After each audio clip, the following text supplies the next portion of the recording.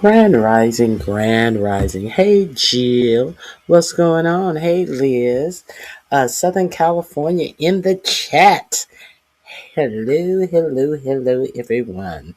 Let's start this over. You know what?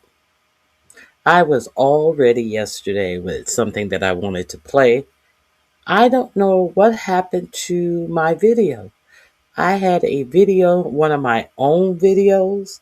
Now my own video has disappeared. I can't find it anywhere. That's why I'm late. I was like, where is that video? You guys may remember I did an award show, Beef Sector Award Show. I don't remember the title. I thought I clipped it and had it saved, and the video has disappeared. So we're going to have to go on and we're just going to have to go on. I just really wanted to play that. Uh, okay. Okay, first of all, happy Black History Month. And in the remembrance of Black history, I want to I want to demonstrate why it is important that we always remember our own history. Let me share this with you because there has been a rewriting of Christianity.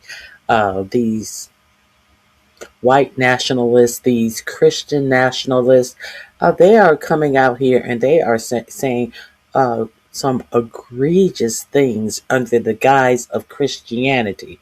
And if you do not know the history of Black Americans in America, the history was they used Christianity to keep the slaves in line. So, everything is turning back on its head. And these are, I want to call them white nationalists, these Christian nationalists are saying some of the most disgusting stuff under the guise of Christianity when it comes to Black people. See, this is why they are removing history out of the museums and all of this type of stuff because they want to play you for stupid. They look at you and they think that you're stupid. They look at the representation that is presented in the media, in movies about Black people, and they want to sum all Black people up as this representation that they only perpetuate in the media. So let me share with you some of the new things that they are actually trying.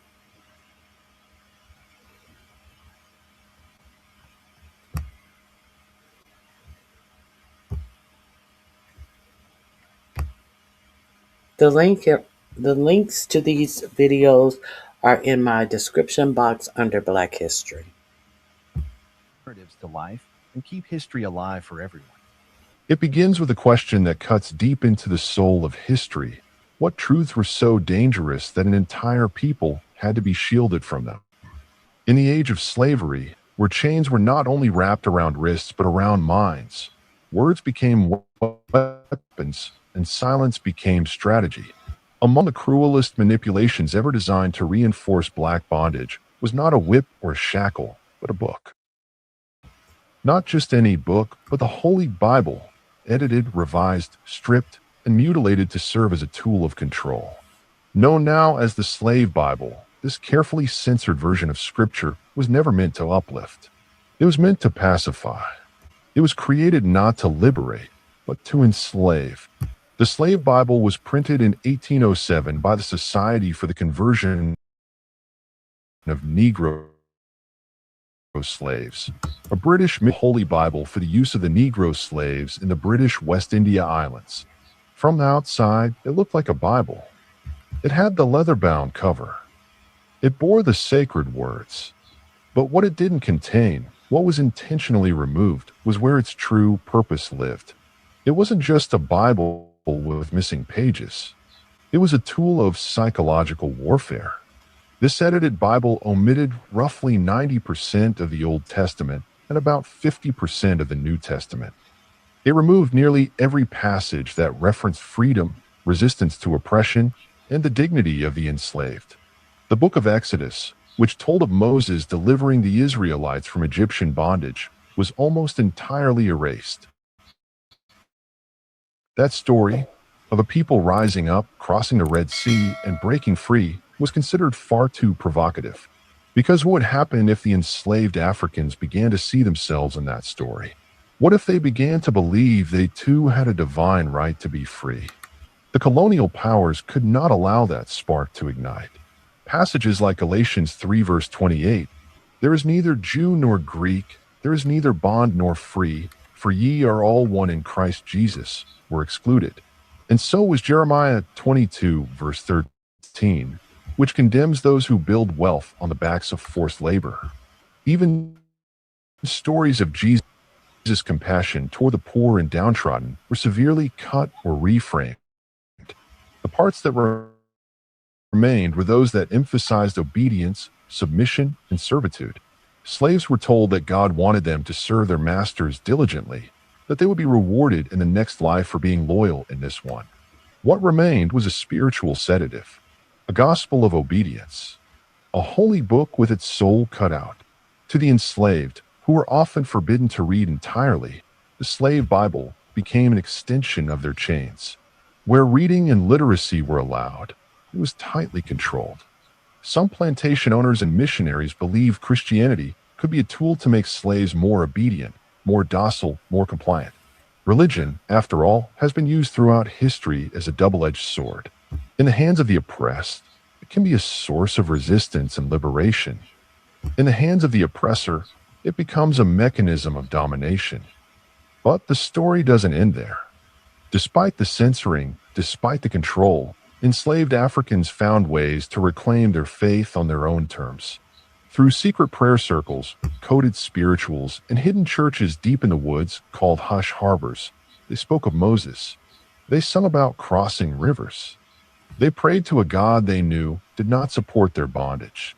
Songs like "Go Down Moses" became hymns of resistance, disguising liberation theology and melody. Even without access to the full Bible, they understood instinctively what had been stolen from them, and they sought to take it back. The existence of the slave Bible raises chilling questions about the relationship between knowledge and power. The decision to create a censored Bible reveals that slave owners and missionaries knew the danger of ideas. They knew that the very words of the Bible, if read in full, could unravel the entire system of slavery. The truth was not safe for their empire. It had to be silenced, redacted, erased. And yet, it survived. Today, only 3 known copies of the original slave Bible remain. One of them resides in the Museum of the Bible in Washington, D.C. It is not a relic of faith, it is a relic of manipulation. But it stands as a vital historical artifact, forcing us to confront how systems of oppression can twist even sacred texts to serve their aims. We also understand that 4547 wants a overhaul of what in all across the country museums. He wants a whole lot of slavery exhibits to be taken out of museums. So, do you think that it is important that one of 3 Bibles is in a museum in Washington, D.C.? As this numbnuts goes around and try to erase the facts because they live on lies in this administration? Okay, let's continue. It reminds us of the incredible resilience of the enslaved. Denied literacy, they created oral histories. Denied access to full scripture, they forged a theology of freedom. Denied their humanity, they affirmed it in every whispered prayer, every escape attempt, every quiet act of rebellion. They were never just passive recipients of doctrine. They were active interpreters, even with fragments. And from fragments, they built hope. The story of the slave Bible is not just about what was taken away. It's about what couldn't be taken. Not truly. Not forever. Because the truth always finds a way back. Okay, this link is in my description box. I wanted to share that with you. I find that it is important to share our Black history because a lot of us are unaware of our Black history. And some of you may be unaware of this new Christian nationalist bullshit that has come up. A lot of you are unaware of that national security, what is it? NSPM Presidential Memorandum 7, the NSPM 7 National Security Presidential Memorandum 7 that says that if you are considered to be anti Christian, they will try to deem a way to designate you as a domestic terrorist in this country. A administration run by a man who stood in front of Turning Point USA, another Christian nationalist agenda driven that has a huge following of young dummies. Another Christian nationalist driven platform. He stood before them and said that he wasn't Christian. But all of a sudden, this administration wants to try to designate you as a domestic terrorist if a neighbor called in and say that you are anti-Christian. See, this stuff is important. This is why it is important to know your history because they are trying to use this fake Christianity with these white nationalists preaching this bullshit to you. So let me make sure you are. I played this several times. I have played this several times for you. Now, you know, when the Secretary of Defense is studying under these types of people, and he has the whole United States uh, military at his disposal, and he refused to say if he would, upon command, sick the military on American citizens, and you should be frightened as a African American. So let's see what doctrine that your Secretary of Defense is sitting under. Pete Kegbreath. I know people want to say it's the Department of War. No, it is not the Department of War. It is still the Department of Defense. You can get dummies to believe anything, but until Congress allows the name of the Department of Defense to be changed, it is still the Department of Defense. All of this Department of War to try to sound tough, you guys, too many people are buying into bullshit. So let's see what doctrine, what Christian doctrine your Department of Defense Secretary is sitting under. A doctrine that says they don't believe that women should have the right to vote, among other things. But what does it say according that affects Black history that you should know?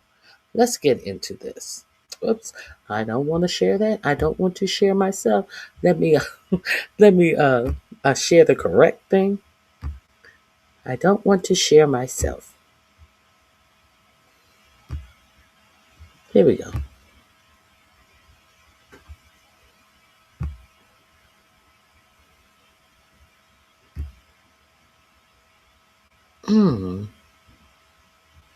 Here we go.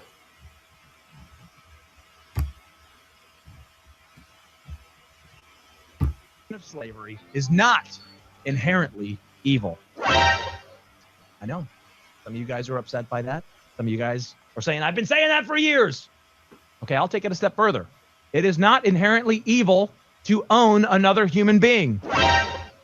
I know. Just wait. Some of you guys are really upset, but let's talk through this because it is very important that every Christian affirm what I just said. And not only should they affirm it, every Christian in today's society should be able to defend what I just said, okay? Every Christian should be able to defend it. Big evangelicalism has been getting this wrong for years, basically since the Genesis, since the advent of Big Eva. They haven't had a good answer for the slavery issue. All right. Christians in America have been led astray on this topic. They've been led to believe things that the Bible doesn't teach.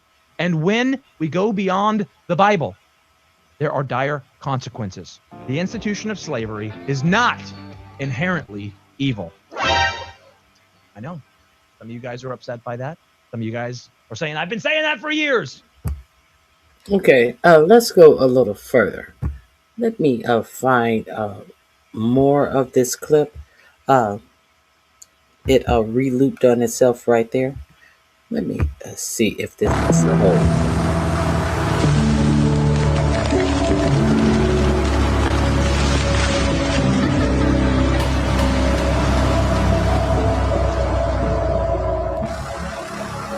Of slavery is not inherently evil. I know. Some of you guys are upset by that. Some of you guys are saying, I've been saying that for years. Okay, I'll take it a step further. It is not inherently evil to own another human being. I know. Just wait. Some of you guys are really upset, but let's talk through this because it is very important that every Christian affirm what I just said. And not only should they affirm it, every Christian in today's society should be able to defend. So he wants every Christian in society to affirm and defend that slavery wasn't inherently evil. This is what they're teaching in these white nationalist churches that are using Christianity as a motherfucking shield against their fucking hatred of black people, of non-white people. What I just said, okay? Every Christian should be able to defend it. Big evangelicalism has been getting this wrong for years, basically since the Genesis, since the advent of Big Eva. They haven't had a good answer for the slavery issue, all right? Christians in America have been led astray on this topic. They've been led to believe things that the Bible doesn't teach. And when we go beyond the Bible, there are dire consequences.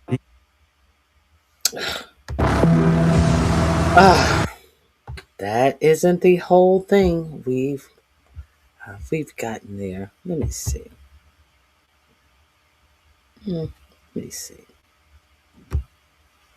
Hey guys, did you know some drivers are ditching their car insurance and they're doing this instead? The institution of slavery is not inherently evil. It is not inherently evil to own another human being. It is very important that every Christian affirm what I just said. And not only should they affirm it, every Christian in today's society should be able to defend what I just said. Hey everybody, welcome back to the channel. My name's Ryan. I apologize if... Hold on. Let me see if I can get the whole clip. I had the whole clip. I played the whole clip in other videos. No, he doesn't have the whole clip either. You get what I'm saying. He said that people who owned slaves throughout history, they were just men of their time. They weren't bad people. They were just men of their times. So you shouldn't look at them as bad people. Let me see if this one more. I think this is the one I already got. Let me see. The institution of slavery is not inherently evil. He's playing that sound effect himself. He thinks what he's saying is something cute, something that you should look at and like, oh, it's not that bad. There is a Keg Breath sitting with him right there. So to be sure, right here, you have Keg Breath sitting with this man right here. This is another pastor who says that women shouldn't vote. Let's see. A new church has quietly opened here in Washington, just 3 blocks from the nation's capital. The Defense Secretary Pete Hegseth attended the first service. The church is part of the Communion of Reformed Evangelical Churches, and its aim is global Christian domination under a strict interpretation of the Bible. In this Situation Room special report, my colleague Pamela Brown went to Moscow, Idaho, to meet the controversial pastor behind it. Christ Church senior pastor Doug Wilson makes no apologies for his beliefs on God and country. I'd like to see the town be a Christian town. I'd like to see the state be a Christian state. I'd like to see the nation be a Christian nation. I'd like to see the world be a Christian world. And now Wilson's controversial views as a Christian nationalist are gaining sway in the nation's center of power with the recent opening of his new church and high-profile parishioners like Defense Secretary Pete Hegseth. Is planting a church in D.C. part of your mission to try to turn this into a Christian nation? Yes. So every society is theocratic.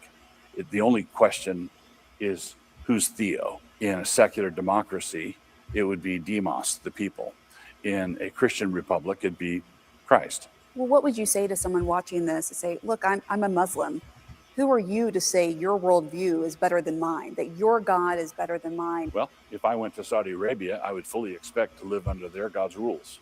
But you said earlier that you want this to be a Christian world. Yes. So you want to supplant their religion with your Christian. Yes, by peaceful means, by sharing the gospel. There's a lot of work yet to do. I believe that we are working our little corner of the vineyard. Wilson's Little Corner, a picturesque campus nestled on the outskirts of downtown Moscow, Idaho, is growing by the day with thousands of like-minded Christians. Parishioners of his church, known as Kirkers, own and operate several businesses downtown, next to liberal college town stores. If it's true. Why did he yell booth? Because Because of me. because of you. Yeah. Well, there you go. That's a regular day for you. That's not unusual. A big focus of his Christian movement is on a patriarchal society where men are dominant and women are expected. Okay, hold on. Johnny Berry, no, get your facts right and get your spelling of the word right. It's not WRIGHT. And do not come in my chat with this bullshit. This is a chat based on facts. We're talking about American chattel slavery. So all of this, all of these talking points about bullshit that does not address what I'm addressing, you can save it, okay? Because lies will always be deleted in my chat. Okay, let's continue. To submit to their husbands. Women are the kind of people that people come out of. So you just think they're meant to have babies. That's Well, it. They're just a vessel. No, it doesn't take any talent to simply reproduce biologically. The wife and mother, who is the chief executive of the home, is entrusted with 3 or 4 or 5 eternal souls. I'm here as a working journalist and I'm a mom of 3. Good for you. Is that an issue No. for you? No, it's not automatically an issue. Josh and Amy Prince, along with their 4 kids, moved here from Washington State. Do you see Amy as your equal? Yes and no, in the sense that we're both saved by grace. We're absolutely on equal footing, but we have very different purposes, God-given. But do you see yourself as the head of the household, as the man? He is the head of our household. Yes. Yes, and I do submit to him. So like moving here I was just was going to say that. ultimately your decision. Yes. That's a great example. Wilson says in his vision of a Christian society, women as individuals shouldn't be able to vote. His fellow pastors, Jared Longshore and Toby Sumter, agree. In my ideal society, we would vote as households. And I would ordinarily be the one that would cast the vote, but I would cast the vote having discussed it with my household. But what if there's your wife doesn't want to vote for the same Right. person as you? Right. Well, then that's a great opportunity for a good discussion. There are some who have gone so far as to say that they want the 19th Amendment repealed. I would support that. And I'd support it on the basis that the atomization that comes with our current system is not good for humans. And Wilson, a veteran himself, is unapologetic about his view that women shouldn't be in certain leadership or combat roles. Looking at the leadership page for Christ Church, it's Right. all men. Do you accept women in leadership roles in the church and government? In the church, no. Why? Because the Bible says not to. Well, that's not what happens in the Bible. Women do lead all the time. Progressive faith leader Reverend Jennifer Butler is concerned about Wilson's growing influence. he is rapidly gaining in power. He has hundreds of churches established around the country. They actually literally want to take over towns and cities, and they have access to this administration. Wilson is part of a broader Christian nationalist movement making inroads with the Trump administration, with a newly created faith office led by evangelical pastor Paula White Cain, and people seen right outside the White House entrance praying and speaking in tongues. We are standing on the soil of the White House, and we are declaring your word. How precious! And now there's a monthly prayer service at the Pentagon, initiated by Hegseth, Wilson's highest level connection to the administration. It's not organizationally tied to us. So I guess Christianity, this white Christian nationalist theology doesn't say anything about screwing around on your wives. I guess that's allowed as well. Your wife can't vote, and your wife can't expect you to commit to her only. Okay, maybe that's it. But it's the kind of thing we love to see. For his part, Hegseth has publicly praised Wilson. Now we're standing on the shoulders of a generation later, the Doug Wilsons and the others. Wilson's influence spans the globe with more than 150 churches. Lennox Califungwa moved to Moscow from Africa. It's really because I wanted to be a part of a community that was doing something, and especially in building Christian institutions. Are there other Black families in this community? Oh, absolutely. There's a few Black families. Wilson maintains all are welcome to his church, but he's also not shying away from his... You notice none of those Black families are in leadership roles. You did notice all the leadership roles on the roster were all white men. Past controversial statements on race. I mean, what white man doesn't love a Django? What white man doesn't love a Byron Donalds? What white man doesn't love a Tim Scott? Do you still believe what you said back in the 90s, that there's a mutual affection between master and slave? Yes, it depends on which master, which slave you're talking about. Slavery was overseen and conducted by fallen human beings, and there were horrendous abuses, and there were also people who owned slaves who were decent human beings and didn't mistreat them. I think that system of chattel slavery was an unbiblical system, and I'm grateful it's gone. What he also wants gone? Same-sex marriage, because he thinks homosexuality is a crime. In the late 70s and early 80s, sodomy was a felony in all 50 states. That America of that day was not a totalitarian hellhole. So you would like America to go back to that? Yep. Wilson maintains his ultimate goal is... Okay, so sodomy is the thing that makes America a hellhole. Not these religious fanatics wishing to bear down their religious rule on all society. That doesn't make America a hellhole.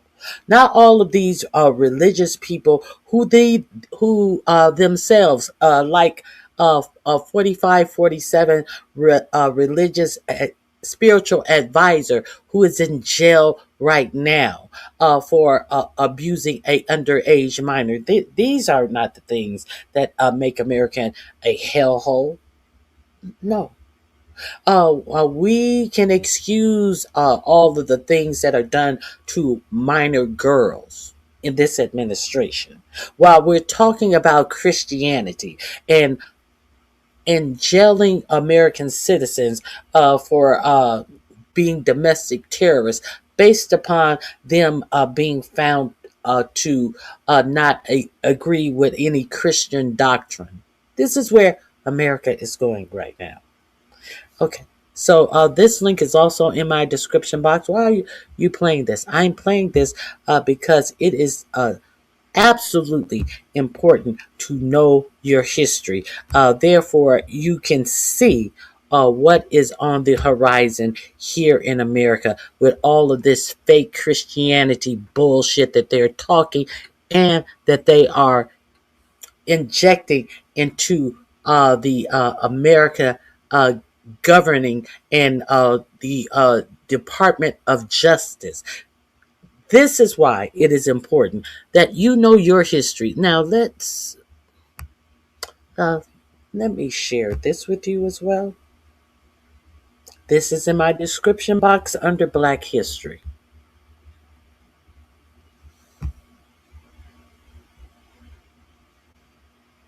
Safe and that you're warm and things are going well with you in the storm that is impacting, what, 3/4 of the entire country? So again, my prayers are with you and I hope everything is going well. All right, so let's get into this video. This Pastor Joel Webbon, once again, he has made some extremely racist comments, very racist comments. And I feel the need to address his comments. And you'll see why in just a moment. So let's get right into this video. So here's this guy, Joel Webbon. Joel Webbon. Hold on 1 minute.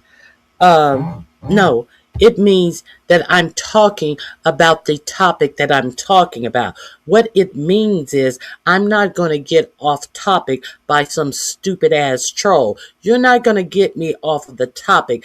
I am talking about what I want to talk about. You can say, does it mean this? Does it mean that? It means exactly what you hear me say. That's what it means. And if you want to have an alternative conversation, go over to your YouTube channel, hit your live button and talk about what the dumb shit that you want to talk about. I am clear on what I'm saying. I'm speaking very fine English. So, don't try to distract me. Don't think that you're going to get me off point. My point is well taken care of, stupid. Let's continue. And we're going to hear some remarks that he made recently. First, he's going to play a video from an African-American led church. And then he's going to comment. He's going to make some comments. And I'm going to respond to the comments that he made about this African-American church. The pastor of this church is Michael Todd, and I believe the church is located in Tulsa, Oklahoma. All right. So let's get into this video. You're going to hear, let me warn you, what you're going to hear is just foul. It's awful, but I'm going to respond to it. All right. And the response, I believe, is so important. I'm going to read it to you. When I want to make sure I've said everything I need to say, when I believe something is that important, I write it down so that I can make sure I covered everything I need to cover in this video. All right, so I'm going to read you my response. So let's go and hear what he said. Oh, let me talk to him for a second. Listen, I declare this will be the year of overflow in your life. That everything God has promised will come to pass. Let it start in your mind, go to your heart, and end up in your family. And whenever you hear it say, I'm just trying to live in the overflow. That ain't me talking, that's the Holy Ghost. Go and get the bag, give it back for the thing. About 90 to 95% of the Black church in America is objectively, by the standards of Scripture, heretical. It doesn't even constitute a true church. They're teaching things that are absolutely in direct opposition to the Christian faith. If you listen to the message and you believe what they're saying, you will go to hell. I love Black people. I want them to know Christ. And currently, there are not enough Black men in America, Christian men, who know enough theology to be able to be qualified to pastor Black churches. The Black church in America needs to be split up. It needs to go and find a good, God-fearing white church with biblically qualified men so that they can hear the real gospel of Jesus Christ and come to saving faith in him. The Black man is not smart enough and to know theology to even pastor a church. All Black churches need to break up and go to some good white teaching churches that will teach you that you should not expect anything good in this life. You like they taught the slaves, you will get your rewards in life after you die. This is what this man is teaching. So is America been made great again? Is America great yet? because these are the people who have the ear of this administration. This administration who has put a memorandum in a national security memorandum in play, that if you are deemed to be not Christian enough, you will be deemed to be a domestic terrorist. Do you see? This is what I'm talking about. This is what I'm talking about. I don't give a fuck about somebody saying that all races of people had slavery. I'm talking about what I'm talking about. I'm talking about this administration. That's what I'm talking about. I'm talking about our people today, the tyranny that we are under in this administration. So all of that other bullshit, you can miss me with this bullshit. I'm talking about exactly what I'm talking about. If you're looking to get a new fence with fast installation in the lowest prices of the year, right now might be the... All right, so you heard all of that garbage for yourself. All right, so this man's name is Joel Webbin. Webbin leads Right Response Ministries and pastors Covenant Bible Church near Austin, Texas. He uses his platforms to push, as you just heard, white Christian nationalism and openly racist messaging. Webbin told white audiences black strangers pose exceptional danger and urged white parents to warn their children accordingly. He routinely peddles racist fear-mongering without creditable evidence. He platforms... Hold on one second.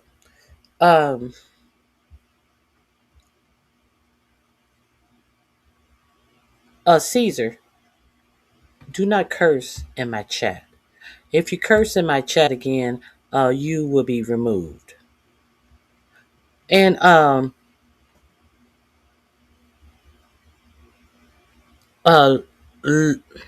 Lorda Cartaz, or whatever the fuck your name is, you don't deem what a person chooses to call themselves. You're not the arbiter of what someone chooses to call themselves. If someone chooses to call themselves African American, how does that affect you and how you live your life? Huh? And what is it to you, what someone chooses to call themselves?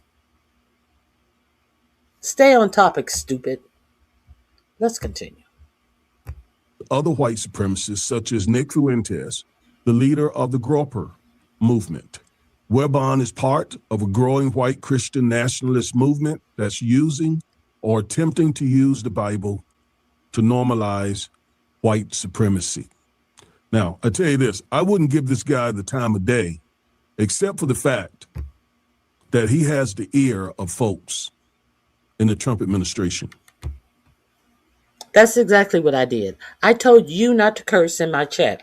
Do you not fucking understand when I tell you not to curse in my fucking chat? That's exactly what I told you to do, bitch. And if you don't like it, you're more than welcome to leave. I said what I said, motherfucker. Yes, that's what I said. Stupid. Let's continue. All right. So he is not just another person out here running his mouth.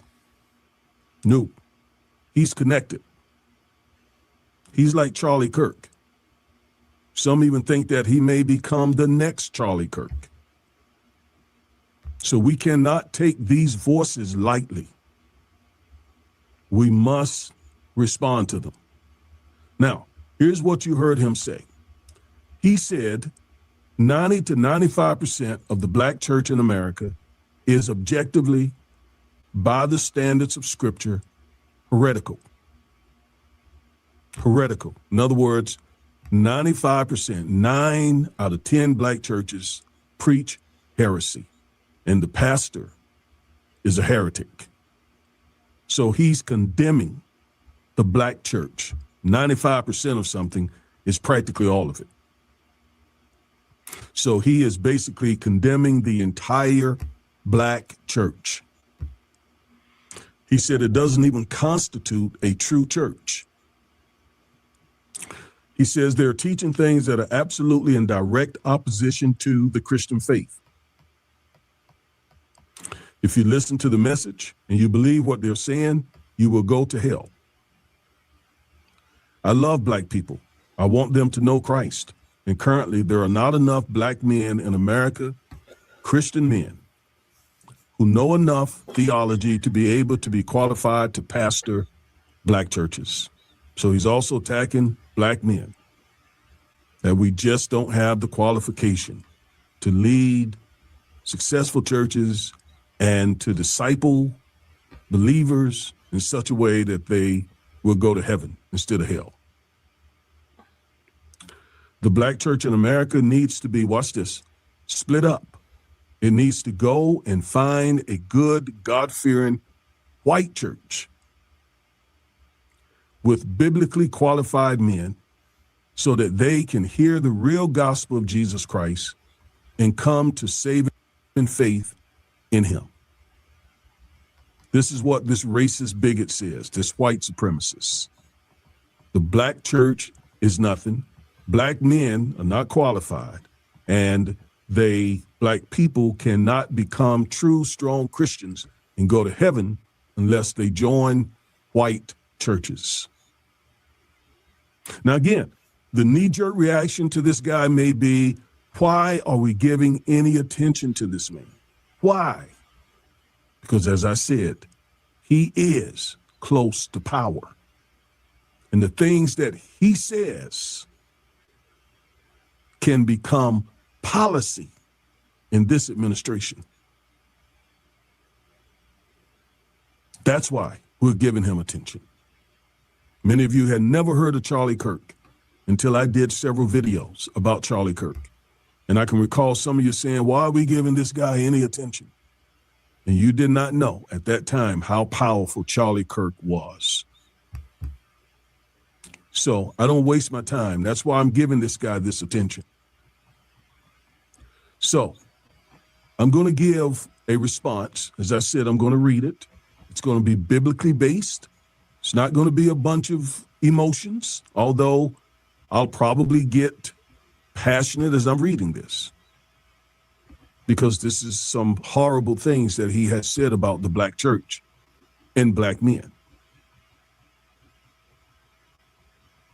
Now, my purpose for doing this is to defend our community, to defend my clergy colleagues and myself, I'm included, and those that he don't think are qualified to lead churches, to defend civil rights because these people despise civil rights, and most importantly, to defend the church, because I want you to understand that what you're hearing coming from this man is not representative of Jesus Christ. It's not biblical. It's not true Christianity. This is racist hate. This is white supremacist theology. All right? And I want you to be very clear about that when you hear this garbage. I didn't know what honey does to testosterone. Hold on, I apologize. Honey is the ideal snack for a stable. All right? Now, there are a few verses of scripture that I want to read. Matthew 5:13. Let's start there. You are talking to the church. This is Jesus talking to the church. He said, you are the salt of the earth. But what good is salt if it has lost its flavor? Can you make it salty again? It will be thrown out and trampled underfoot as worthless. This man, if he ever had any saltiness, he has lost it. He has lost it. And Jesus said, when salt has lost its saltiness, what good is it? What good can it do? It can no longer flavor what you put on it. I mean, when you use it, it no longer can preserve whatever you put it on. So it's good for nothing to be thrown out and trampled underfoot as worthless. Now, I'm not calling this man worthless, but I'm calling his theology worthless.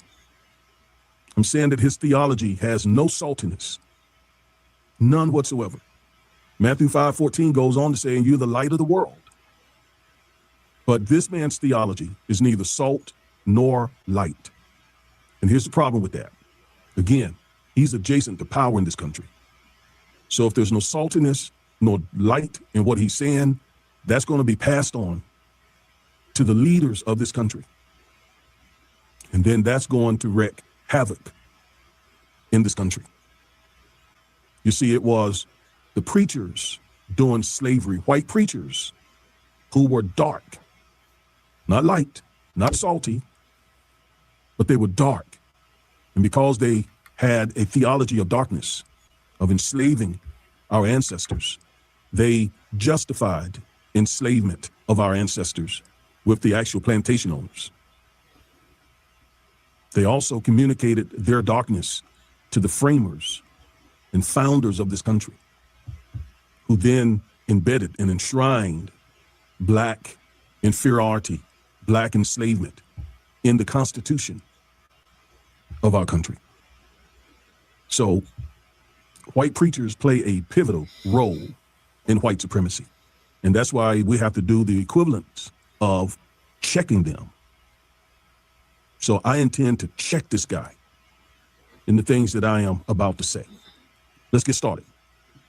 So what you heard in that video is worse than the Klans, the Ku Klux Klan's hateful and racist rhetoric.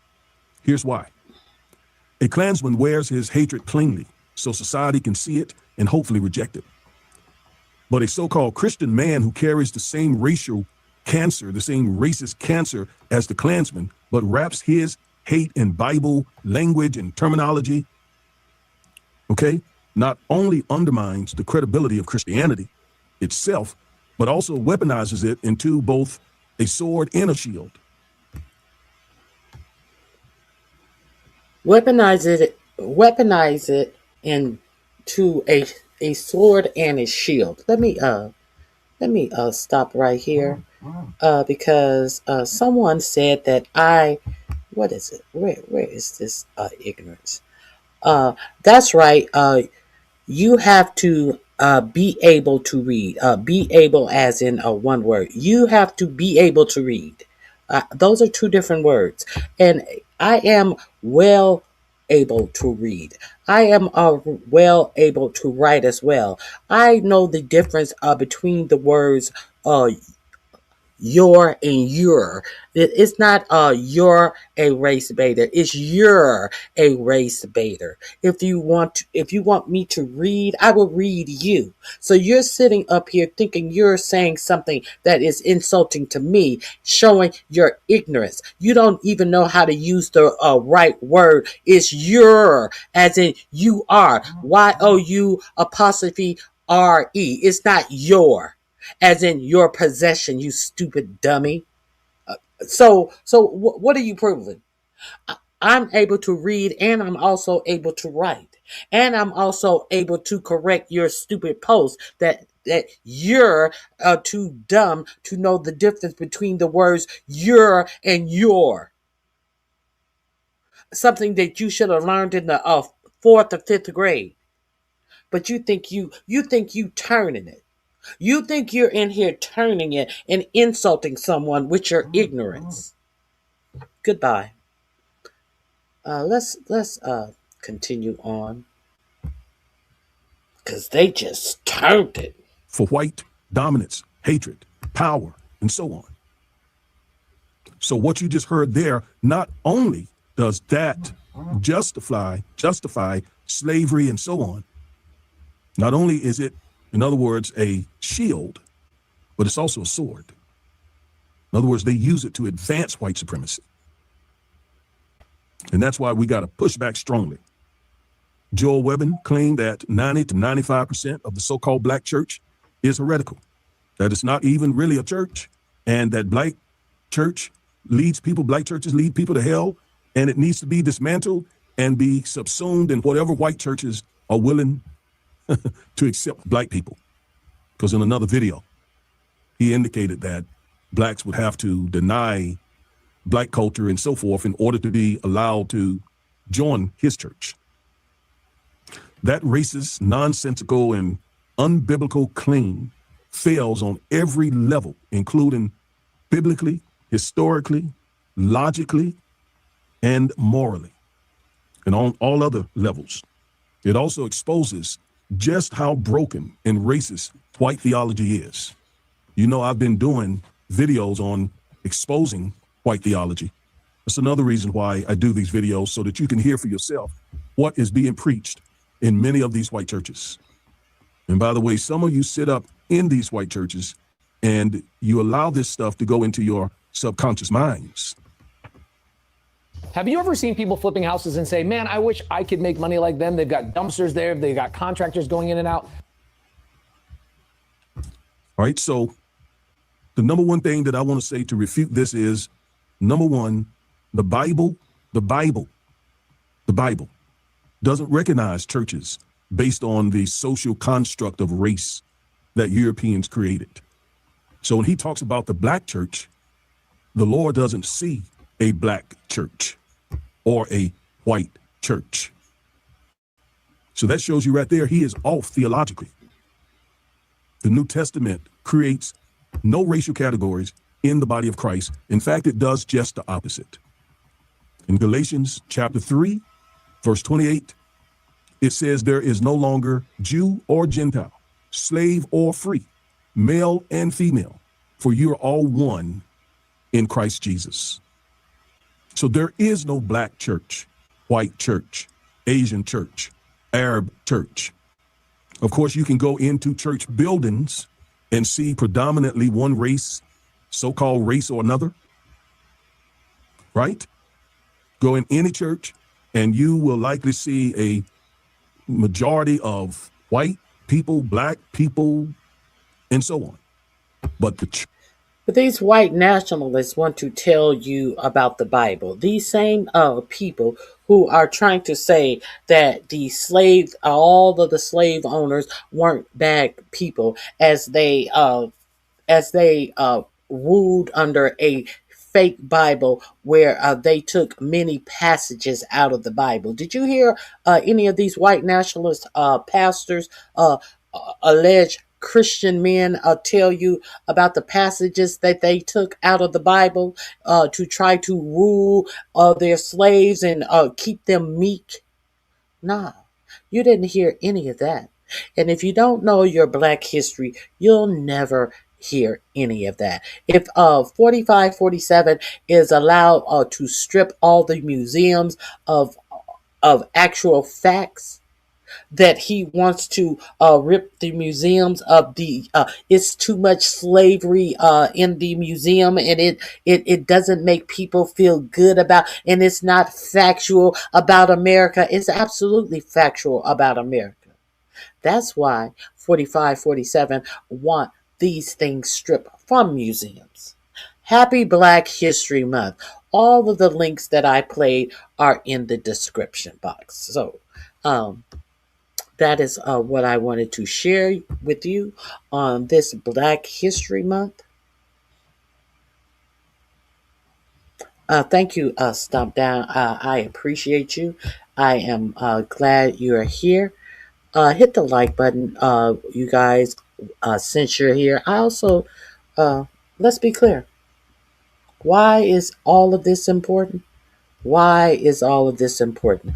Because your national news are not telling you. Trump's NSP M7, National Security Presidential Memorandum 7, labels common belief as terrorism indicators. New directives targets anti-Christian, anti-American, and anti-capitalism opinions as terrorists. Okay, let's with the mainstream media distracted by the made-for-TV drama of James Comey indictment, 4547 has signed a little-noticed national security directive identifying anti-Christian and anti-American views as indicators of radical left violence. Called the National Security Presidential Memorandum 7, is being referred to as NSPM 7 by administration insiders. This is the first time in America's history that there is an all of government effort to dismantle left wing terrorism. Trump's Homeland Security Advisor Stephen Miller, of all people, said, referring to the issuance. To the extent that the major media noticed the directive at all, even C-SPAN incorrectly labeled it as an executive order, like this week's designation of Antifa as a domestic terrorist organization. So even C-SPAN got it wrong and said that it was an executive order. No, it's a national security order. Okay, now let's see. Let me see. Okay, let me tell you what it is. It's hard to overstate how much different NSPM 7 is from the over 200 executive orders Trump has frenetically signed since coming back into office. An executive order publicly lays out the course of day-to-day federal government operation, whereas a national security directive is a sweeping policy decree for the defense, foreign policy, intelligence, and law enforcement apparatus. National security directives are often secret, but in this case, the Trump administration chose to publish the NSPM 7 only the 7th since he's come into office. Okay, let me go on. This link will be in the description box. The NSPM 7 countering domestic terrorism and organized political violence. President 4547 directs the Justice Department, the FBI, and other national security agents and departments to fight his version of political violence in America, retooling a network of joint terrorism task force on leftist political violence in America. This vast counterterrorism army, made up of federal, state, and local agencies, would, as Trump aide Stephen Miller said, form the central hub of that effort. The NSPM 7 directs a new national strategy to disrupt any individual or groups that foment political violence, including before they result in violent political acts. So, what they're saying is, you don't even have to do anything that they are saying is against your government. They're trying to get you before you do it. They're trying to say, hey, because you believe this way, which is in your constitutional right, we're going to designate you a terrorist before you can do any terrorist acts. This is what your government is doing. While you sitting up here arguing back and forth with me about some fucking agenda that you have. You don't even know what your government is doing to you. These are predictors. They're going to say that they're predicting that. Why do you think that they have Palantir? And when Peter Thiel and Alex Karp tells you that Palantir is a predictor of who will most likely commit crimes. And now they have this NSPM 7 that says that they are looking to deem you as a domestic terrorist based, including before they result in violent political acts. They're going to say you're a violent political actor based upon what Palantir tells them. In other words, they're targeting pre-crimes to reference the Minority Report. The Trump administration isn't only targeting organizations or groups, but even individuals and entities whom the NSPM 7 says can be identified by any of the following indicators of violence. Any of these indicators. So I'm pretty sure of these indicators are very specific. I'm pretty sure to deem you as a domestic terrorist, these indicators are going to have to be real specific. Let's see how specific these indicators that they're looking to deem you or pre-deem you a domestic terrorist. Let's see how specific these things are. Anti-Americanism. What is anti-Americanism? How do you deem somebody is anti-American? Anti-Americanism. So that's all they're going to have to say. Whatever you do in your life, if they deem it to be anti-Americanism, you're going to be deemed a domestic terrorist. Anti-capitalism. Is that specific enough for you? Who is to say what is or what is not anti-capital?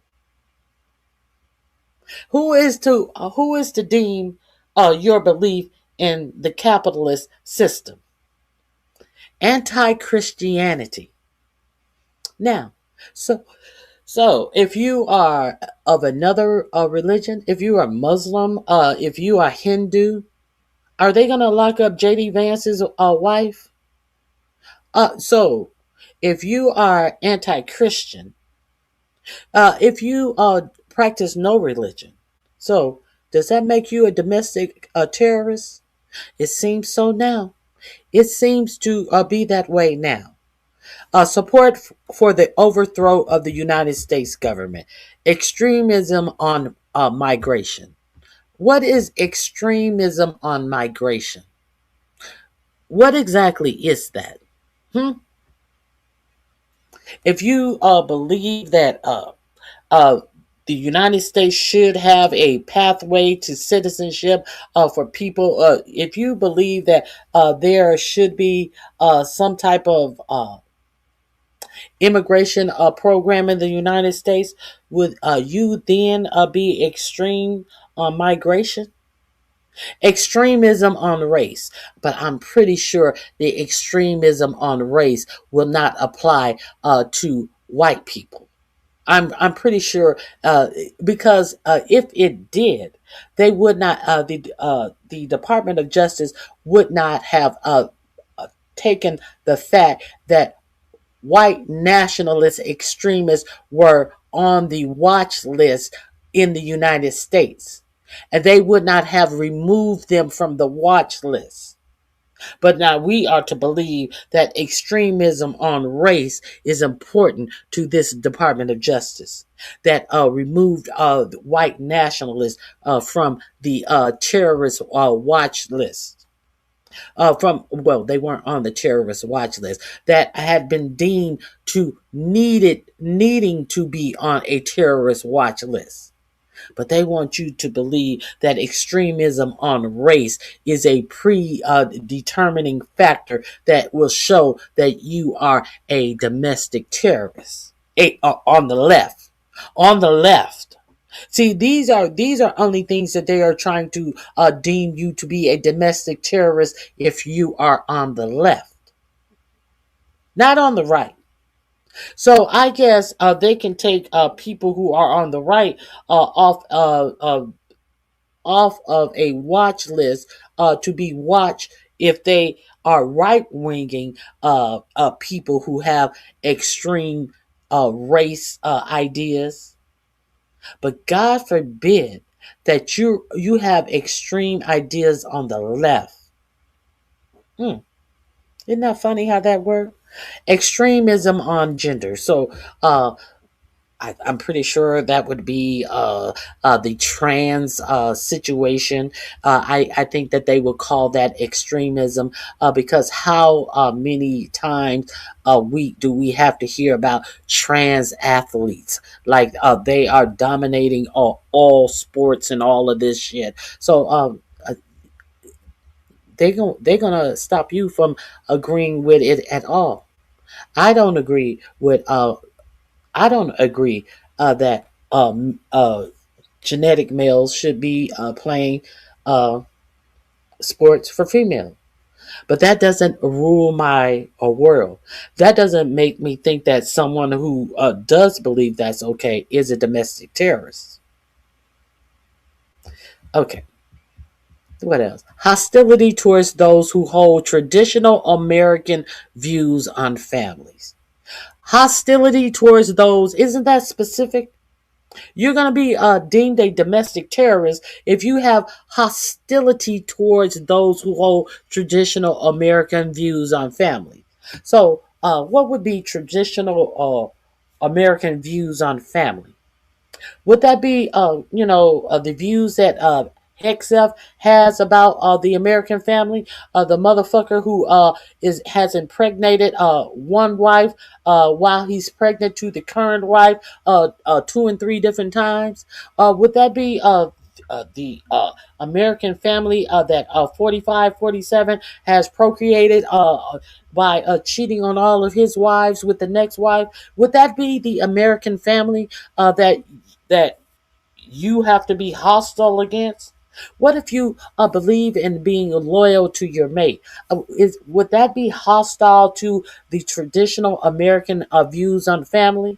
Since we're trying to normalize these whoremongers in office, and since we're trying to act like these people are indicative of the perfect American family, what the fuck? What the fuck are we talking about here? This is in a memorandum to hold people in the United States as domestic terrorists. And they're talking this shit how you should live your life, how they're going to predetermine if you are a terrorist based on this bullshit. Hostility towards those who hold traditional American views on religion. What is a traditional American view on religion? What does that entail? Hostility towards those who hold traditional American views on morality. Y'all didn't know about this NSPM 7? If you don't hold traditional American views on morality, you can be predetermined to be a domestic terrorist. The United States requires a national strategy to investigate and disrupt networks, entities, and organizations that foment political violence so that law enforcement can intervene in criminal conspiracy before they result in violent political acts, the directive states. So, they can deem you to be any of the above things, and you don't even have to commit any political act of violence to be deemed a domestic terrorist because they say so. All of this is all of these things that they can pin on you. All of these whoremongers, all of these people who are hiding the Epstein file can pin shit on you that you have and deem you a domestic terrorist, and you don't have to do a thing but live your life how you choose to live your life. You know the reason why people came from England to America, to not be persecuted under a king's rule. But these are the things that they are going to say. Hey, well, let's say she has extreme views on religion. Let's say that she has hostility towards those who hold traditional American views on family. What is a traditional American view on family? What do they call this nowadays? What do they call this nowadays? A whole administration hiding the Epstein files. A whole administration who is putting out the names of the victims of the Epstein file and hiding the actual perpetrators of what was done to these victims. A whole president sitting up in the Oval Office talking about he's been cleared since these last 3 million pages from the Epstein file came out, when in fact, his name has been mentioned in these files over 5,000 times. And he sits up and tells you that we should start talking about something else. Okay. Let me drop this link in the chat because I know a lot of you are not familiar with it because the for-profit media is not familiarizing you with it. Here we go. This is the NSPM 7. I suggest you take a gander at that. I got that from Ken Klippenstein's Substack. If you are not familiar with Ken Klippenstein, I suggest you go over and pay him a gander. Because he does great work. He gets great documents that he does post. He does not just tell story. He posts a whole lot of these memorandums and different notes that are sent down throughout this administration. Go over there and check him out. He also, guess who they found? Guess who they found? You know how they say that they are trying to target Antifa, and Antifa is not a real thing. It's not a real organization. It is an idea of fighting anti-fascism. But they say Antifa is a group, and now the Fed says they have identified the leader of Antifa. Now let's get into that. Let's get into this. Let's get into this ignorance that they had a FBI agent sitting before Congress, and a senator asked him, where is Antifa located? He couldn't answer the question. Who are Antifa members? He couldn't answer the question. But now they say they have feds have identified the leader of Antifa, and here he is. You see this? Let's see. Chandler Pateley, leader of Antifa, alleged Fedor Zarkin of the Oregonian. Let me see. 29-year-old Chandler Pateley has been regularly protesting outside of his local ICE facility in South Portland for months, offering up his apartment to fellow protesters to use the bathroom, wash off pepper spray, according to local news. The Department of Homeland Security, however, he is the leader of Antifa in Portland, Oregon. You see how that works? You see, based upon this NSPM7, because this man has been within his right to protest his government and allow people to use his bathroom to wash pepper spray off of their faces. You know how they are just walking up to people and spraying them just because they're there within their rights to protest their government. Now, all of a sudden, he's the leader of Antifa in Portland. You see how this works? They have determined that Antifa is a domestic terrorist group. So because he has done this, your government had deemed him the head of Antifa in Portland. Okay? They couldn't tell you shit about Antifa when they were sitting before Congress. But now they have found the leader of Antifa. Oh, okay. That phrase appears in an internal report produced by the Department of Homeland Security, the largest law enforcement agency in the country. As they see it, Pateley, a young man accused of no crime and who looks like a random protester plucked off the streets of Minneapolis, is a domestic terrorist. In Pateley's apartment, Fox News host Laura Ingrams, Jesse Waters saw something sinister, an Antifa safe house, as they called it in multiple segments. This kind of ideology is hardly unprecedented by the standards of cable news, of course, but the federal government is buying into the hysteria too.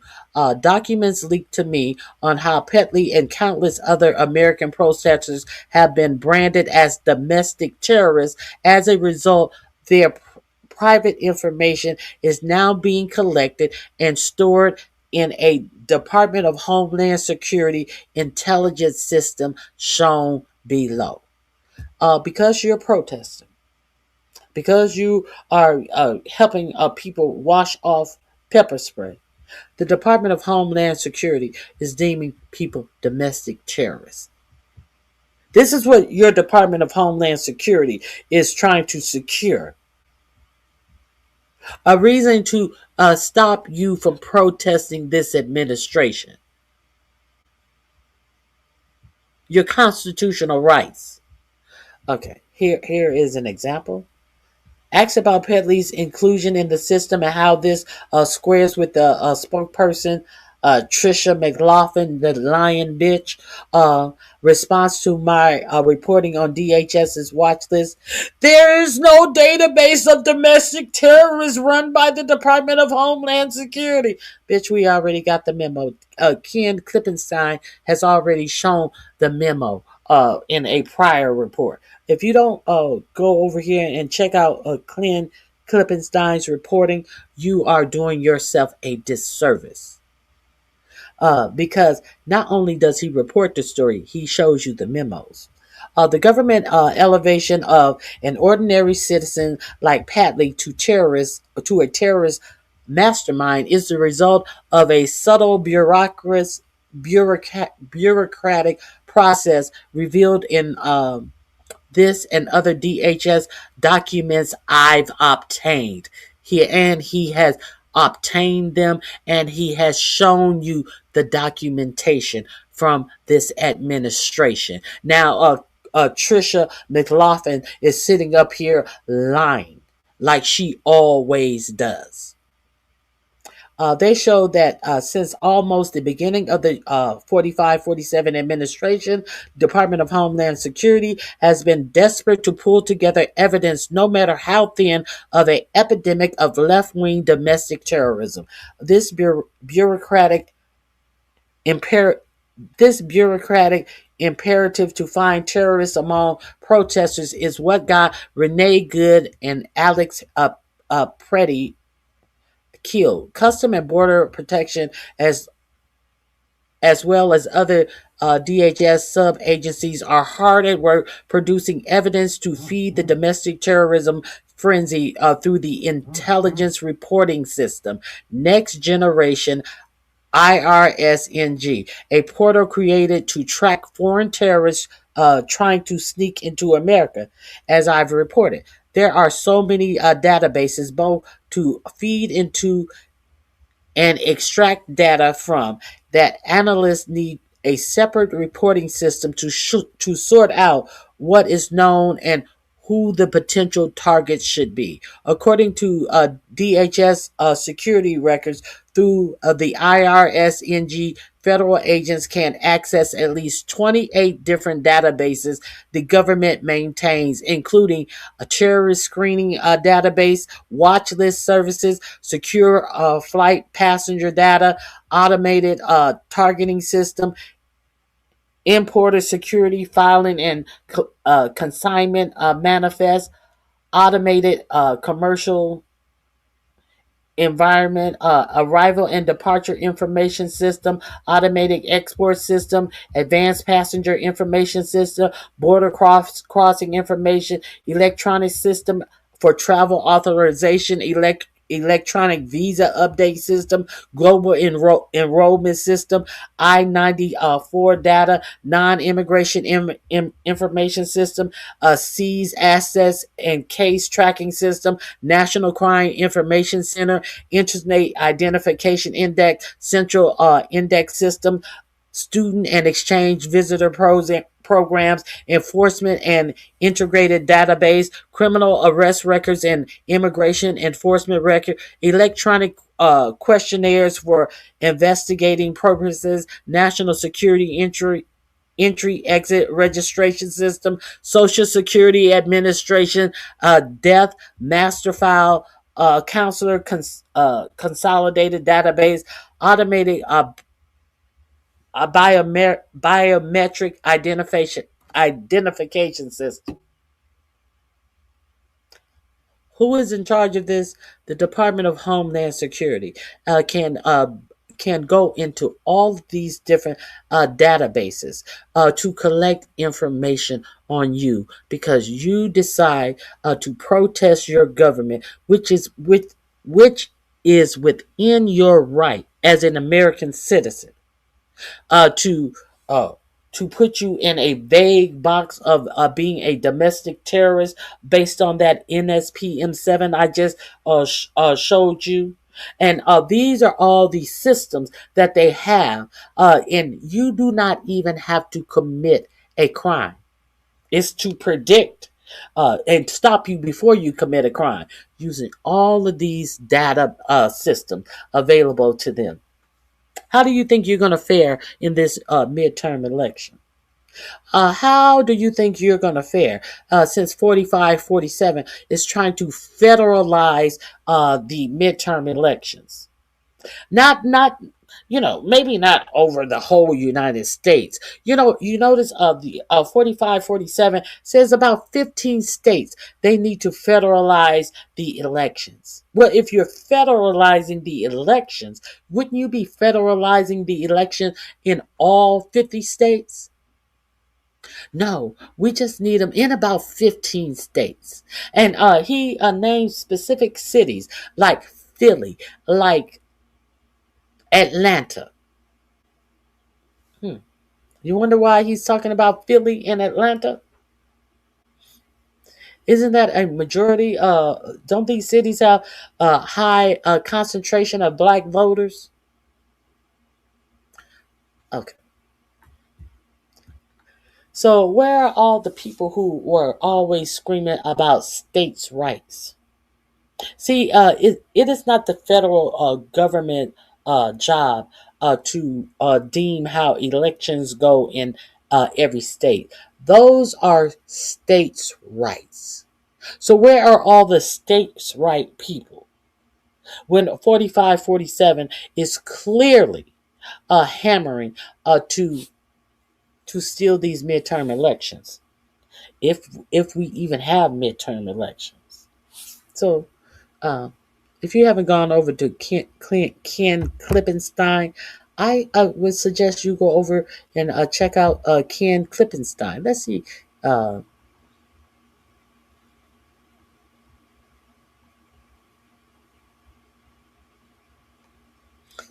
They got his locations. He was identified through open source research and as an active participant in the protests. Okay.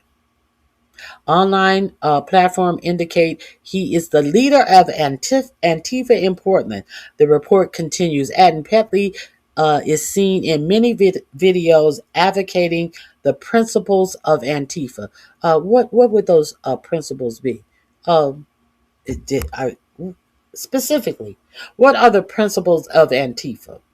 Online platforms, or in other words, random shit they saw on X and Twitter, TikTok, or whatever. The same hysterics, it turns out, peddled by Fox News, whose host Laura Ingraham in October declared in a segment, Antifa, Safe House exposed. Portland police looked the other way. Now here's Laura Ingraham, and Antifa Safe House is exposed, and Portland police looked the other way. We've identified the Antifa ringleaders and turned everything over to the Department of Homeland Security. So Laura Ingraham is the reason why this guy is deemed a terrorist. Imagine that. Portland police know where the safe house is.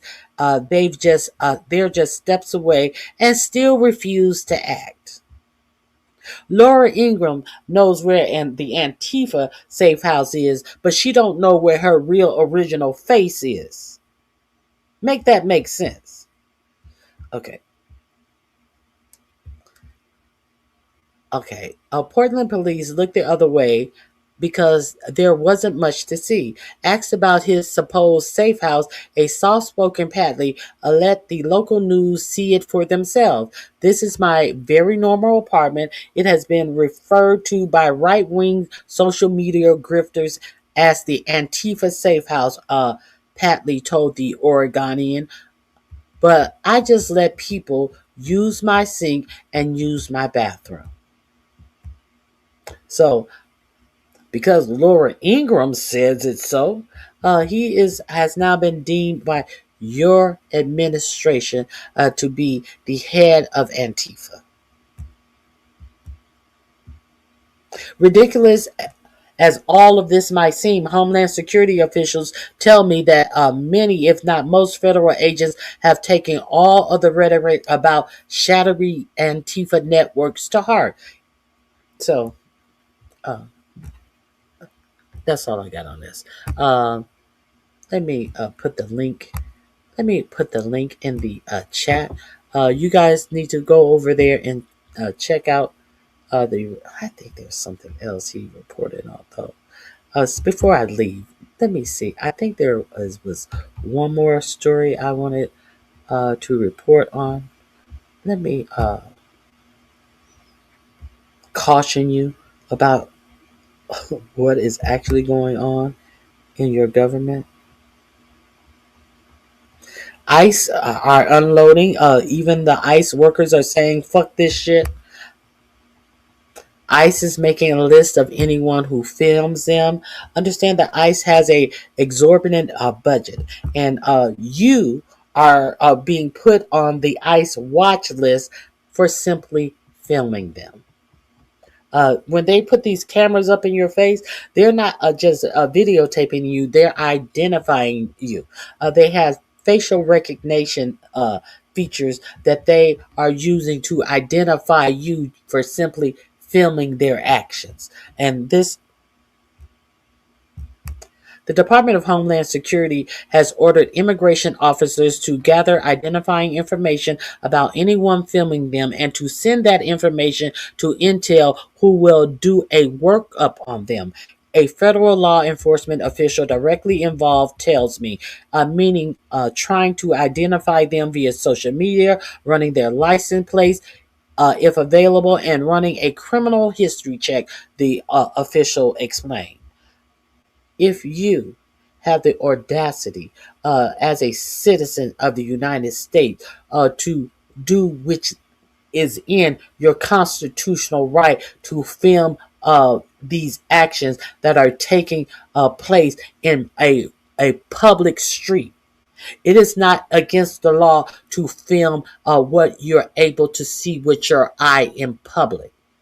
But if you decide to film a ICE agent who wants to hide all the brutality that they are inflicting out here in broad daylight on the American people, you are going to have be worked up in some type of government agencies. They're going to do a workup on you for doing nothing illegal. Understand that. The directive is part of a sweeping nationwide effort by U.S. immigration authorities to identify anyone and everyone trying to film their conduct. How dare you try to film my conduct? This includes not just ICE, but other Department of Homeland Security agents like the Border Patrol as well. The ultimate goal is to create a list of anti-ICE protesters. Now, because you're filming their actions, you're anti-ICE. Maybe you're just reporting what they're doing. So they feel that you're filming them means you're anti them because they know they're doing a whole lot of illegal shit.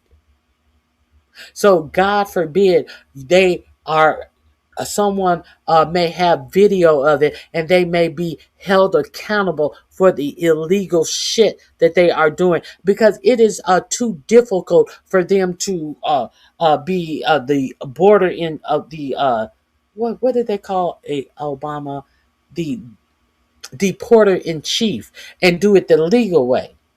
So they will do it the illegal way and then try to criminalize you for filming the illegal shit that they're doing, because they are so subpar, because this administration is so subpar that they must do things brutally and illegally because they're trying to catch up with a black man who did it successfully and there was no uproar in the street behind it.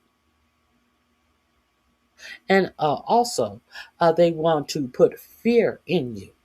They want to put fear in you, that you will be afraid to practice and to live within your rights as an American citizen.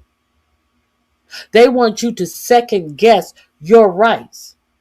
Because if you live within your right as an American citizen, you are going to have hell to pay. So are you willing to give up your rights? They feel that a lot of you are willing to give up your rights. Okay. The directive is part of a sweeping national effort by the U.S. immigration authorities to identify anyone and everyone trying to film their conduct. This includes not just ICE, but other Department of Homeland Security agencies like Border Patrol as well. The ultimate goal is to create a list of anti-ICE protesters which the Trump administration believes are part of an organized network of domestic terrorists. Do you see a theme in all of this? The enemy within. Isn't that what 4547 was always talking about? The enemy within. You know who's the enemy within? The American citizens who are living and breathing and walking in their constitutional rights. These are the domestic terrorists that he wants to point out. These are the enemies within. A loose-lipped ICE agent in Portland, Maine, publicly hinted at the effort in an exchange on Friday that was captured on video. The video shows the ICE agent taking pictures of a car belonging to a woman who had been recording him, prompting her to ask why. The ICE agent replied, "Because we have a nice little database. Now you're considered a domestic terrorist, so have fun with that." You want to see? Do you want to see? Let's watch. It's not illegal to record. Exactly. Yeah. That's what we're doing. Yeah. Why are you taking my information down? Because we have a nice little database. Oh, good. And now you're considered a domestic terrorist. So We're videotaping you? Are you crazy? You want to hear that again? It's not illegal to record. exactly. Yeah. That's what we're doing. Yeah. Why are you taking my information down? Because we have a nice little database. Oh, good. And now you're considered a domestic terrorist. So We're videotaping you? Are you crazy? No, he's not crazy. He's telling you the truth. You think he's crazy, but he just gave up the game to you. You think he's kidding. That is exactly why he was taking your information down. It's not illegal to film. And it is not.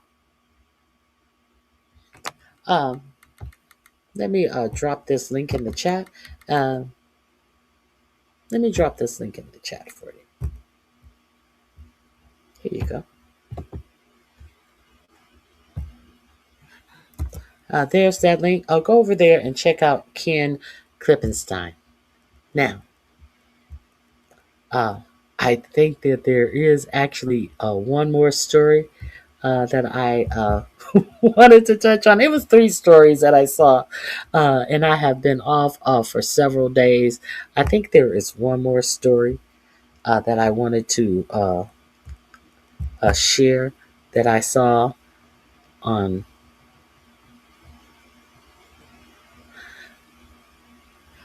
leaked documents. I told you he comes with receipts. Homeland Security's domestic terror obsession. Forget Greenland.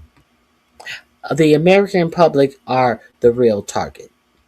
So let's scroll through this a little bit. Shall we scroll? Homeland Security, Christine Nome, Ice Barbie, displaying a signed Arctic Security Pact alongside Canadian and Finnish signatories.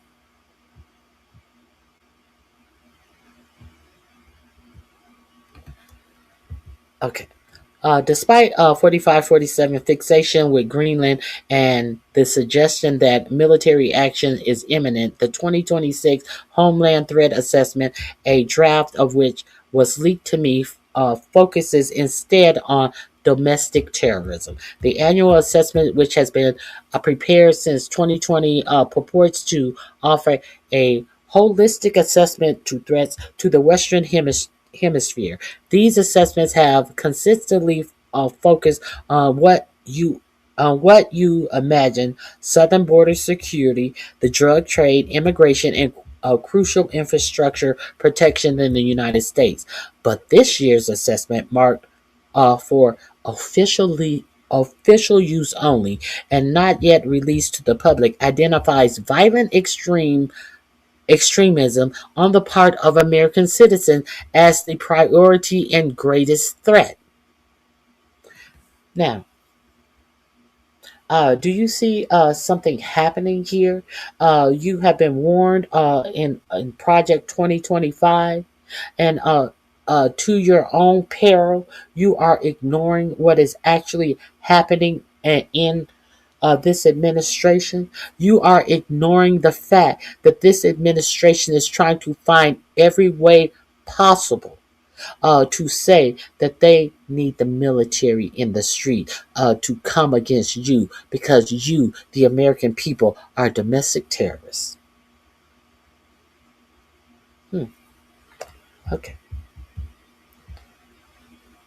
Okay, one phase in particular stands out to me as new: potential terrorism based upon class-based or economic grievances. The term has not appeared in any previous assessment.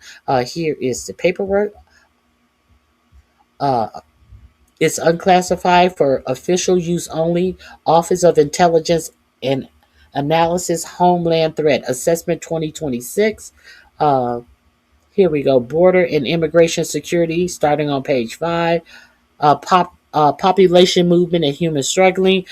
Transitional criminal organization, illegal drugs, weapons trafficking, illicit finance. Now, you would think that this administration has no problem with illicit finances as much illicit shit that this administration is doing with finances themselves. But these are billionaires, so they're not looking for any crimes that rich people are doing. Unmanned aerial systems, I guess that means drones. Critical infrastructure security, cyber threats to critical infrastructure, physical threats to homeland critical infrastructure and key resources, public safety and security, non-ideological threats, terrorism, hostile nation states, threats to economic security, economic manipulation, intellectual property theft, and technology transfer. Let me see.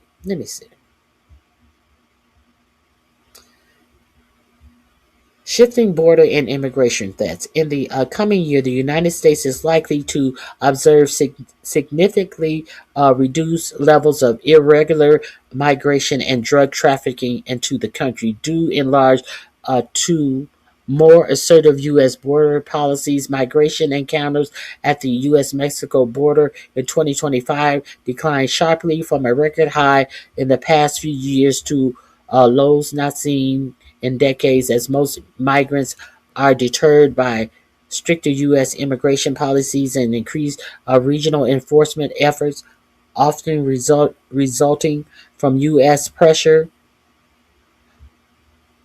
Transnational criminal organizations, including some newly designated as foreign terrorist organizations, appear to have scaled back their trade in fentanyl in 2025. So, wow, they were bombing these boats in the Mediterranean in their own security thing. It tells you it appears to have scaled back their trade in fentanyl in 2025. at least partly out of concern of heightened U.S. and Mexican law enforcement attention. Border seizures of fentanyl dropped by 50% in 2025 compared to the previous year. This is what they are putting in. But what were they telling you about them strikes on those fishing boats? They were telling you about they're bringing in drugs that can kill over 250,000 American people.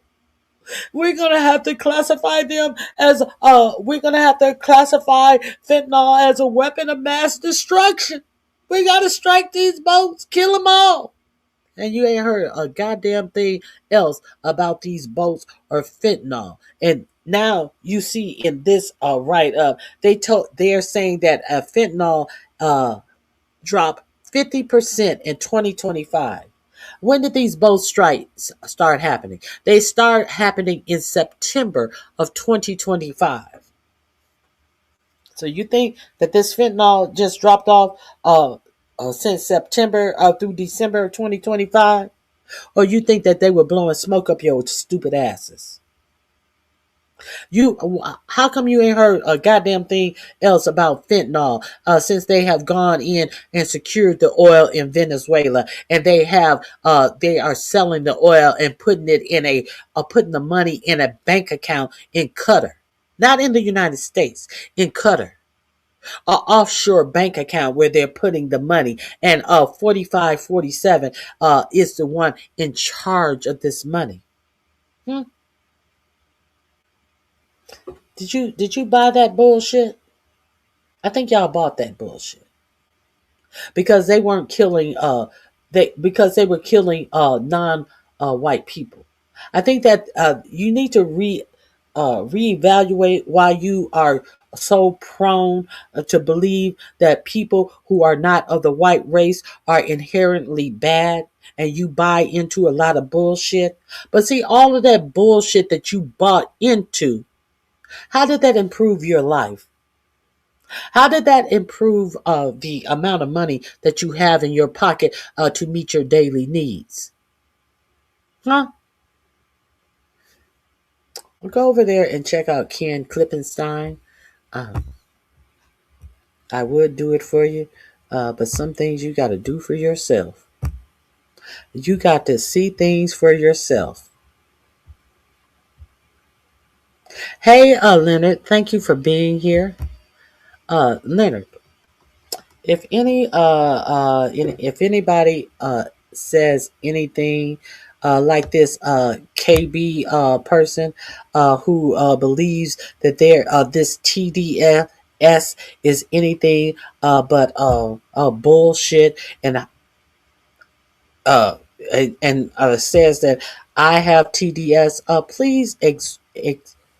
please exit them from my chat. I don't need a bunch of dummies in here who cannot comment on the actual material that I am putting in. If someone wants to disagree, they are more than welcome to disagree. But I don't have time for people who are talking about Trump derangement syndrome as if that is a real thing. I don't have time for dummies.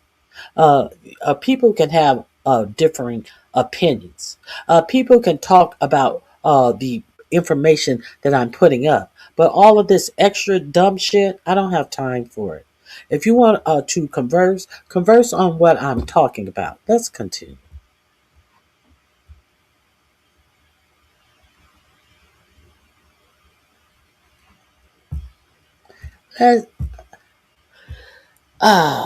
What else? I have a couple of more things I want to share with you. Let me get to them right quick.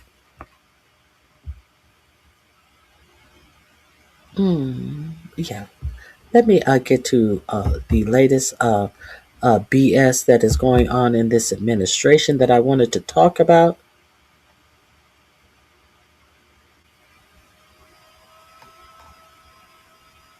Hold on one second. I have the wrong page up. Let me get to my newest page and let me share it with you.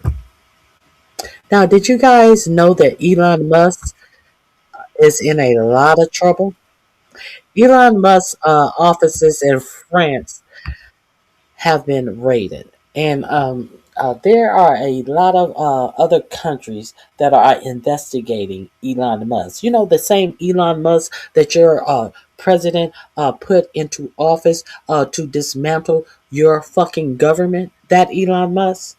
A whole lot of other government agencies are investigating this person. You know, the same person who are putting American citizens out of jobs while awarding himself all of these contracts, while dismantling agencies that have investigations on his motherfucking companies. That Elon Musk. Let's get into this.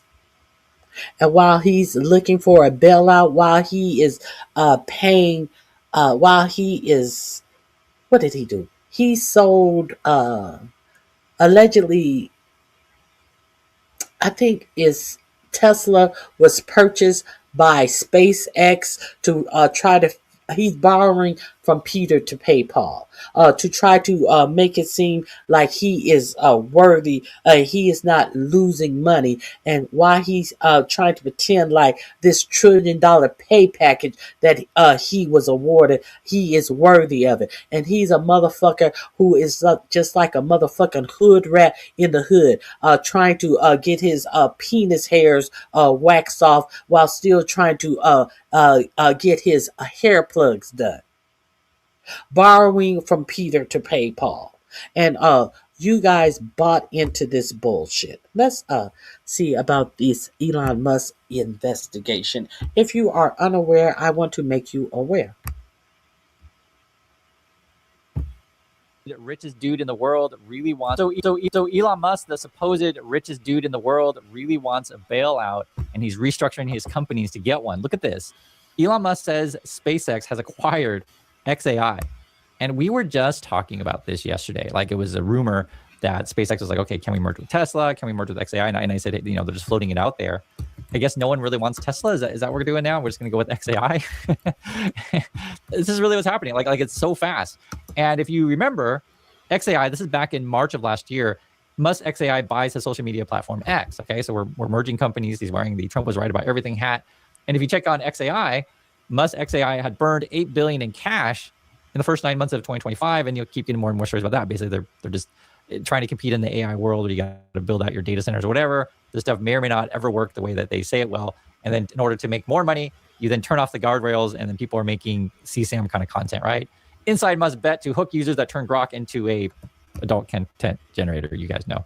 And effectively non-consensual stuff also involves children. I mean, I guess if you think you're going to make money that way, but maybe it's not enough. So then you're like, okay, I'm going to merge my companies, right? And get government contracts then to support his chatbot that puts out that type of content.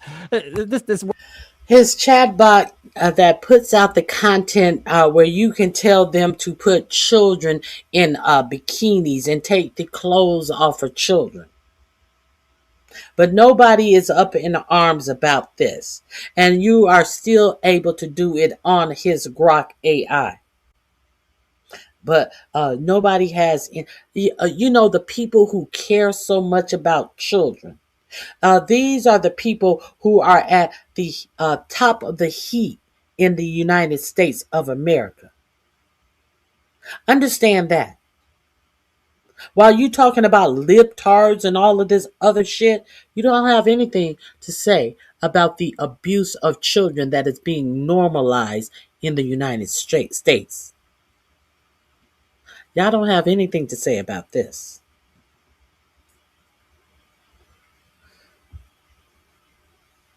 World is whacked out. Musk SpaceX combines with XAI at a 1.25 trillion valuation. Now you have to understand and put it all in context. Elon Musk just yesterday was at Mar-a-Lago. They were attending a wedding, right? Basically get your grift on, hang out with a bunch of, where to say it? We'll just say this. People that don't care about you, a bunch of billionaires who partied up and may or may not be making a new list, which I call the new Epstein list, is going to be the Mar-a-Lago list. That's Musk there. And you have to understand, right, he's donating to a bunch of Republicans. It's all about bailout money, getting those government contracts. Elon Musk pours millions more into helping Republicans keep Congress. Isn't this obviously like a massive scam bailout thing? SpaceX seeks FCC nod for solar-powered satellite data centers for AI. That's our plan. Data centers in space. Okay. What does Farzad, right, one of the king pumpers, have to say? Massive congrats to SpaceX and xAI teams.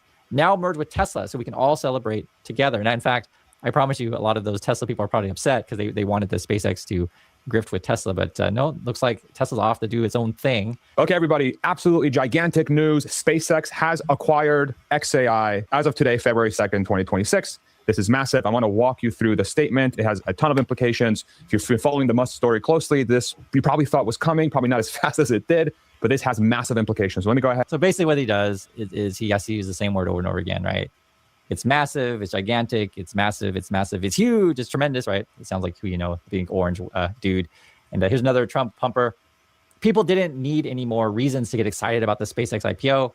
And now you're effectively investing in two of Elon Musk companies, xAI and SpaceX. Who's ready? This is Fred, so he's not a pumper, he's the opposite. It's pretty funny that SpaceX owns Twitter now. The real loser is Tesla shareholders now.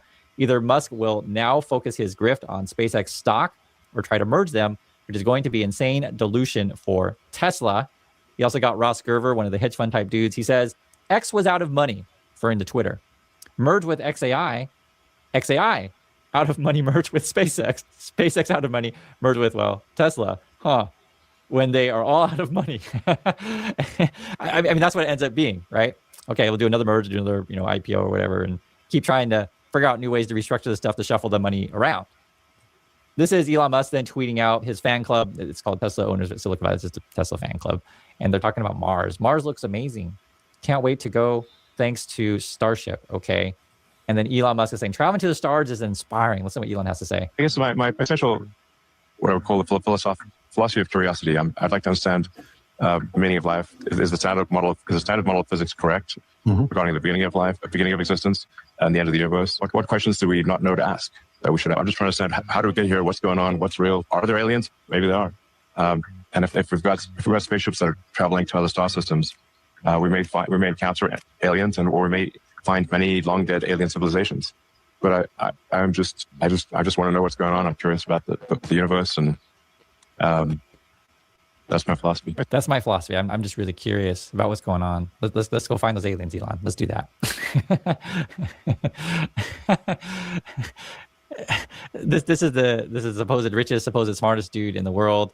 SpaceX has acquired xAI, forming one of the most ambitious vertically integrated innovation engines on and off Earth. That's coming from SpaceX. xAI, remember, this is the Grok, CSAM bot.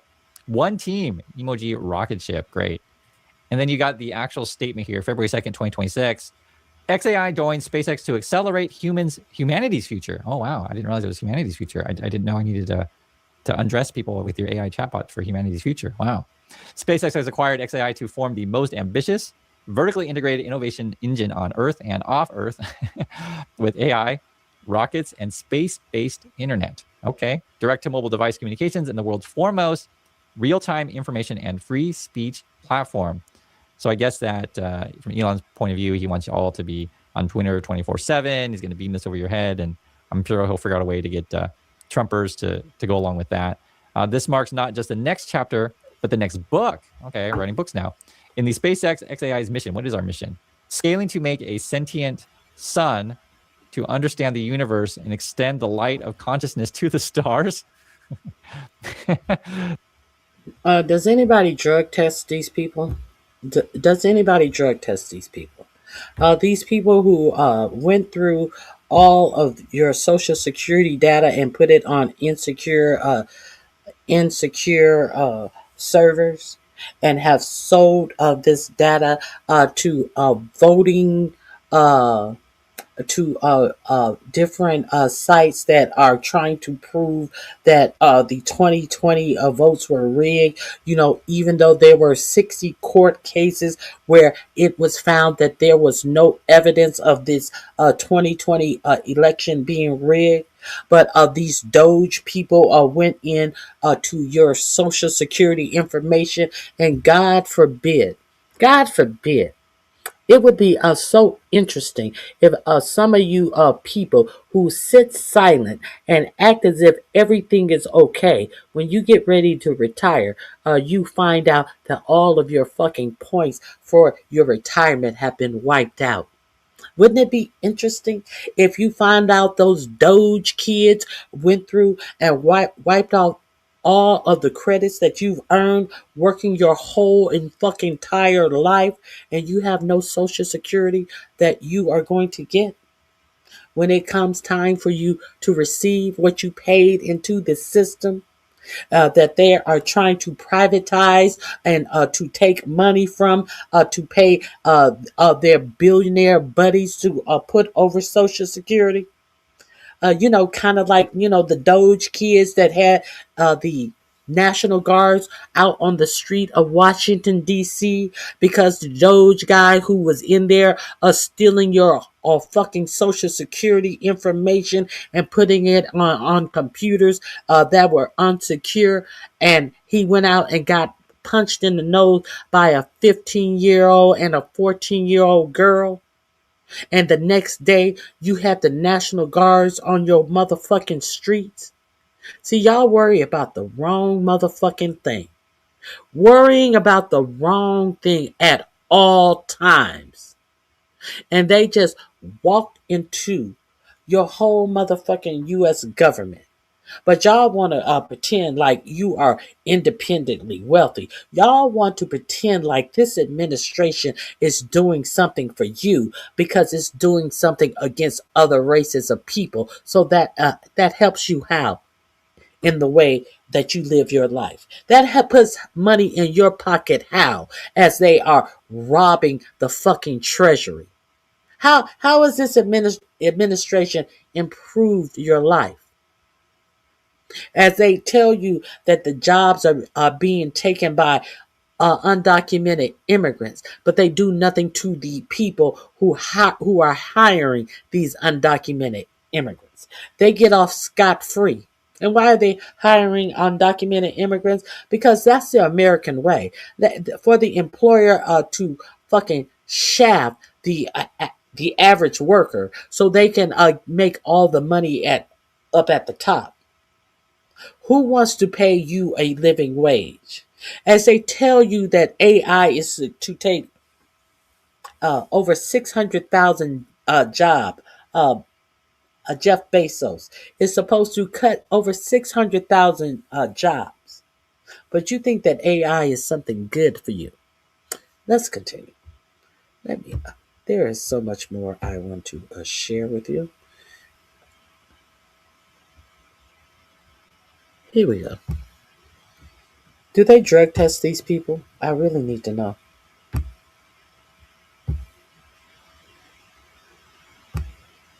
Comments about the welfare of children, given that he frequented Jeffrey Epstein. Oh, Elon Musk loved playing the part of the accuser when it was coming to the Jeffrey Epstein files last year. He was doing little interviews. He was tweeting stuff to look cool, like, nah, all you other people are in the Epstein files. Not me. He wanted me so bad, but I didn't want to go. And then, oopsie doopsie, more of the Epstein files came out, and he's yet another of these men that was protesting too much, and it turns out, no, they're very much in it. And so he's having to respond to it because the evidence is just so bad, and he's once again protesting too much. So we'll get to his actual involvement in it, but for now, let's jump to this. So some of his fans who pay him $8 a month to be on Twitter, they're like tweeting out like, oh, the media is lying about me. So like XFreeze posts this tweet. Let's bring this up. Elon Musk had more extensive ties to Epstein than previously known, emails show. They marked it lies. No, that's just literally what happened. There were a lot of emails between them. He discussed plans to party with Epstein. No, he did. That's in it. Now he says it's a lie. And then Elon Musk says legacy media lies relentlessly. No lie detected in literally any of that. Now, that does not mean that some of what people posted wasn't untruthful.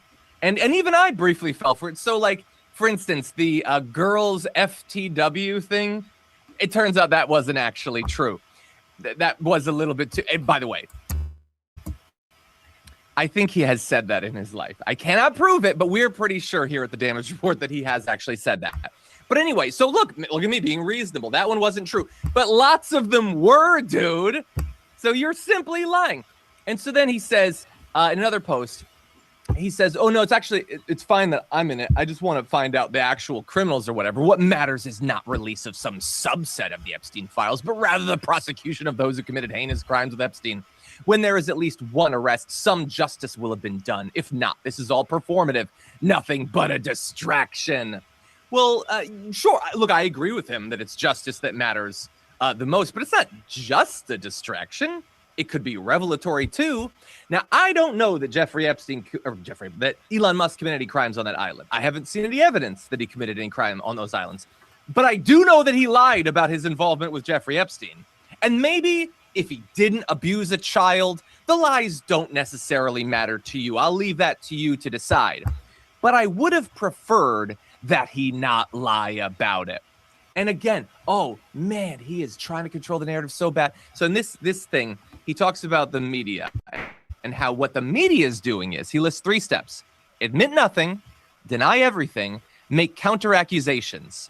And I just want to point out that is literally what he is doing in that tweet. He's admitting nothing, he's denying everything, and he's making counter accusations literally against the media. The projection is so obvious that only someone with absolutely zero and perhaps negative emotional intelligence like Elon Musk could have engaged in it. But the issue is that he is actually in the emails. And these are the ones that are confirmed. So you have him emailing to Jeffrey Epstein in 2012. This is 3 years after Jeffrey Epstein goes down for sex trafficking, pedophilia. Elon Musk is still totally cool with him and says, do you have any parties planned? I've been working to the edge of sanity this year. And so once my kids head home after Christmas, I really want to hit the party scene in St. Bart's or elsewhere and let loose. The invitation is much appreciated, but a peaceful island experience is the opposite of what I'm looking for. So look, is he right to say that he rejected going to Epstein's island? That email indicates that yes, he did reject an invitation specifically to the island, but only because he thought it wasn't going to be a wild party enough. This idiot had to have it bashed over his head that they were going to be doing like sex trafficking and everything. He didn't pick up the subtext, and so he refused to go because he wanted a wild sex party somewhere else. That's what's actually going on. And by the way, it goes on and on. So Jeffrey Epstein had said to him, I'll send a heli for you. That's when he had said to Jeffrey Epstein, we'll be in BVI, St. Bart's area over the holidays. Is there a good time to visit? He is multiple times asking about it. And then after Epstein said he's going to send a heli and then apparently doesn't or whatever, Jeffrey Epstein might have gotten the ick from Elon Musk. On December 25th, this is literally on Christmas, this is from Musk to Epstein, says, actually, I could fly back early on the 3rd. We will be in St. Bart's. When should we head to your island? On the 2nd. Another email 5 days later. And this is, I don't think this is from him. This is Ghislaine Maxwell getting involved, saying to organize Elon Musk to the island for January 2nd. A question about it is back and forth and all these plans. And so did Elon Musk go to the island? It doesn't appear that he did.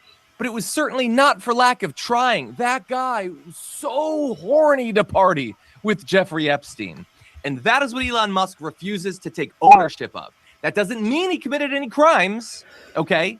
But he is lying about his desire to party with Jeffrey Epstein. JR, what do you think? This is the thing. Next, okay, I guess Mike Johnson will be the one to defend Elon Musk and say, you know, Elon Musk was so close with Jeffrey Epstein only because he was the FBI informant. I mean, he blew the whole lid off the whole thing. Similar to what he said about Donald Trump before, then he had to backpedal and everyone knew what. Let's not forget that when they had their little tiff, Elon Musk came out and said, "Oh, Trump is in the Epstein files." Okay. So can we figure this out a little more? I think we may be able to get down to some actual facts about Elon Musk. How? We're going to check out this video. These are people who this administration surrounded himself with. All of this is under in my description box under the Elon Musk tab. this breaking news. Elon Musk's own daughter has now confirmed that Elon Musk's involvement with Epstein and what we're seeing coming out of the files is accurate.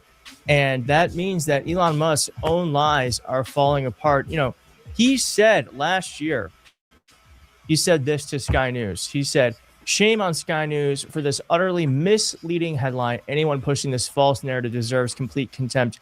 Epstein tried to get me to go to his island and I refused."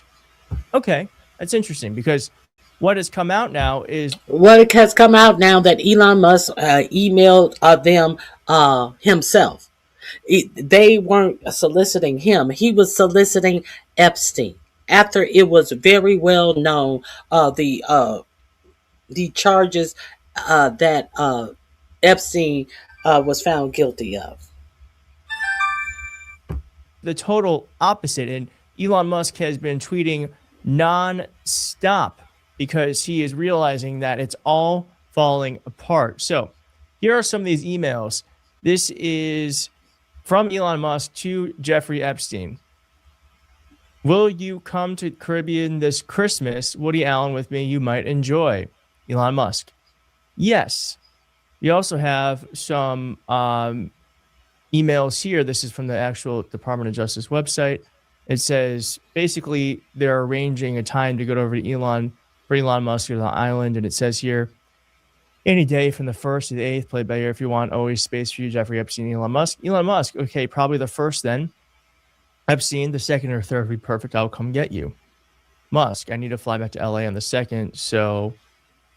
Elon Musk: "Actually, I could fly back on the 3rd. We will be in St. Bart's. When should we head to your island on the 2nd? And then Epstein: "Unfortunately, my schedule will keep me in New York. I was really looking forward to finally spending some time together with just fun as the agenda, so I am very disappointed. Hopefully, we can schedule another time in the near future." Let's just go back to that original statement here. Epstein tried to get me to go to his island and I refused. That is obviously not true. Is everyone in power?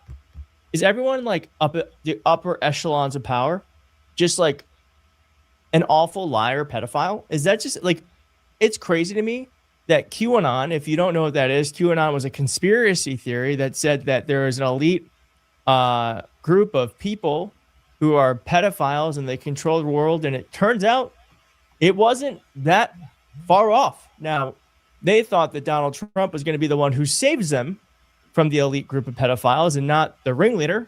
But still, it turns out, a little bit of truth to that statement. Now, there is also this email that I believe to be a joke.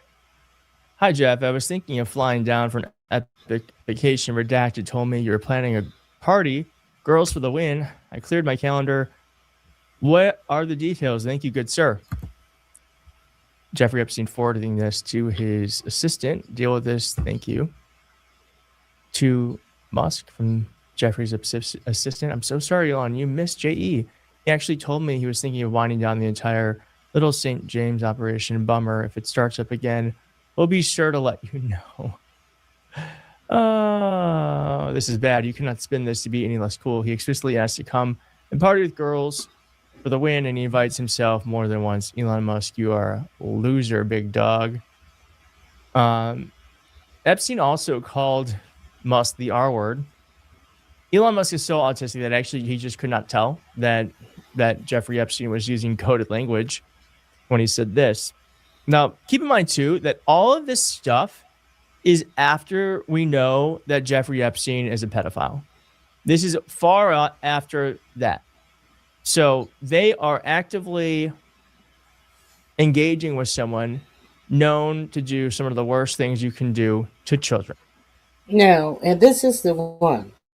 This is the one that the president put in an administration position. And he got rid of Epstein long before he knew about any of the charges and all of this bullshit.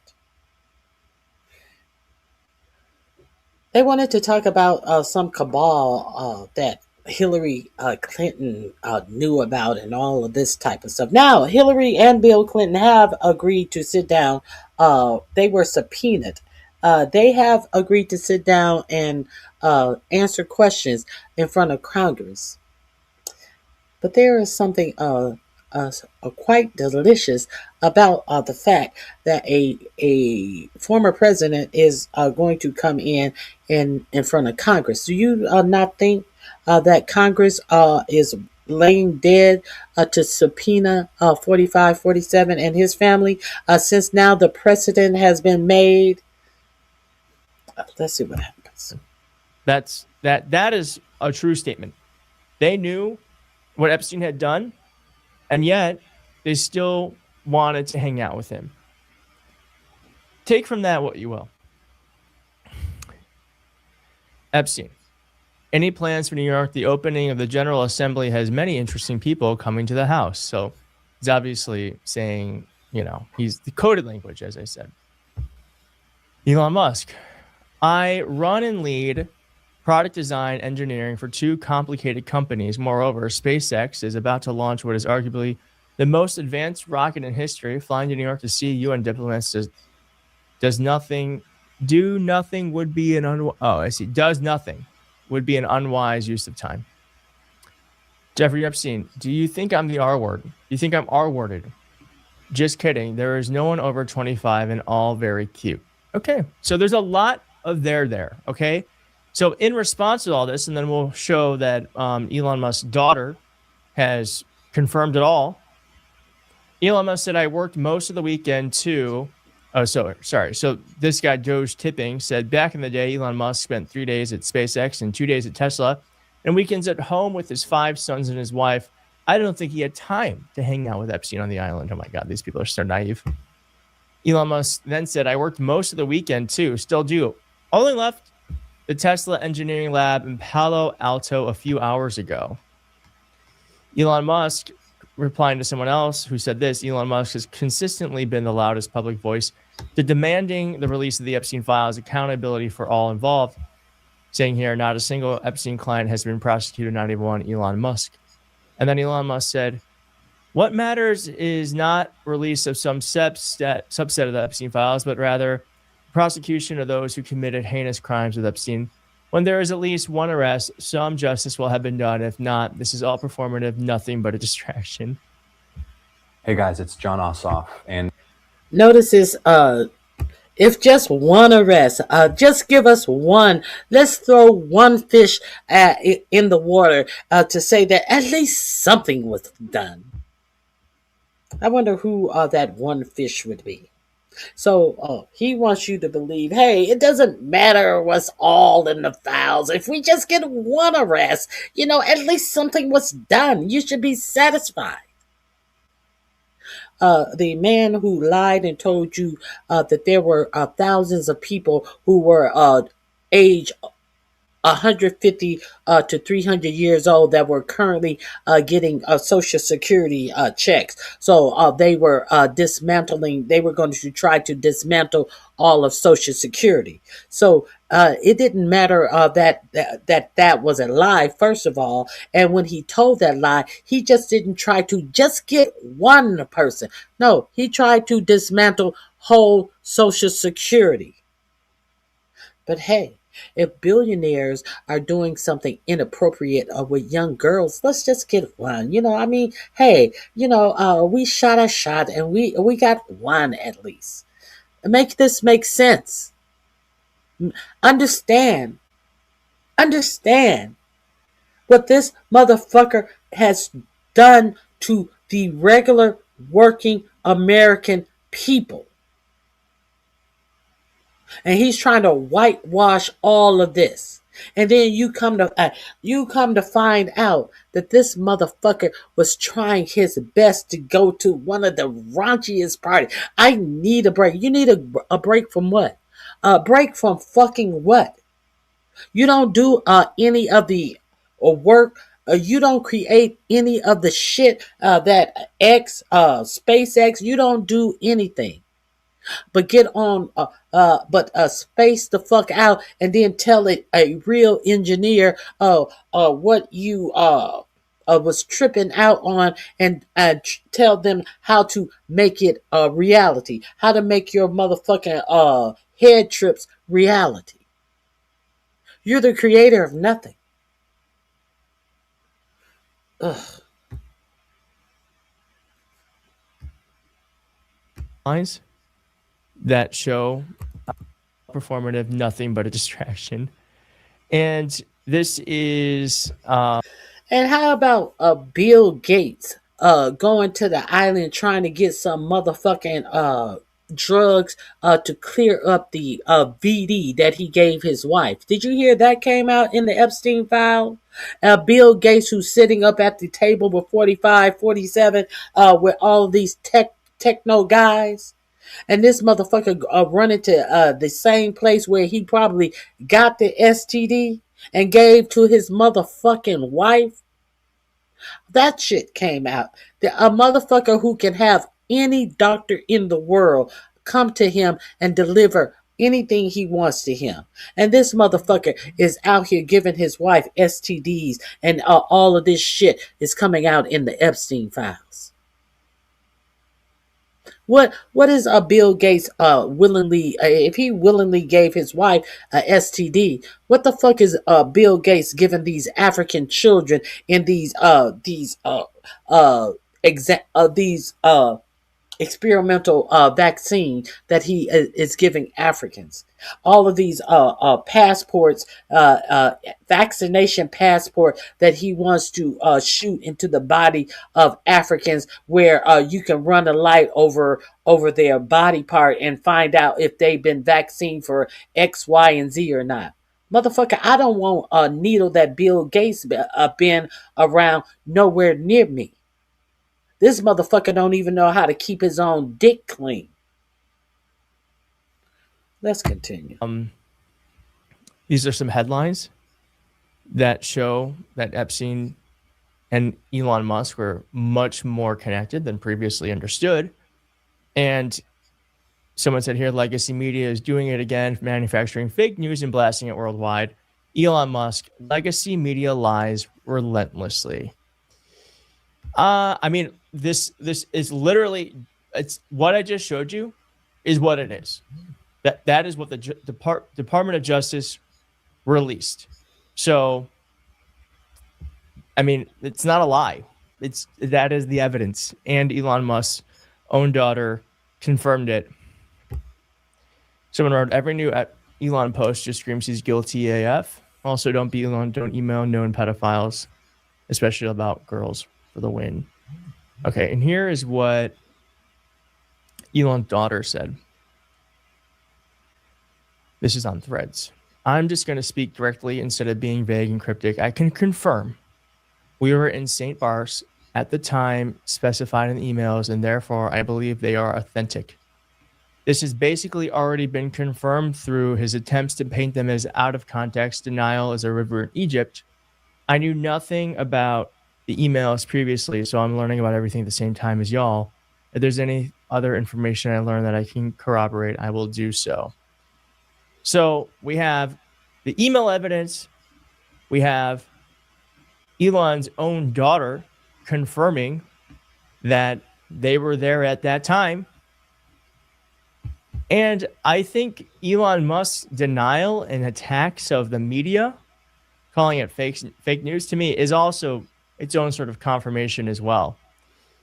As Mehdi Hassan said here, so it turns out the two heroes of the MAGA movement, Elon Musk and Donald Trump, are both mentioned a lot in the latest Epstein files release.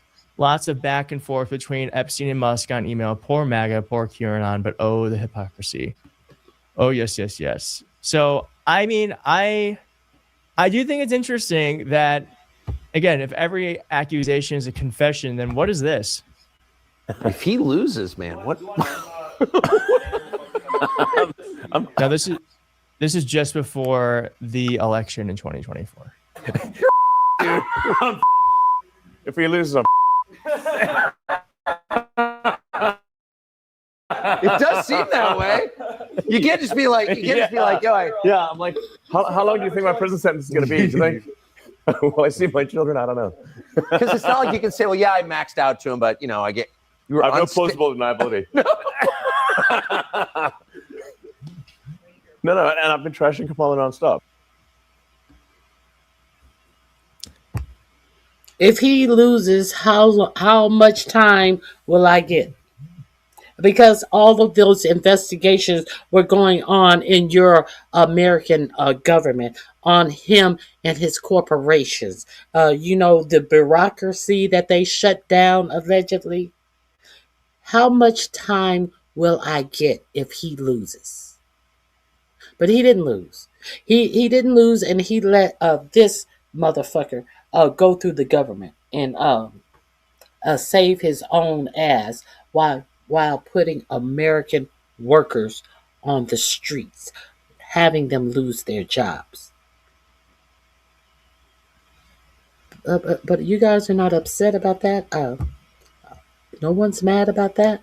No one's mad about all this Grok shit that they are allowing out in the heat of the whole Epstein file debacle that is allowing children on Grok to be unclothed? No one's mad about that? Let me, one more thing.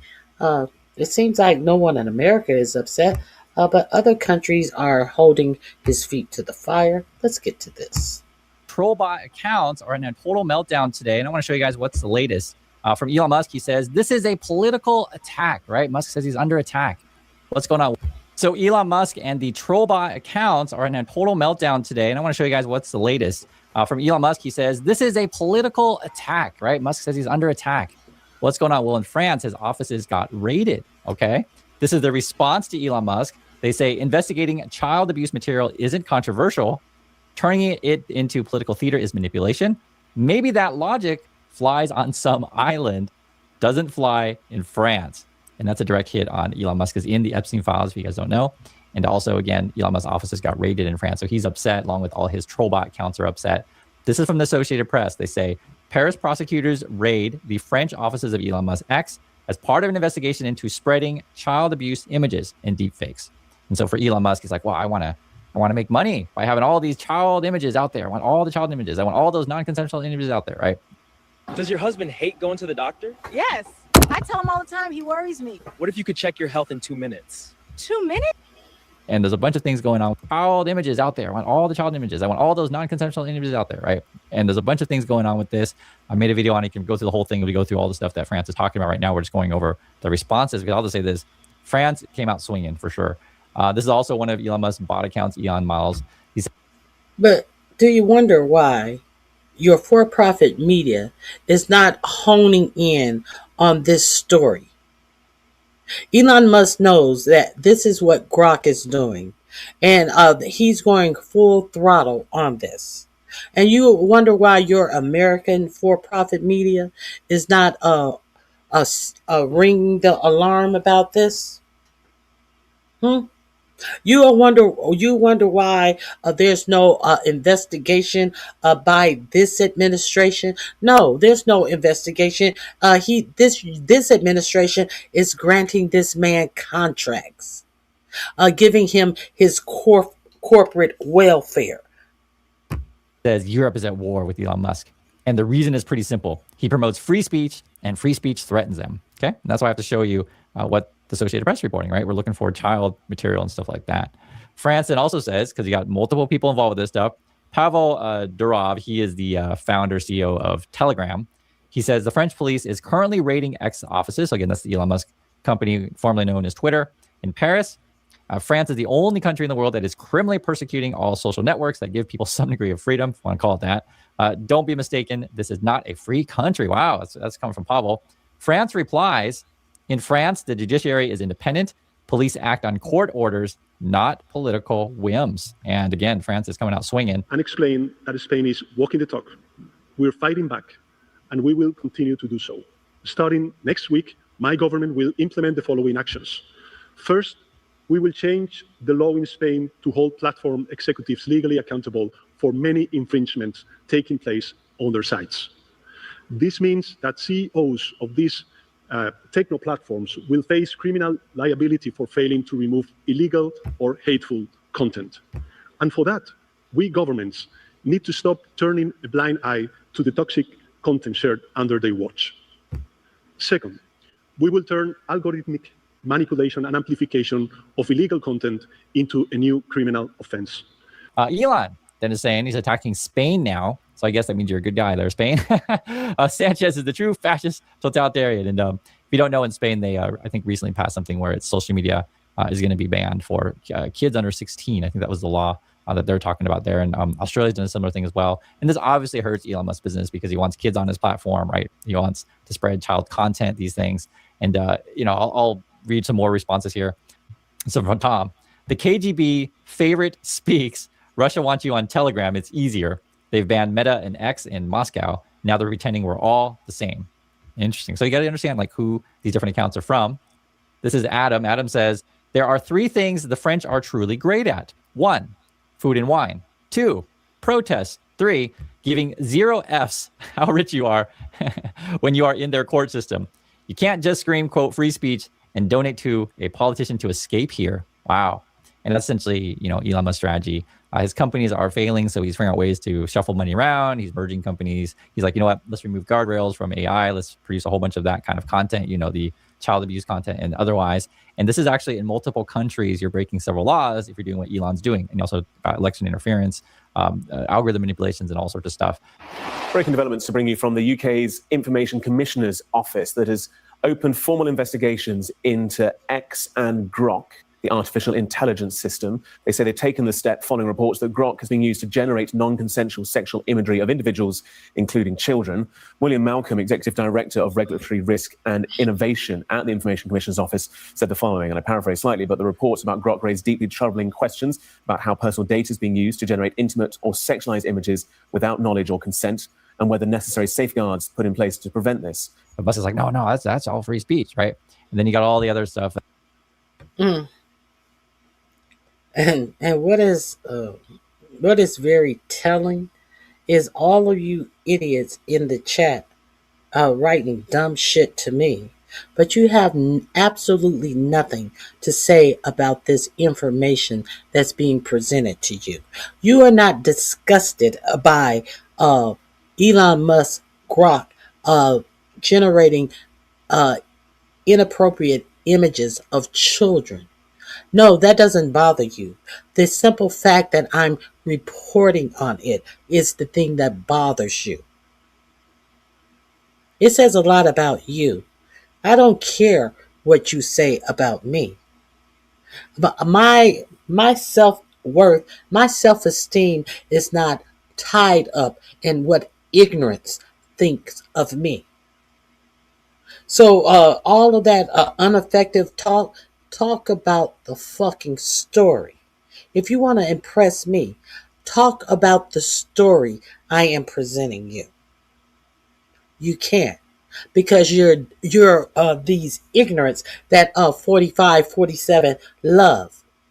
So you probably are at home doing it to your own children because you guys are known for that as well. But let's continue the story. Because France also mentioned history denier stuff, and that's a big problem in Europe, be it Holocaust denier, etc. Those kind of things. So this is so far UK, France, and Spain, right, are on the move. What's going on with Germany? So let me know if you guys are in Germany, if they're going to be investigating X also. And then Elon's facing problems. He's got a bunch of things going on. This is one, says Justin, judge rejects Elon Musk's bid to dismiss SEC suit, alleging that when he sought to take over Twitter, now X, he failed to disclose his stake as required. I remember this stuff. Judge Sparkle Sukanan turns down forced speech and SEC appointment challenges. So basically what it is that when you start buying up a company, so this is back Twitter, Musk was, you get to a certain stake, I can't remember the percentages, but you get to a certain amount that you have, and then you have to publicly disclose that I'm buying this stuff up and I have this much. And then Musk was like, oh, the email was in my mailbox. We just forgot to hit send. That kind of, stupid excuses. And so there's multiple things that Musk does that are shady. I'll put it in the most simplest terms like this. And he's also has a spat with OpenAI, Sam Altman. And this is kind of interesting. Altman was trolling Musk. He says, really excited to get Elon under oath in a few months, Christmas in April. We're going to see on that one. I mean, that's actually really interesting stuff. I'll just say this. I mean, Elon Musk is a liar. I mean, I think you guys already know that stuff if you're watching the channel. And there's multiple things and evidence. And for anything, this kind of stuff, right, there is going to be some truth in this. So it's from Jason. Jason says, new court filings show how Elon was engaging in some maximum truth, deleting. Oh, we're deleting stuff, Elon. Okay. In his other frivolous lawsuit against us and Apple, because Elon likes to sue everyone just like Trumpers, the only non-public docs Elon and XAI have produced in response to discovery requests are the retention and employee policies. Okay, why is this?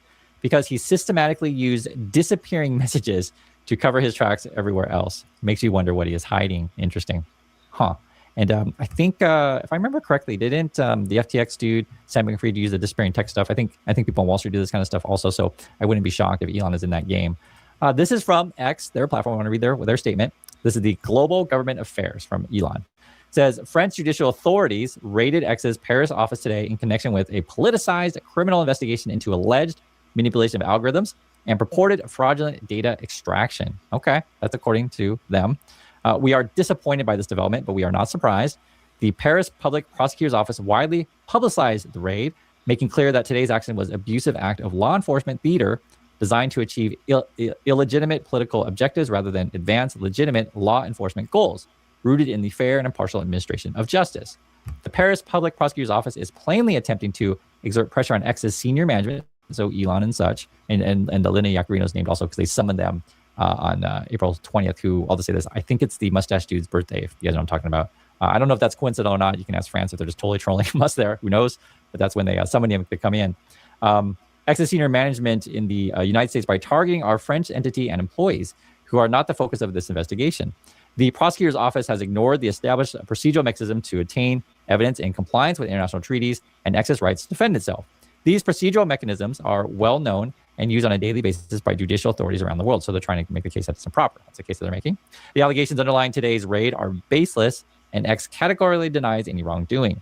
Today's staged and raid reinforces our conviction that this investigation distorts French law, circumvents due process, and endangers free speech. X is committed to defending its fundamental rights and rights of its users. We will not be intimidated by the actions of the French judicial authorities today. Just want to read you their side of the story. You got to read it all. This is coming from the Embassy of France in USA, and they were tweeting out against Elon Musk here. Remember, Elon says it's all political. What does the embassy say? Quote, the law is the expression of the general will. It must be the same for all, whether it protects or punishes. Okay, that's the Declaration of Human Rights and Human and Civic Rights. So that's coming from the Law Land in France. You also have the embassy writing this, and this is from, they were responding to, I guess, Cat Turd, whatever account that is. Cat Turd writes, France can't allow that free speech thingy. Okay, Embassy of France writes, France allows that free speech thingy, but our justice system ensures that actions that are illegal offline in France are also illegal online in France. Let the courts do their job. No one is above the law. Okay. France also then says they're responding to one of the undersecretaries state in the U.S. And basically, I think the case that the U.S. will try to make is, why are you messing with our U.S. tech companies? We should have free reign, blah, blah, blah. France will say, EU regulations don't apply outside of the EU. Our digital life, our own rules, our kids' safety, our citizens' protection. I see. So in France, they're saying, we can do our things, right? We're not going to try to apply it on to you in USA, just here in France, which I understand. Because then when you read the, from the US perspective, they say, bracing diligent work here by the House Judiciary, corroborating what we already know, companies censor American users to appease foreign safetyism. Looking forward to engaging on this in Munich. Okay, because like these platforms are international, right? But I get what Fran's saying. We can do our laws here, and then the U.S. argument is, I guess, if the platform has American users on it, you're affecting our users, even though you're talking about French law. It's an interesting question, right? So I'm just giving you both sides. Who gives a fuck? Who gives a fuck if you're affecting American users? Are we trying to normalize sexualizing children? Is this what we're trying to do? Okay, so that link is in my description box. I've had enough of. I've had absolutely enough of Elon Musk.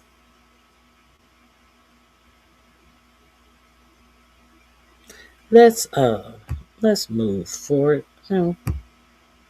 There's something. Let's talk about no, let's take a break. I found the video that I wanted to play earlier. I couldn't believe that it had disappeared from my files.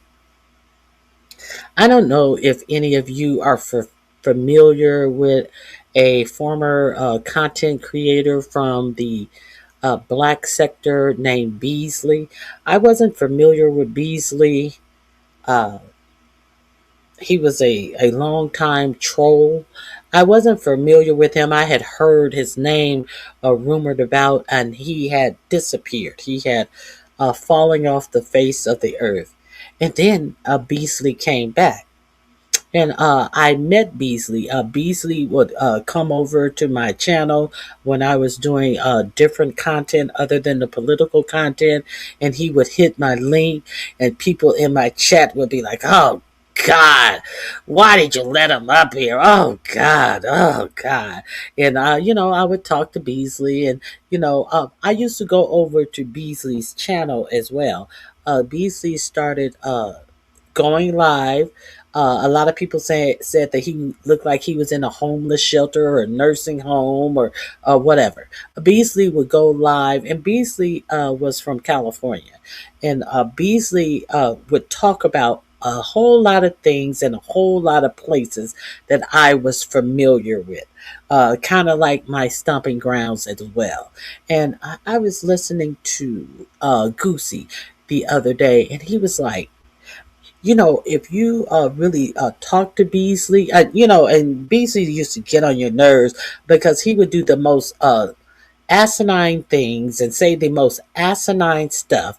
And I didn't know that part of Beasley. I've heard those stories. I didn't know that part of him.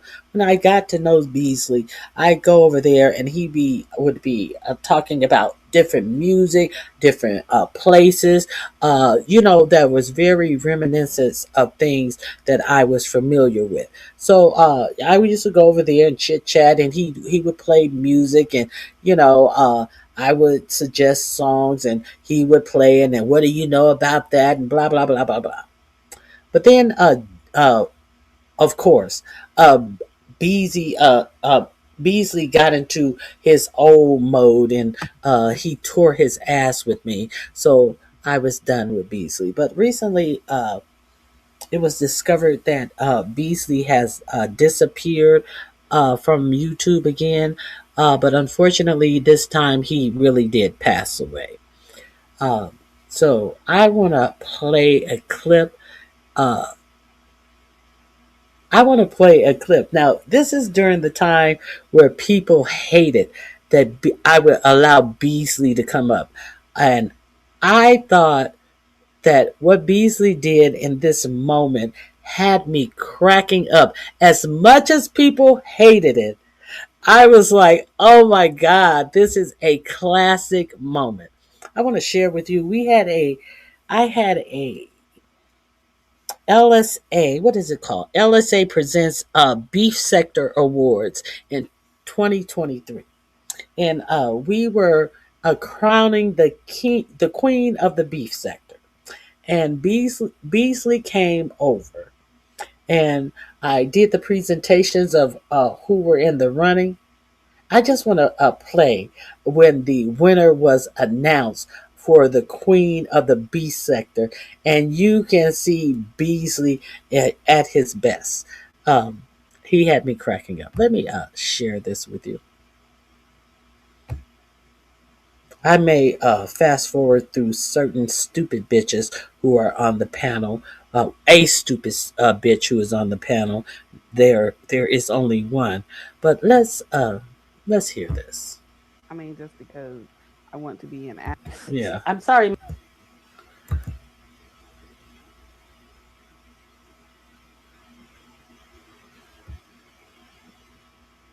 Oh, here we go buffering again. My mic keeps going on mute. I tell you, if you guys don't hear me, let me know, because I don't realize why it keeps clicking on mute. So we had quite a few contestants in that category. So I was looking at the opinions of the chat as the video was playing. So I'm going to start with Beasley. For Beef Sector Queen, who would you think that Lipstick Alley chose to be, or who would you choose to be the queen for the B sector? Oh, I didn't see any queens on there. I saw a bunch of ratchet bitches. I'm gonna have to pass.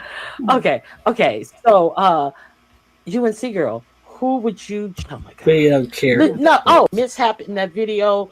Some of those people that you saw on the video were actually the staff. Up in Indigo Goddess, she was the janitor to clean up the venue after the award show. Heidi Fly Uchi, she definitely was not. She is like the makeup and fluff girl, so she was not to be voted on. And there was one more. Trish. She was the she was the one who, she was like the powder puff girl. You would rub your face on her if your face had too much glow, and you would rub the shine off of your face on one of her old wigs and stuff, and she would powder the glow off your face. So those people, I don't think were really in contention for the prize. So who do you think of the rest of the contestants would be the winner of the contest is all I'm saying. I just wanted to be clear. Go ahead. Well, shit. Well, it's on YouTube. I'll give it to. Okay, Pam. Who would you say is? Yes, ma'am. Listen, wait a minute. A UNC girl. See, this is for a Lipstick Alley vote, so it's who we can get content from over at Lipstick Alley. That I'm just letting you guys know the criteria that you guys are looking for as a viewer may be different than the criteria that Lipstick Alley votes on, because okay. So our content, how we get the content is kind of different from what you guys perceive the content to be that you're presented as a viewer. So that's all I'm saying. But you can have your own opinion, but I'm not going to say your opinion's wrong. I'm just going to tell you how our criteria is, grouped up. Go ahead, Pam. Oh, okay. Wow. I wish I could look at a list of that. I was trying to write them down as I saw it, but I'm going to, I was visually keeping a track of who I thought. I'm going to have to say for 2023, the person that really acted the most. Okay, hold on. Let me show you the actual contestants. Let me show you the contestants before we get the announcement. I see the timestamp. I want to show you the contestants. And it was the opinion of Lipstick Alley that the winner of the 2023 couple for the beef sector. That was couples. Hold on. Put these videos together for Bill. Gave her to ever come back on her show. Go ahead. Hold the criteria is based on Lipstick Alley being able to get a gas. Beasley, you're more than welcome to say we have a couple more categories to go, though. Hold on. And I.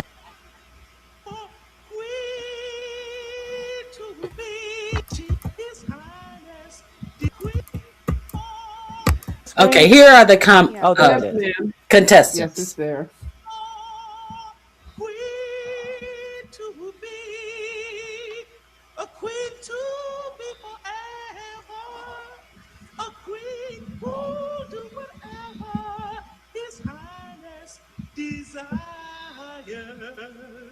She's your queen to be, a vision of perfection, an object of affection to quench your royal fire. Those were the contestants, and these are the people we had to vote for. And I asked Beasley, who would you vote for? And he said, I didn't see any women to vote for. I saw, what did he say? A bunch of bitches, a bunch of ratchet bitches. That was his first comment. And let's see. Oh, excuse me, review. I hate to interrupt you, but we have our best mod is in the house, Ron P. But Miss Pizarro has always been consistent since she's been here. She's always been with the fuckery and the foo la la and the rah rah rah and everything. She's never let us down. So she's like consistent. So she's like she sets the bar for that. So I kind of want to judge Well, all then of she them should on be the different. queen then. Why would you? No. Who's Uppity the queen? upscaled her because Uppity upscaled her with her extra ratchetness that she added. You see, okay. See, I want to break it down, honey, Q. You know, but no, I'm gonna have to give it to Uppity. Okay. All right. Okay, so all right, so let's see who was presented as our final award, and we will present the Queen of the Beast sector according to 2023. This is the. I want you to pay attention to Beasley right here. This is an ode to Beasley. I really enjoyed his. He could be a funny guy. And rest in peace, Beasley. Lipstick Alley for 2023, the Beef Sector Queen. Here we go.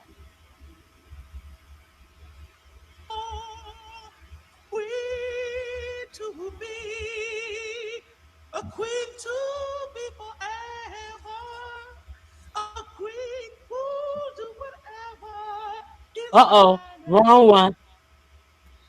Hold I was on, gonna I say played that already. Okay. I'm sorry. Let me get the right one. I apologize for that. Okay, here we go. It's okay. Talks amongst yourselves. I apologize. You know, I don't do this for a living. I think you're doing a great job, and there's a big difference between your show and Trisha's show. That your show actually exists. Well, it doesn't. Well, there's that. Yes. Yeah, there is that. Let me see. Okay, now here is the Queen of the Sector. So I'm about to start this. Hold on. Here we go.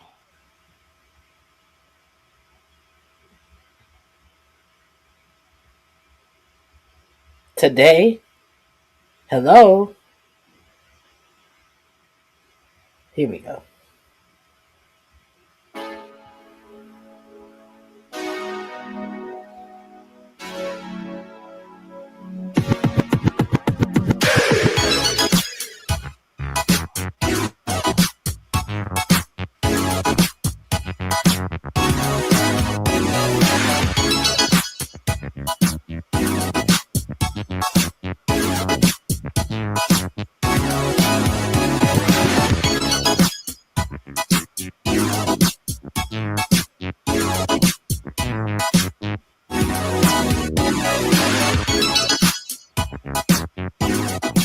There she is, Miss America.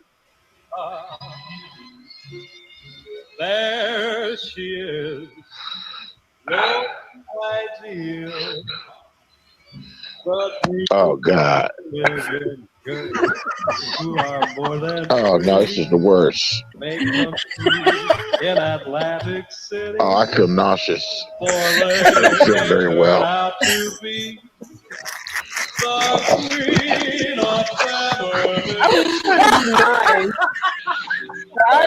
she's gonna win. It's a lot There's a lot going on with them goddamn titties hanging when you went across the goddamn boat, bitch. It's disgusting. You think the Queen would be able to pay back Misunderstood for getting a free vacation off of her? Girl, when she had them goddamn titties swinging from one side to the left side, Hold on a second. Hold on. Does the Queen ring wear real jewelry or fake jewelry? How come the Queen has a fake ring? That diamond on the avatar that just showed is realer than Tracy's diamonds. Oh yeah. Let me close this. I got a commercial. Hold on. You sure do. Do you think the Queen of England has fake diamonds in her scepter and her crown? And if she had a ring, would the Queen of England? Listen, fuck that Queen of England. She should have some fake ones in her crown because she went over there to other nations and stole them. That's exactly No, what she should have stole. in her crown. They stole real ones. They stole real ones. VVS's. And I said she should have fake ones in her crown, being the fact that she went over and stole them from other nations. I'm not impressed that the fucking queen got all these motherfucking jewelry. Beasley, wrong page, bitch. Flip on your black side, Beasley. I don't want to hear that colonial bullshit over here. Nothing to do with black and white. It was comparing queens, comparing a real. It's comparing queens. That's all it was. You read way too much into it. Are you gonna? You gotta flip on the mute now. Look, Beasley. Listen, Beasley. You know, hold on, pal. Beasley, don't take me too harshly, but that was just my commentary. I'm not. It's your commentary, and I'm just correcting it for you. Narrow your scope a little bit. You're going too deep. No. My scope goes wide and deep, like William Carruthers King goes into these old ladies in the beef sector. So, Pam, what do you want to say? So hard. I'm worried. Beasley, are you okay? Beasley, you're breathing close to the mic. I want to go last, Miss Ronnie Q. I can't because he may not breathe another breath. I don't know what's going on. Are you okay, Beasley? I'm fine. I'm nauseous. I'm not feeling good because they named Tracy the Queen. I'm heaving. Okay, so I want to be last, Miss Ronnie Q. Let Beasley do. So, old shout out to Beasley. Beasley had me cracking up on that one. So I just wanted to do an ode to Beasley.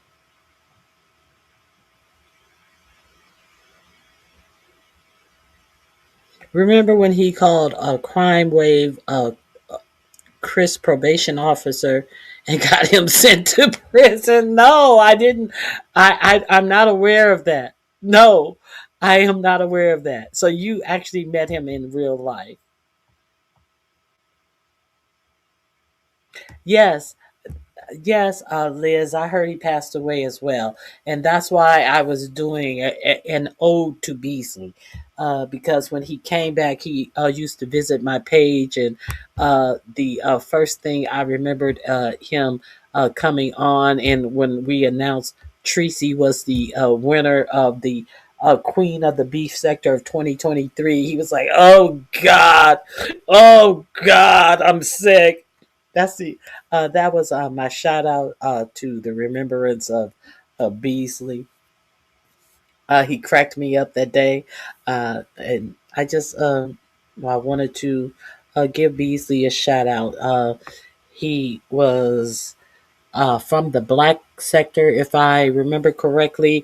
I didn't know him then, but he made his presence all throughout this area of YouTube. So.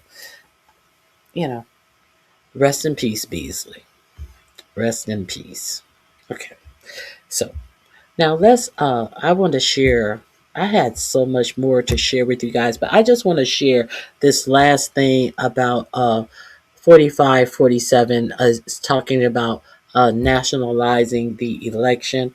After all of this other stuff that I shared, I'm going to possibly end with this.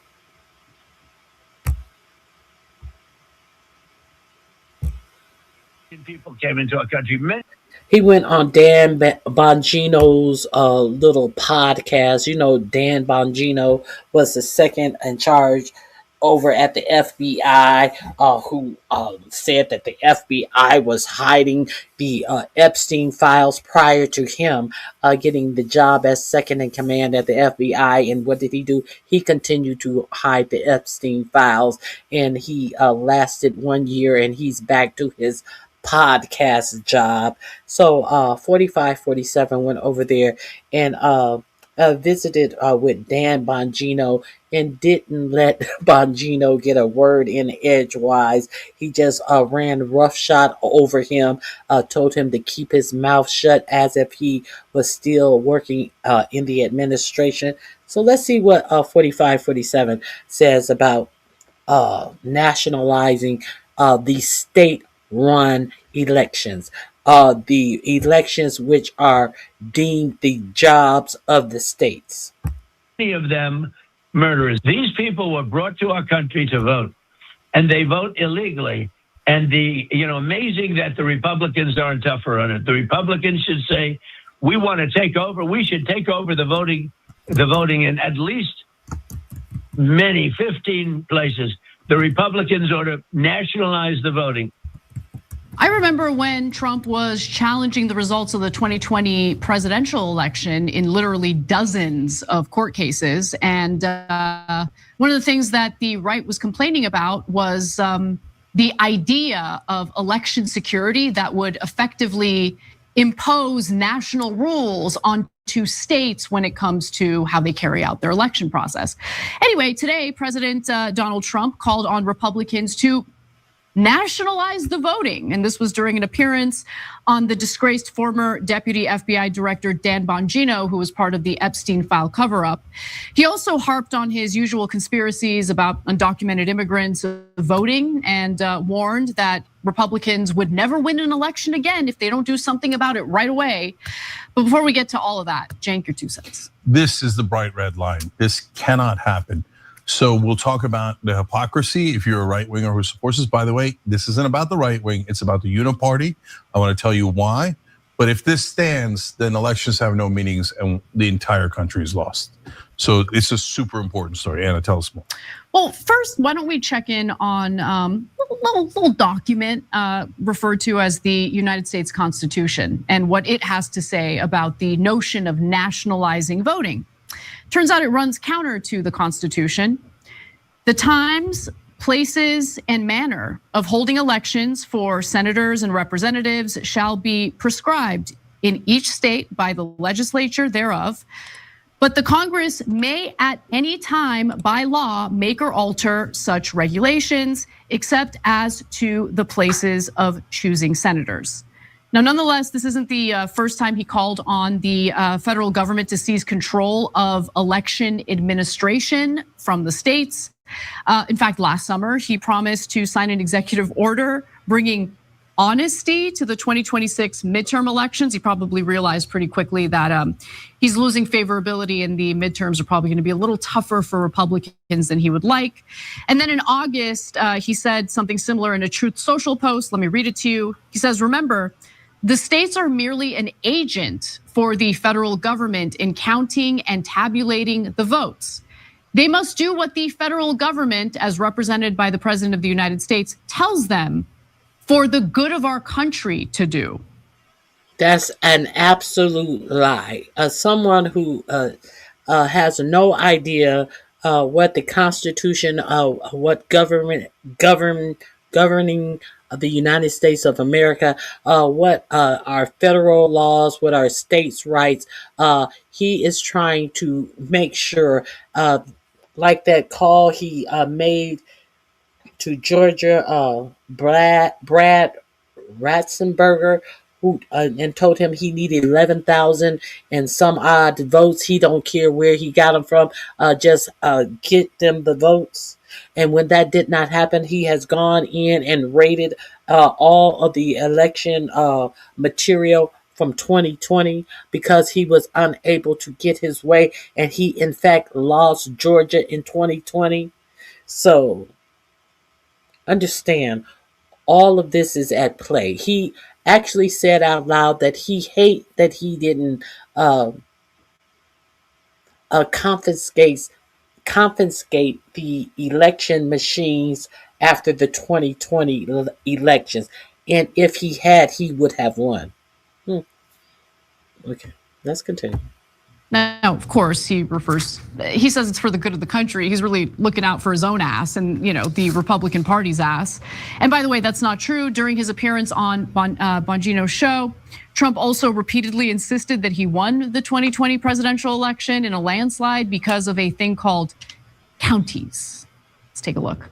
Think of it. I won in a landslide. I won every swing state. I won the popular vote by millions. I won everything. I won a thing called counties. The counties I won, it's such a big vote. That's why the map was entirely red when you looked at it. Two The counties. That's why the map was so red. I won this thing called counties. Okay. And you guys are supporting this. And your lives have not gotten any better. Do you wonder why your lives haven't gotten any better? Let's continue. little purple lines and two blue lines on each side, but it was all red. He is regarded. Cenk. Yeah, I won in a thing called counties. What is that? All right, so first let's talk about right-wing ideology. My whole life, states' rights. Everybody knows the Republicans are for states' rights. We don't want the federal government and their jackbooted thugs treading on us. It's important that we have local rule. So here he's saying, forget the Constitution, forget what right-wing has been saying our entire lives, screw states' rights, just remove it to national. Now, I'm not gonna do that for red states, I'm just gonna do it for 15 blue states. Gee, you sound like you're really non-biased about this, right?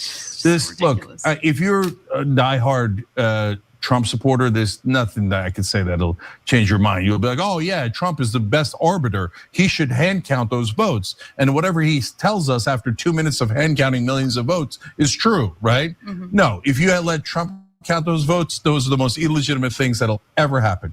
And now how can you tell if you're a true conservative, who's right, who's wrong, right?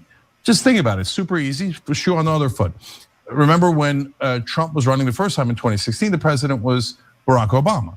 If Barack Obama said, I'm gonna remove 15 red states, I'm gonna grab those and swing states, and I'm going to count them. No one else is gonna count them, I'm gonna count them. And the states you no longer have the right to count your own votes. What would you have done? My guess is you would have been in the streets, you might have gone after the Capitol. There were a lot of things you would have done. And by the way, I'd have backed you, okay? And we criticized Obama when he went beyond the Constitution several times, right? So no, it's unacceptable. The Constitution is non-negotiable.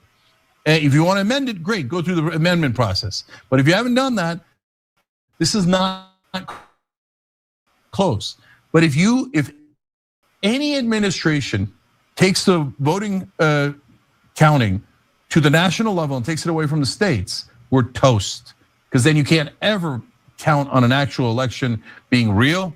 We'll never know if they were real or not. And it becomes a totally tin pot dictatorship, authoritarian rule. We become a third world country. And I've been there, man. I've seen countries that have no idea if their elections are real or not. And we're not talking about what's happened I would already. be remiss if I didn't tell you that the Department of Justice said that they will take ICE out of Minnesota if they turn over all of their voting information to the Department of Justice. Understand that 4547 has tried to demand that every state in this nation turn over their voting data to the states. Now, a lot of the red states said, okay, boss, we'll do, boss, and have turned over all the voting data. But I think it's approximately 23 states said no. Our voting data is not a federal it's not federal information. Our voting data is run and deemed to be run by the states. You have no hand in our voting data. So now understand that ICE is in Minnesota, and to get them out, all you have to do is turn over it sounds like hostage taking. And two white Americans have been killed in Minnesota under the guise of getting undocumented immigrants out of Minnesota, while knowing very well that there are many people who have some type of stay in the United States who have also been rounded up. A lot of working people have been rounded up and taken to ICE detention center. But some people don't care about that because these are black and brown people. We can give them rights, we can take their rights away.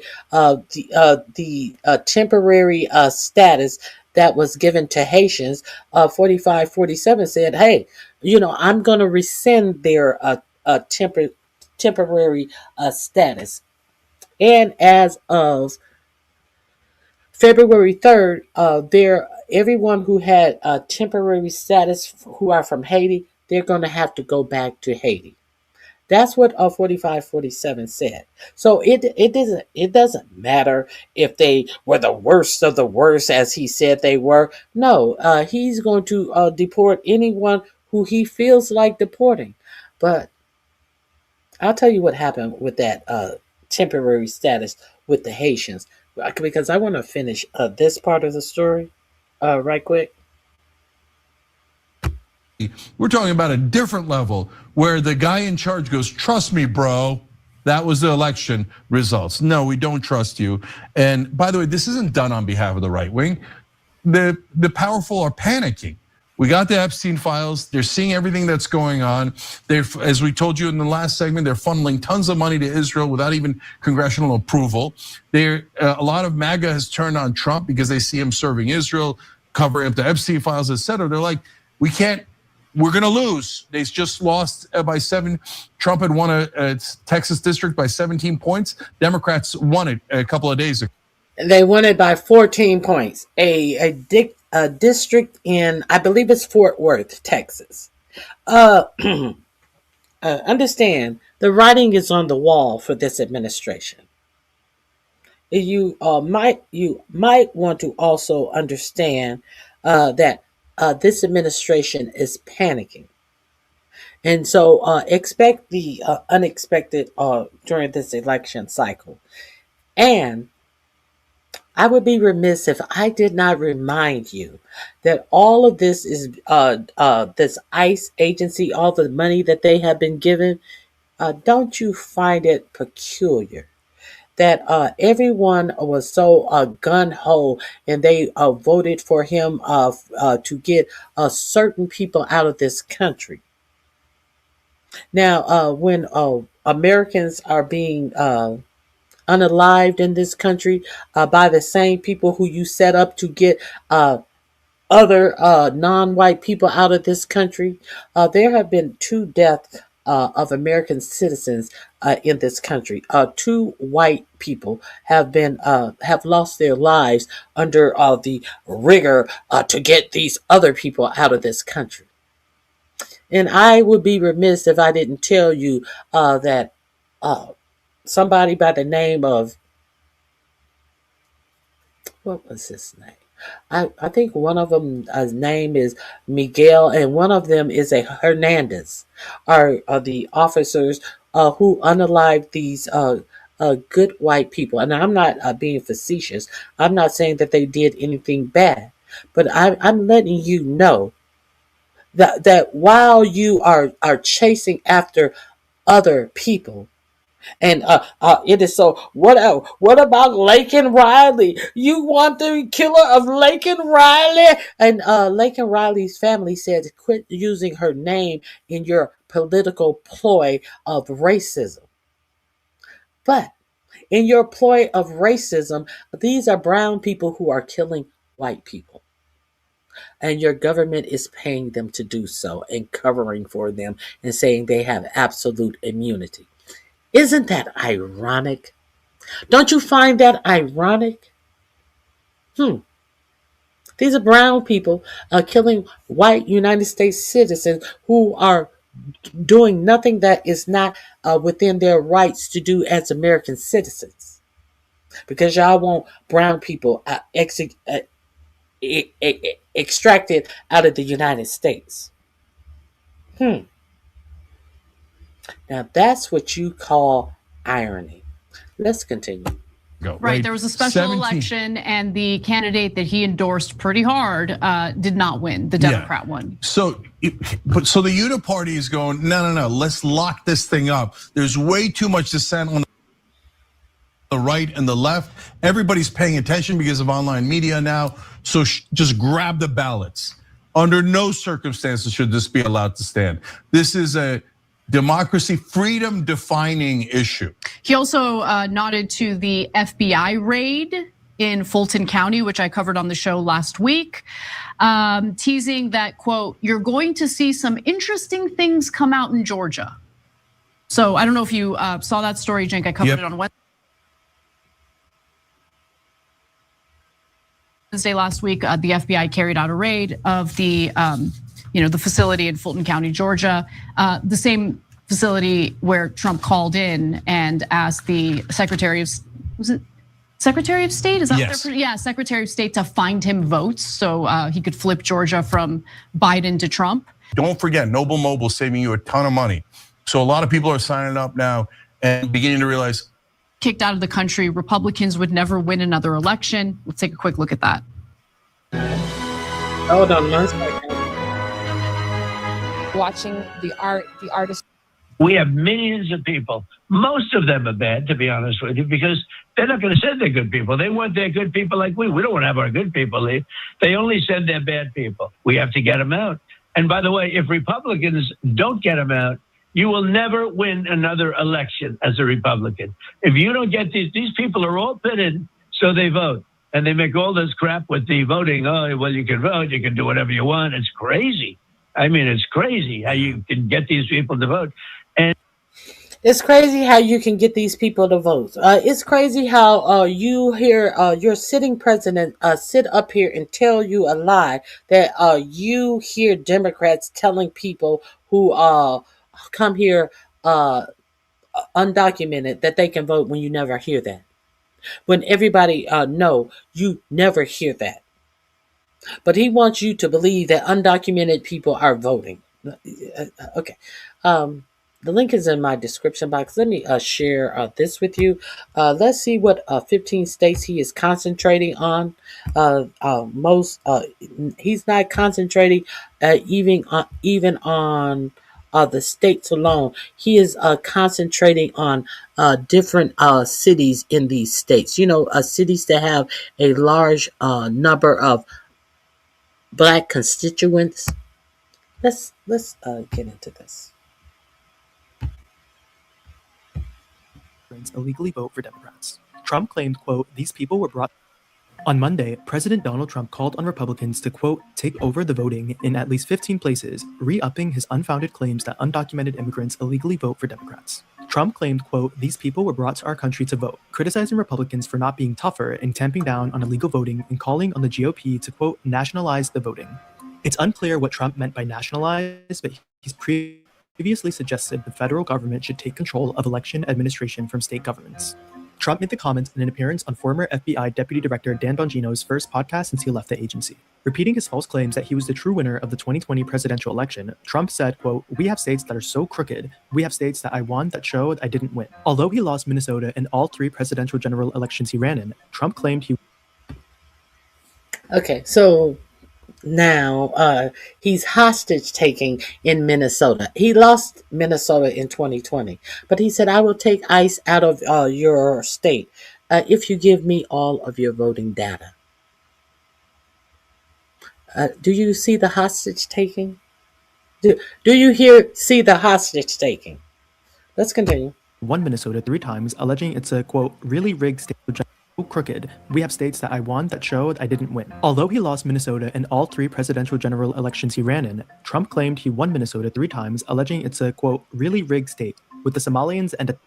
So he lost 3 times, but he said he won 3 times. And now he's saying that they rigged the election, and it has something to do with the Somalis.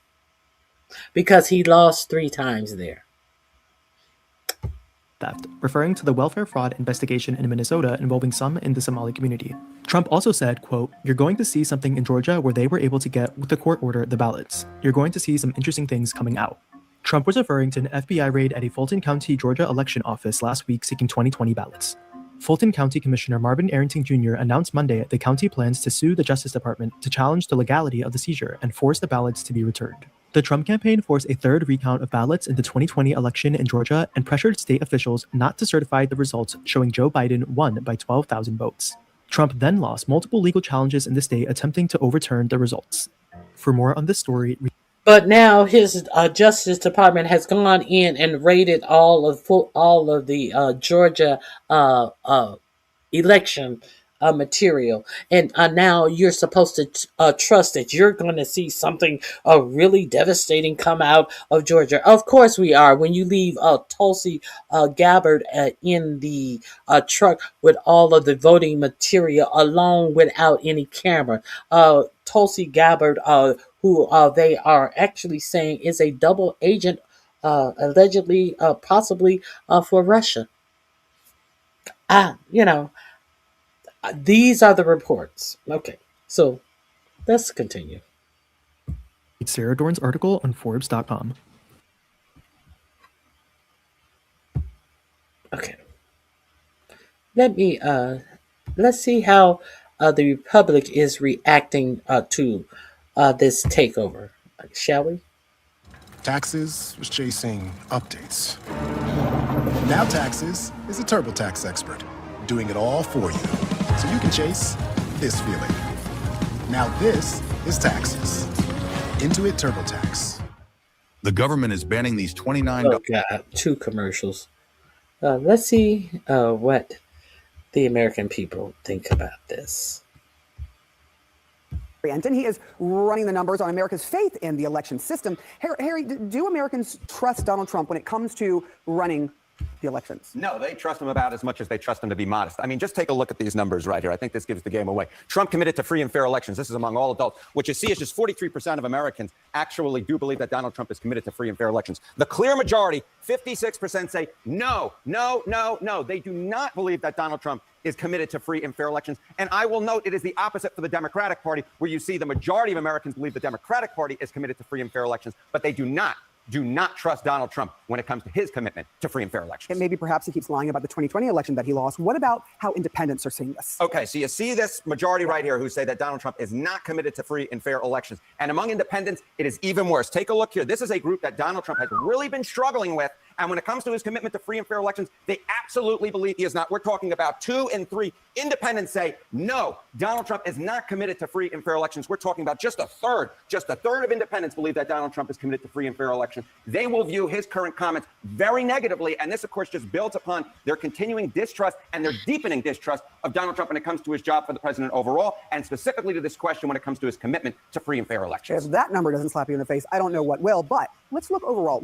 Who do Americans overall trust when it comes to running elections? You know, there's this whole thing. Donald Trump, of course, wants to take the running of elections from the local communities, the local governments, and bring it up to the national government.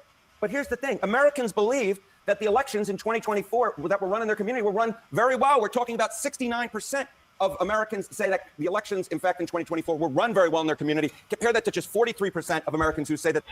So it seems like the only problem with the elections is that 47 understands that the Republicans will be mollywopped in the midterm elections. Let's be real clear about it.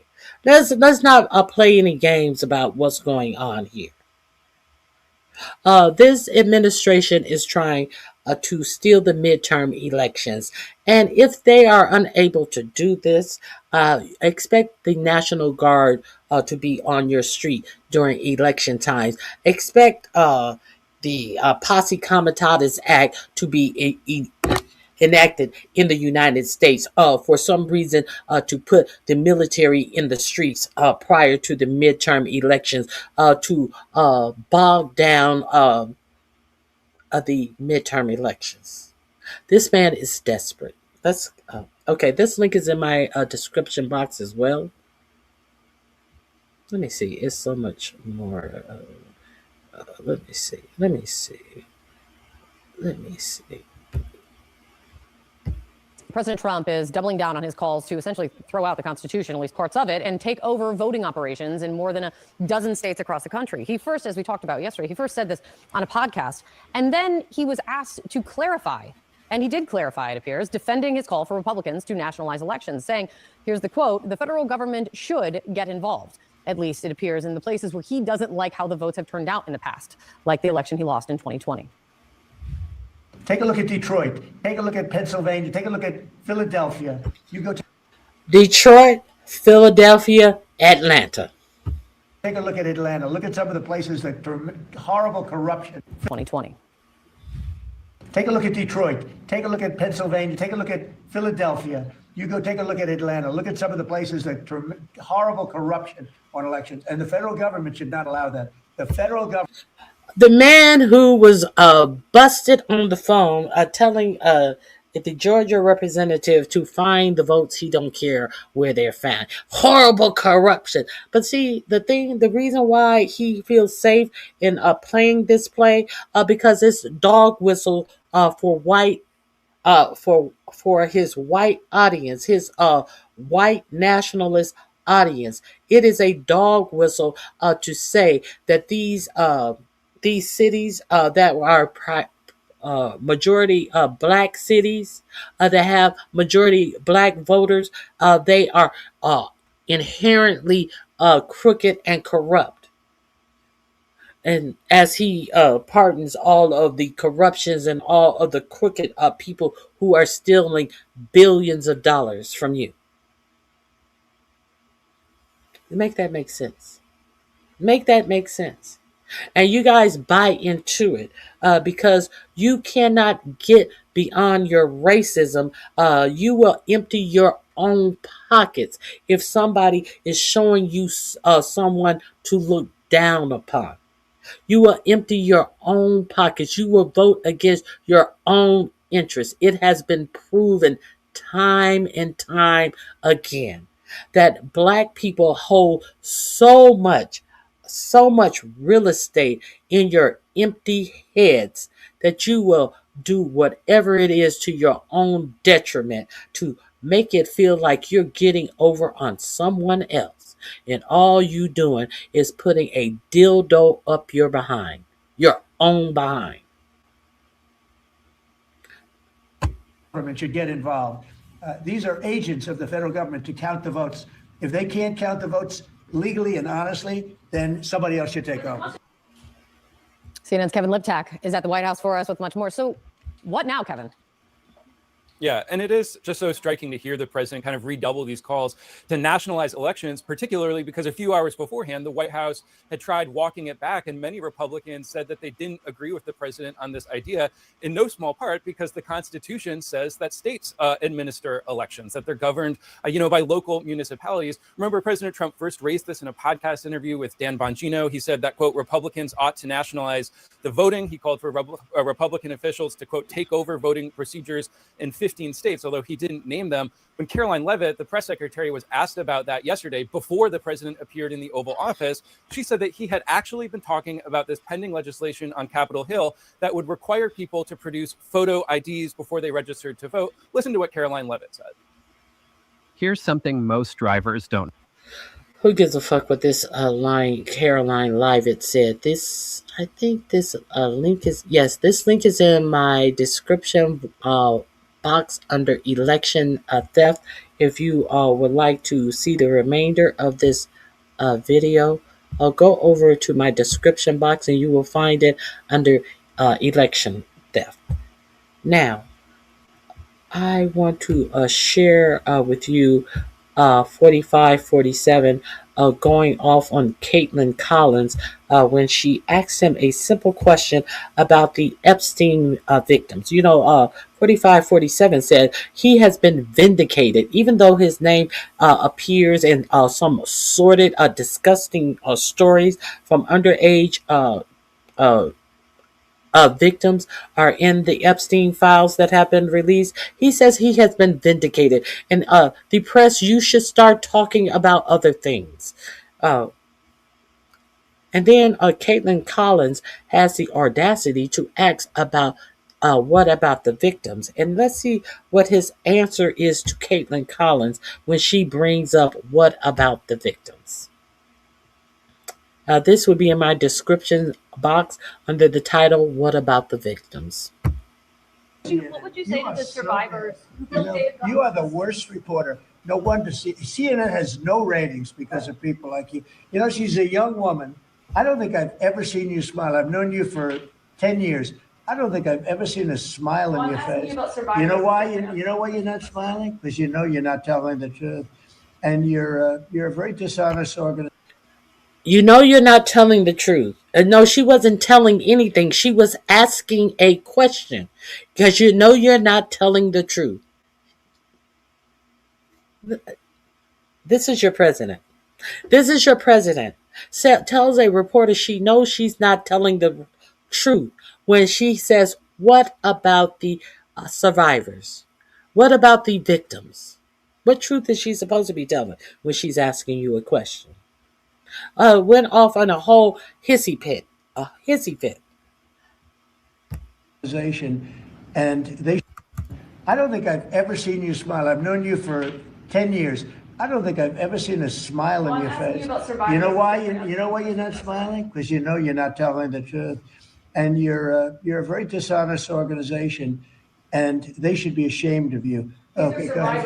Every week, you know, when Epstein was alive, nobody cared about him. When he's dead, they care about him. But it's really a Democrat problem. It's not a Republican. It's a Democrat problem. The only problem Republicans have is that we have to get back to, number one, running our country, and then number two, very importantly, letting the public know what a great job we're doing. So we got to get back to running our country. So what is he saying? All of this time that he's been in office, he hasn't been running our country. Oh, okay. Well, that is obvious because he has been on the hunt for his own personal wealth and those of other billionaires who he surrounds himself with. So now all of a sudden, we got to get back to running this country. Running it where? Where, I ask you, running it further in the ground? We're going to talk about the economy, something that you don't see your for-profit media talking about, this shit that you're living in under this administration. We're going to talk about that. Oh, nothing. Just Donald Trump attacking a journalist for the apparent crime of asking about one of the principal issues that Americans care about, and the issue that Trump is doing his level best to cover up. You've heard the expression, a hit dog will holler? Well, it applies here. And just as a quick aside here, I know that we're in a post-woke world, but I refuse to accept that telling women that they ought to smile more should be normalized. In the year 2026, maybe females would smile in Trump's presence more if he wasn't engaged in a cover-up for a pedophile with whom he was implicated. Maybe women would smile more for him if his name wasn't in those files countless times. Maybe women would smile more for him if he didn't have a long, sordid history of allegedly harassing, abusing, assaulting, and raping women. Until then, maybe he should focus less on what other women should be doing and more on how he could offer up some justice for Epstein's survivors. You know, if he's so desperate for a smile. Also, he keeps saying this to Caitlin Collins. You know why you're not smiling? Because you know you're not telling the truth, and you're a very dishonest organization. Not telling the truth about what? She was asking a question about the survivors. She's not even offering up any statement at all. So when Trump claims that she's lying, about what? Does Trump doubt the existence of survivors? The reality is that there is one person who's not telling the truth when it comes to the survivors, and it's no one at CNN. It is the guy who's filled his administration with people who swore up and down to get to the bottom of Epstein's crimes, only to then serve as the sole impediment to exposing those very crimes. Again, nothing to do with it, Caitlin Collins, everything to do with Donald Trump and the people he surrounds himself with. And let's be clear, that's not lost on anyone. I don't know who Trump is performing for, other than perhaps himself, but he has lost everyone on this issue. Here's what I mean. I think it will get worse. I don't know. That's not information I have on any good authority. I just believe things like this tend to get worse. And there's a reason they didn't want these documents out. This is not, we're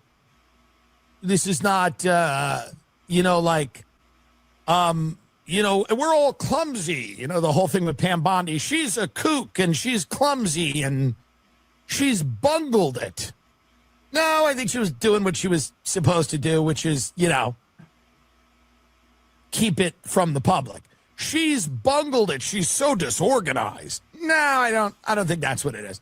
There was that whole incompetence theory. She's got a bunch of papers on her desk and she doesn't know which ones are which. And, the idea that it was like a Three Stooges sketch and she couldn't figure out what file had the Epstein files in it. Wait a minute. No, I think it was chaos by design. The fucking Epstein thing is just nothing but a hoax. It's just, I don't even understand.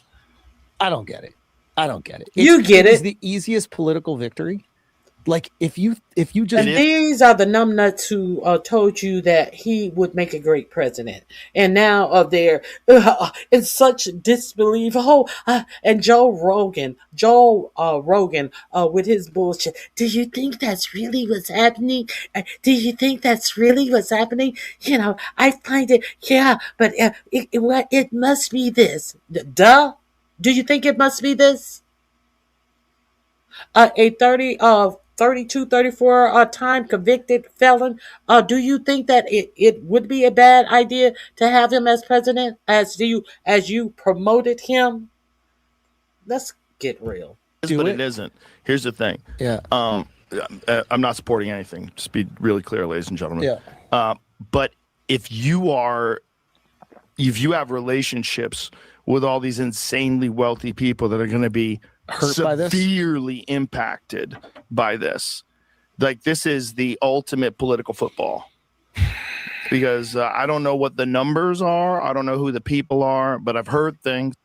So, because these people are wealthy, it matters. You have to be careful because these people who have possibly done the most disgusting thing because they have money and you have relationship with these moneyed people, you have to be extremely careful.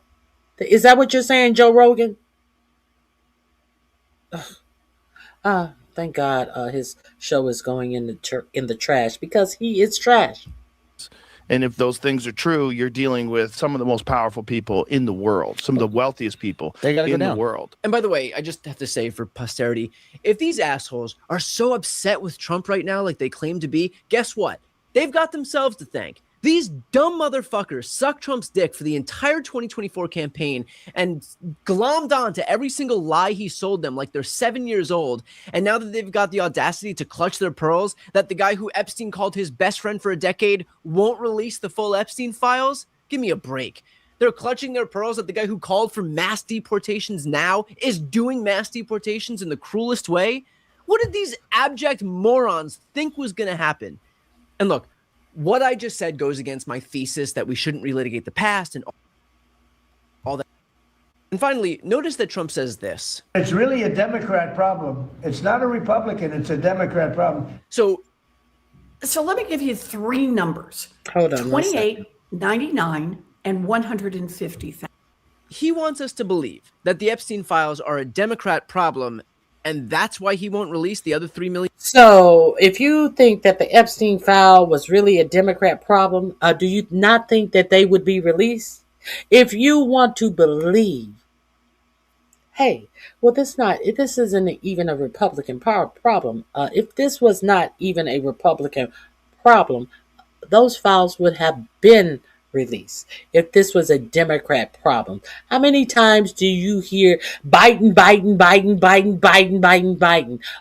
about every excuse about everything that has happened in this White House?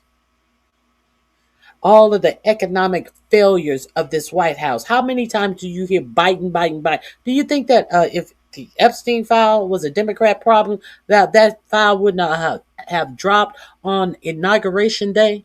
The fuck out of here. In documents? If this was truly a Democrat problem, release the files that apparently implicate the Democrats. Otherwise, what's Trump's excuse? Why is he suppressing files that, according to him, expose his political opponents? Are we supposed to believe that Donald J. Trump is in the business of protecting Democrats now? Again, give me a break. The reality is that so long as Trump is in power, not only will we not get transparency, but the people who committed these heinous crimes alongside Jeffrey Epstein will walk free. And don't take my word for it. Take it from the Deputy Attorney General, Todd Blanche. Look, we said in July, and it remains as true today as it was in July. If we had information, we meaning the Department of Justice, about men who abused women, we would prosecute them, right? We talked about the work that we're doing. Okay, so you said this in July. Let's understand. The whole premise of this, what he just said, is bullshit. Because we are not looking for men who abuse women. We are looking for men who abuse young girls. We are looking for men who abuse children underage minors, however you want to look at it. We're not looking for men who abuse women who were at the age of consent. That's what a woman is. The whole premise of what he's telling you is off, and it's off for a reason. He knows it's off. He knows we're not talking about women. He knows that we're talking about underage minors. So you will not. So if he has to testify in a court of law, he's gonna say, "I never said that we were not looking to find men who were we were not looking to prosecute men who were having relationships with children. I never said that." Why do you think he's using the word women when everybody knows we're not talking about relationships with men and women? We're talking about relationships between men and underage minors, children. See, I mean, but they can pull the. Why do you think that 45, 47 love the uneducated and the ignorant voters? This is why he loves these people who are talking all of this dumb shit in the chat, because they cannot even open their mouths to justify, to stand up for the actual content that I am playing you. This is why they talk about this DTS and all of this dumb bullshit, and they think they are making valid points. No, they know they're not making valid points. They know that they are ignorant and they are deflecting, and they have nothing to come back against me with these facts that I'm giving your ass. Okay, this link is also in my description box. I want to move on. What do I want to move on to? I have to move on. I have a couple of more things I want to share with you. Okay, let me share. Let me share this last thing with you, because the thing about some of these Americans that are going to the polls, you only have to say certain little things to these people, and they will give you any and everything that you want. They will put you in office.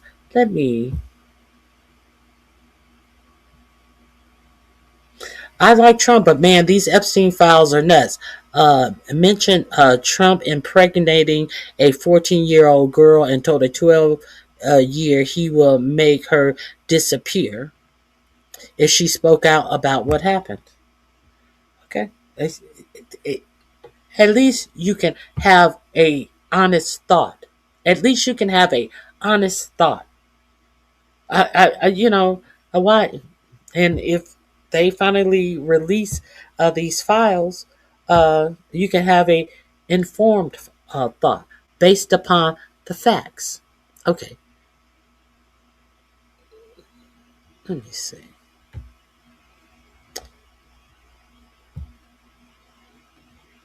Hold on.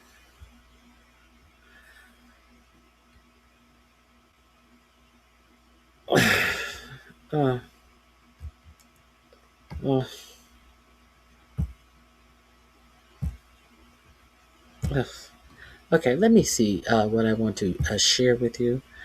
See, this is what gets the uneducated voting. This is what attracts the uneducated. The dog whistles. Let's talk about the dog whistles. There is someone who's running for governor in Florida. He said that Byron Donalds is a slave. He said that Byron Donalds is a slave. Now, I cannot stand Byron Donalds, but for this man to think that the way to win the governor's seat in Florida is to call a black man a slave. Now, I think that the Byron Donalds is a raccoon for sure. Understand that 4547 has endorsed Byron Donalds. I think that the closer we get to the midterm elections, I think that 4547 will take his support away from Byron Donalds for this one who is doing all of this, exerting all of this slavery reference and to Byron Donalds. So let's see what I forget his name. Let's see what he had to say about the arrest of Don Lemon. This man who is running for governor. He also called Byron Donalds a tether. Now, to the extent that this man actually knows what a tether is, let you know that he is so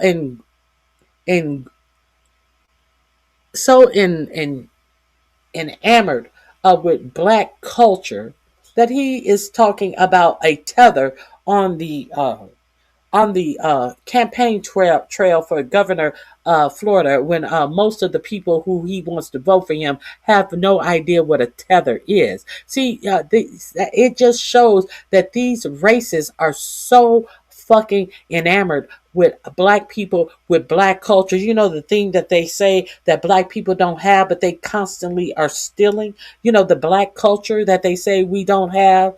Now, this is someone who is running for governor in a state that is has a whole lot of old non-black people at retirement age. He's talking about tethers. Let's see what he had to say about the arrest of Don Lemon. This will be in my description box under Don Lemon. I'll keep it easy.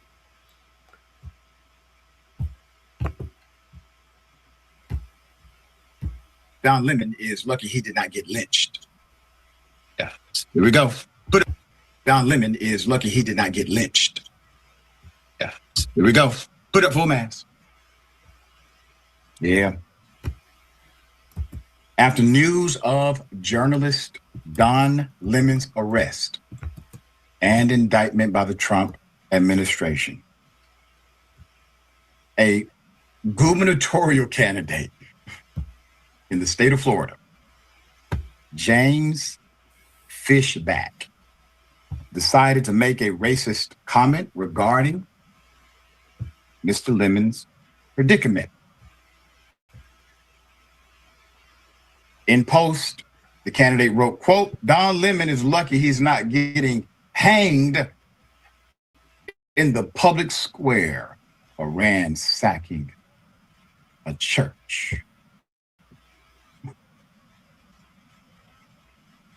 I put up the candidate.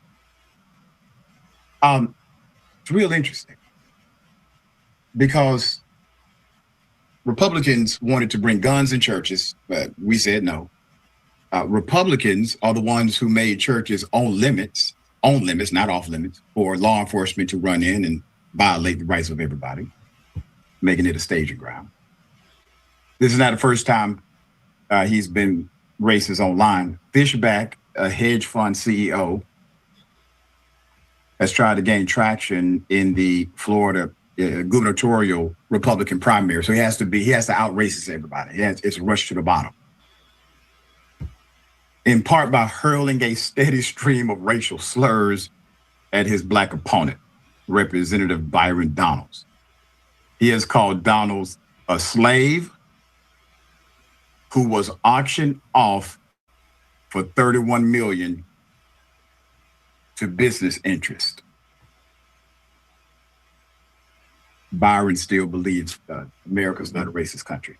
Responding to an ex post that compared photos of Fishback and his partner with Donalds, with his wife, Erica, with whom he has 3 children, this hedge fund CEO intentionally misspelled the GOP lawmaker's name and accused him of wanting to turn the state into a ghetto.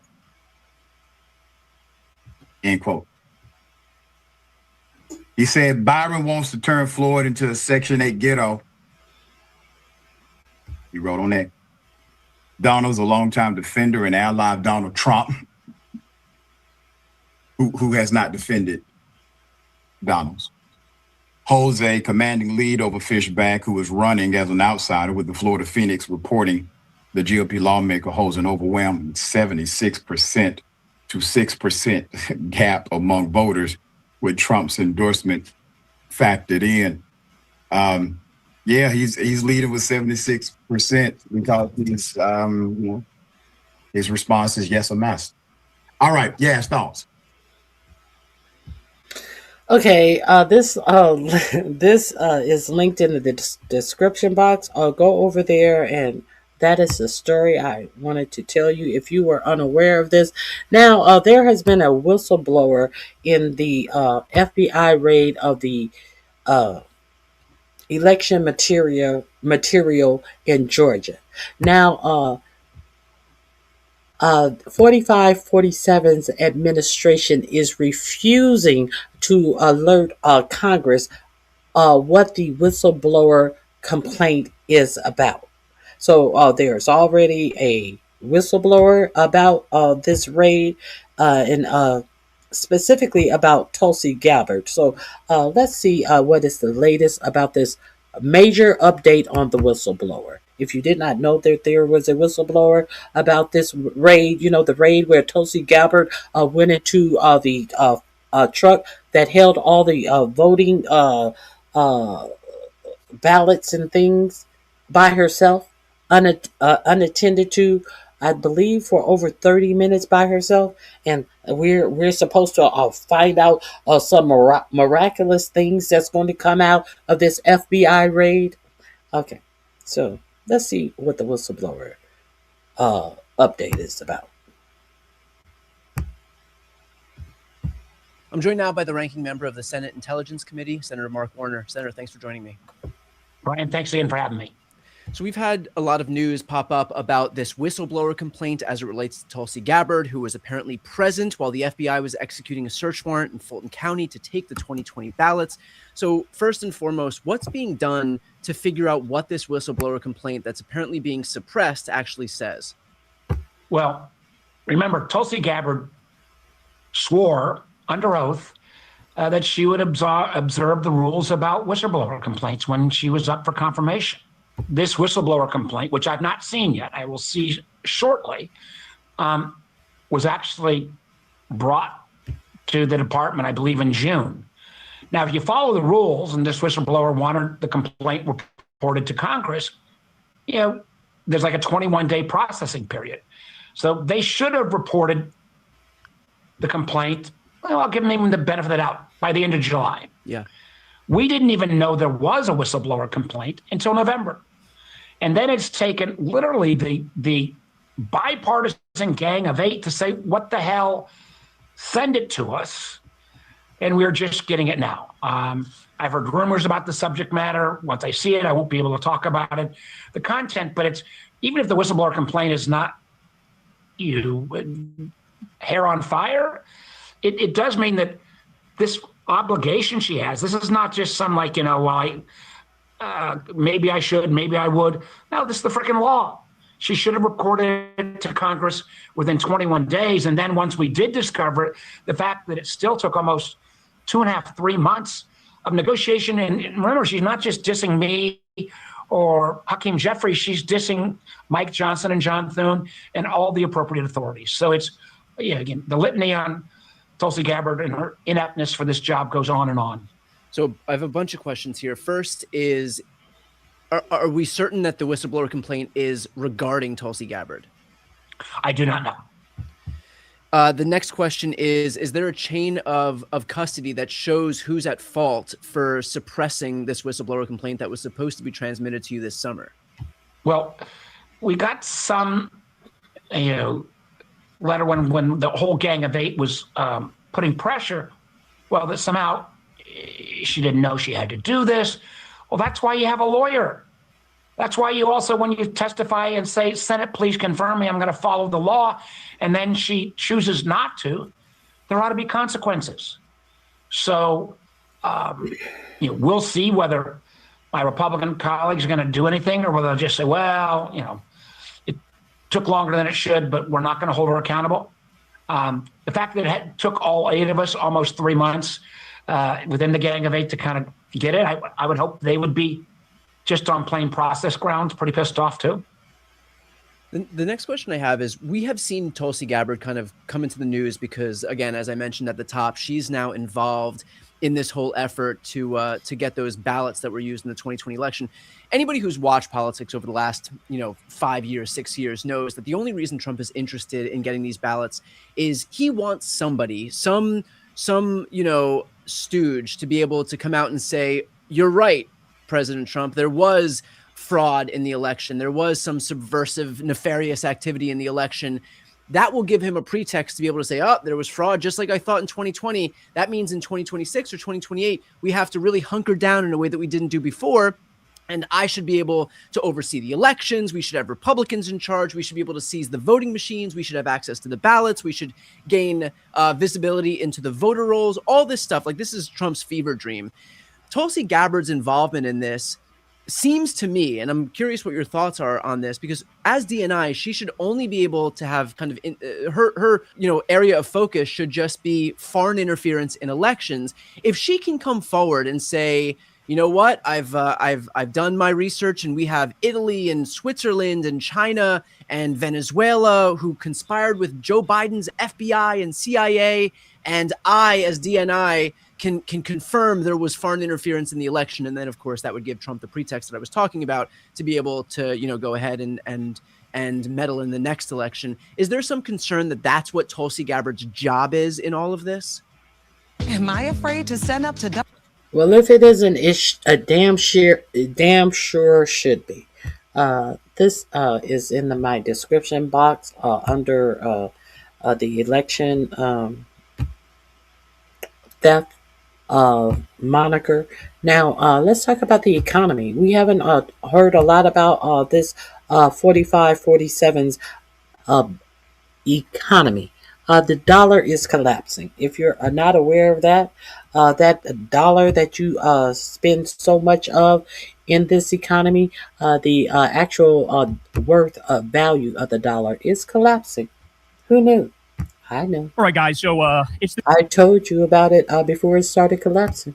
Beginning of the end. I think it's safe to say it's the beginning of the end. So first, let me show you this. Breaking: the average price of ground beef in the U.S. is now up to a record $6.67 per pound. Prices have surged 72% since January 2020, when they stood at $3.88 per pound. Over the same period, chicken breast prices have risen 36%. Furthermore, coffee prices have surged 52% since January 2020. All while the other food category, which includes sugar, sweets, fats, oil, snacks, and prepared meals, has soared 31% over the same period. Food inflation remains far too high. So here's what the chart looks like, y'all. This is political death for the regime.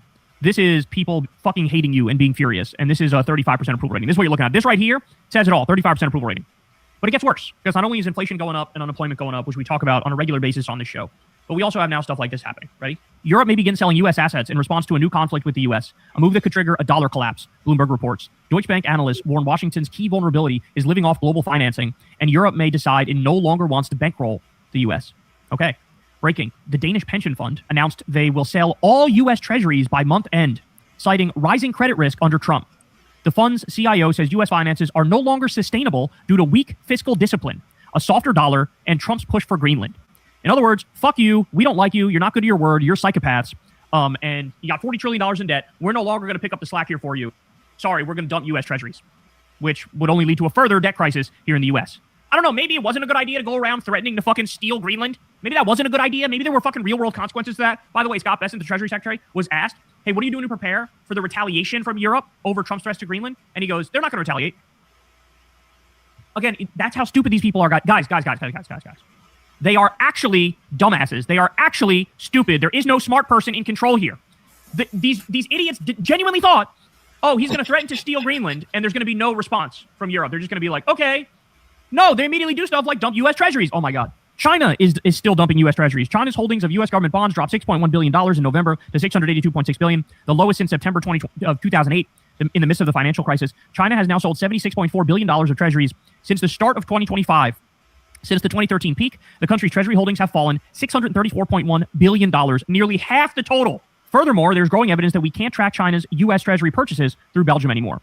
So again, This is a crisis here, what we're talking about. The US dollar is now down over 10% since Trump became president. Over 10%. Now, by the way, the conspiracy brain of mine goes, what if he actually wants the dollar to collapse? Because then him and Peter Thiel and all of his billionaire asshole Epstein class buddies can go in and buy everything up on the cheap and make everybody a total slave peasant to themselves. That's the conspiracy brain. Oh, are you trying to manufacture the dollar collapsing to buy everything up on the cheap? It's very possible. It is very possible. But then again, what you're doing there is electoral suicide is what you're doing. This was yesterday, just in, over $1.3 trillion wiped out from the U.S. stock market today. Now, as of me recording this, it has gone up a little bit, probably because Trump said, I'm not going to steal Greenland. So he had to go out to try to calm the waters. He said that this morning. So the stock market stabilized a little bit today. But again, I think this is all just temporary. I think the trajectory is definitely going to be down because the world doesn't fucking trust us. We're the asshole. We're the pieces of shit. We're the ones that everybody hates. We spit in everybody's eye. We smack them across the face, and then we demand loyalty. Okay, this is in my description box. Go over there and check out Kyle Kulinski's show. This is in my description box under going for broke. Understand that this was created, I think, over a week ago, but I just wanted to, 13 days ago. This was created 13 days ago, but I did want to make sure I shared this with you because you don't hear much talk about the economy, but I want you to know that we are knee deep in a fucked up economy. So I did not want to go without letting you know about that. And here, is there one more thing? I think there's one more thing.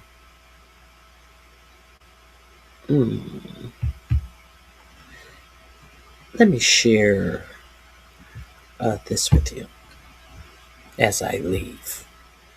Are you sure your tax expert is right for you? Switch to TurboTax Full Service. You'll be matched with a TurboTax expert and get real-time updates on their progress. This will be under my Black History link as well. Let me get through the commercials. Okay, oven or moldy surface. Baked on. Several plaques and markers depicting slavery were taken down from the president's house here. This is by Independence Historical Park. Look, it's getting harder and harder for people to deny that this is a white supremacist organization, our government, that we live under the auspices of Nazis who are running the country, who want to erase the contributions of Black Americans at every turn. The cultural contributions, the military contributions, the scientific contributions, the economic contributions of Black Americans, as if Black people in this country have not suffered enough under the yoke of white supremacy. They want more punishment. Just pile it on, says Donald Trump. They've erased thousands of photographs from military websites that just chronicle what Black people have done for this country. And in an effort, they are erasing the Smithsonian any exhibits that have to do with Black people. They're taking the legs out from the Black History Museum here in Washington, D.C. And now in Philadelphia yesterday, they tore down an exhibit about slaves, people who were enslaved by George Washington himself, because it was a corrosive ideology to remember our actual history. Watch this. This is from the Channel 10, the NBC affiliate in Philly, talking about, and I want you to please tune in, bear down on the fact that these are white men dismantling an exhibit about white men owning Black people as property. Following the controversial removal of slavery exhibits in Old City. Earlier today, I want to show you what happened. Several plaques and markers depicting slavery were taken down from the president's house here. This is by Independence Historical Park, and this is believed to be the result of an executive order from last year in which President Trump told the Department of Interior to ensure that materials don't disparage Americans past or living. Well, the city of Philadelphia filed a lawsuit against the Secretary of the Interior, saying that the city had no notice about the removal of this, calling it arbitrary. Well, Congressman Brendan Boyle posted a statement tonight. He calls this very unacceptable. He says Philadelphia and the entire country deserve an honest accounting of our history, and this effort to hide it is wrong. We also got a statement from Philadelphia City Council President Kenyatta Johnson. He says removing the exhibits is an effort to whitewash American history. History cannot be erased simply because it is uncomfortable. Removing items from the president's house merely changes the landscape, not the historical record. Jackie and Fred, we'll send it back over to you for now. Nazi shit is what this is. Here's another angle, little vertical video action for you. And then I'm going to play a brief hit from the PBS station, or the public radio station there, I believe it is, the WHYY, interviewing a guy about it. And he says things he says the thing that I would be saying if he hadn't said it. First, though, is the vertical video.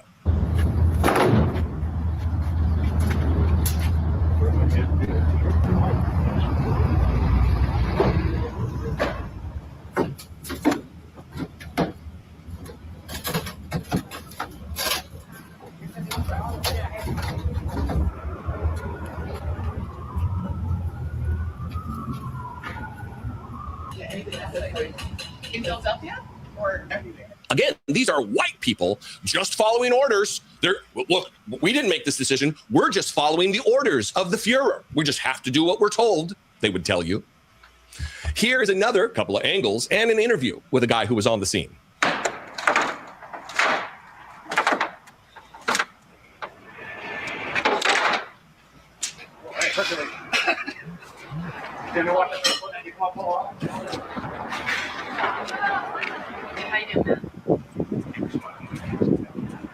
It's history, you know.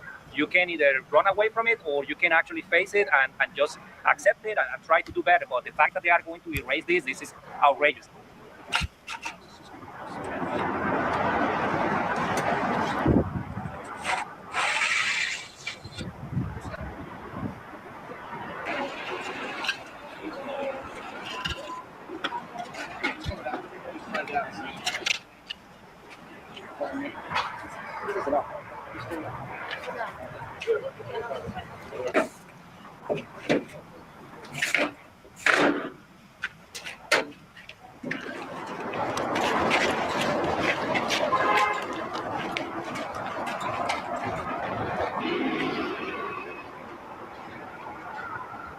Those people should be ashamed of themselves. They are ostensibly working for the national park system. Ostensibly, their duty is to bring people accurate historical information. If you've ever been to a national park, whether that be Monticello in Charlottesville or Mount Vernon, these different places where they have national park people or experts there to answer your questions, that's their job. That's what their mission is to educate people. And Donald Trump is so fragile about our history that he thinks people will hate our country because, like just about every other nation that was run by white people, slavery was a part of the system. I love my country. And I want to talk about slavery because I love my country, because I want people to know about what we've done, what our crimes against humanity were, so we can not make those same mistakes, so we can better ourselves and move into modernity, treating people better, valuing people more.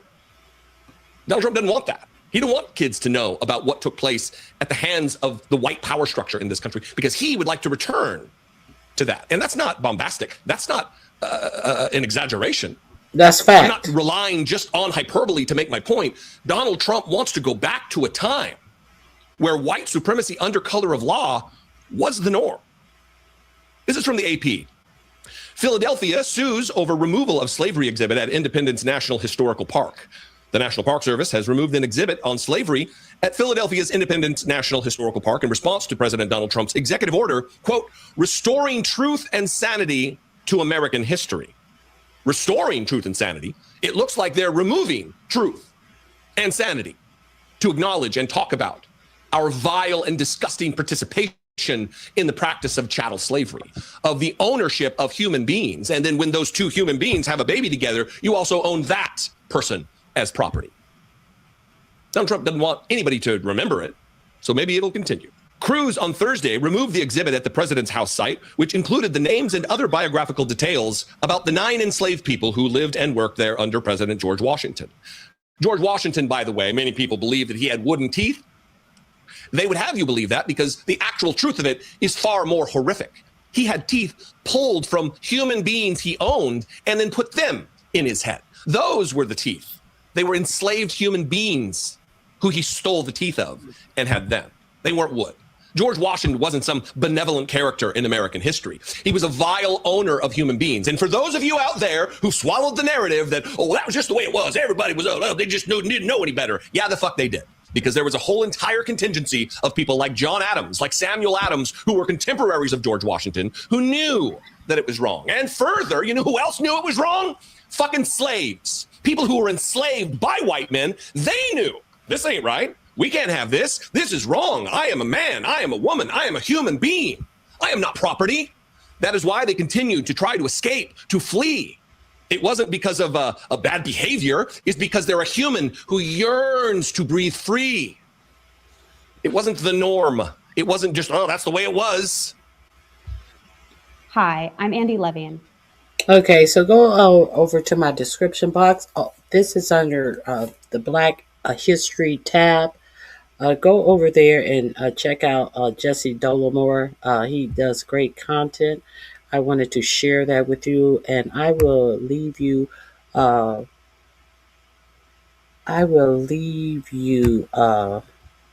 not come in my chat using a person who has molested children's name. If you want to come in my chat, you cannot come in my chat using Jeffrey Epstein's name and photograph.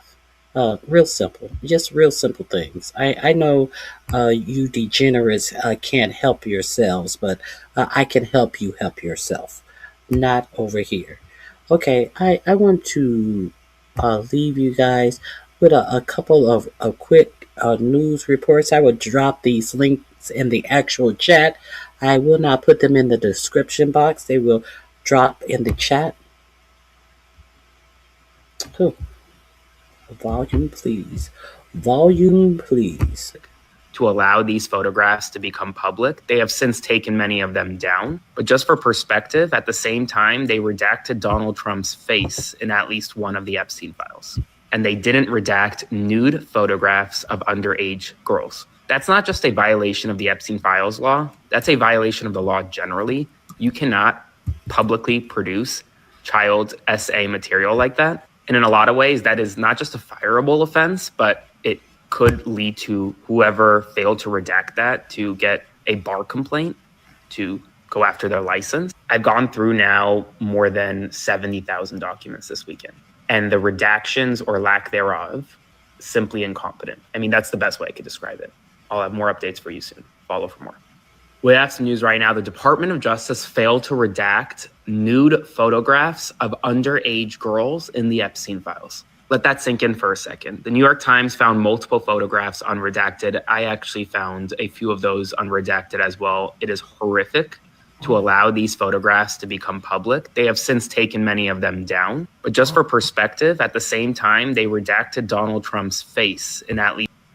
So they could successfully redact 4547's face, but they actually, under the guise it took them so long to release the files because they were protecting the victims, they have actually shown these victims without clothes on. This is your Department of Justice, who is making sure that they protect the victims. Let's hear some more. Regarding the First Lady, Melania Trump, now becoming Michelle Obama's documentary that was released several years ago, has shot up the Netflix charts, surprisingly, to number 6 now, and it's likely only going to go higher as Americans are more focused on watching Michelle Obama's documentary than they are Melania's documentary. Now, why do I say surprisingly? Because according to all like Hollywood and culture publications, it's very uncommon to see a documentary reach the top charts years after it was first released, because people already saw it, right? But this really does seem like a subtle protest of the Melania documentary. So here we are. Spread the word, follow along, stay up to date on all the news that you need to know about. I'll have more to come soon. We have some news right now. Michelle Obama's documentary on Netflix is surging up to the top charts as we speak, following the release of the Melania movie, the Melania documentary. So in response to the Melania documentary, which was regarding the First Lady, Melania Trump, now becoming Michelle Obama's documentary that was released several years ago, has shot up the... So be sure to go over to Netflix and watch Now Becoming, the Michelle Obama biopic. Let me see something.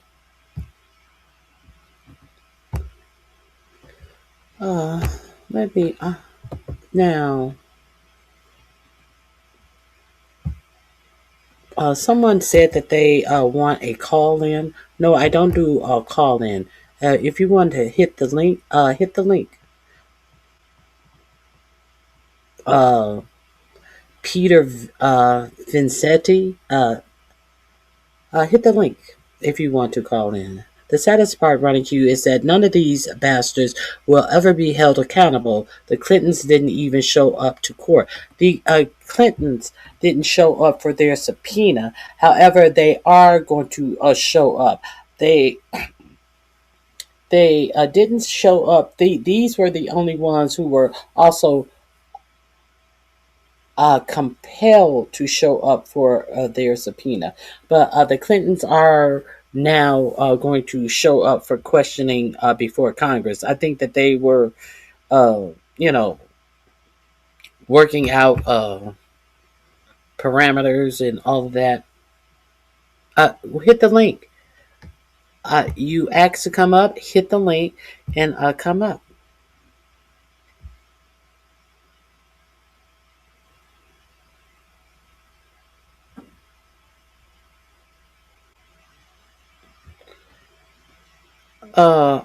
Trump Bunny, spare me.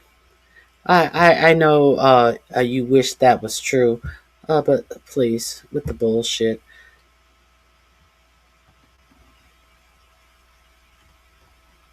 On the other channel, Pete is.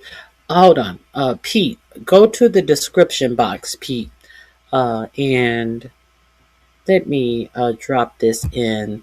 The link. It says it's going to say link in the description box. Hit that link and you will be able to come up. Let me put it in the description box right now. Pete, it said the first link. It says link. Hit that and you should be able to come up. There's the link, Pete. Okay, hold on 1 second. Someone is in the back. Hold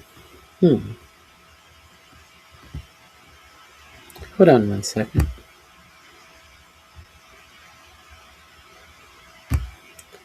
Hi, may I help you?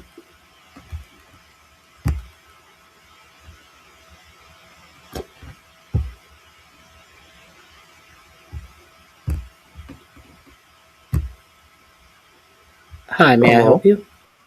Hi, Yes. can you hear me? Yes, I hear you fine. Hi, awesome. I just wanted to ask you a couple of questions. I know you were discussing about the videos that you were showing with the documentary. So I wanted to get your thoughts on some things.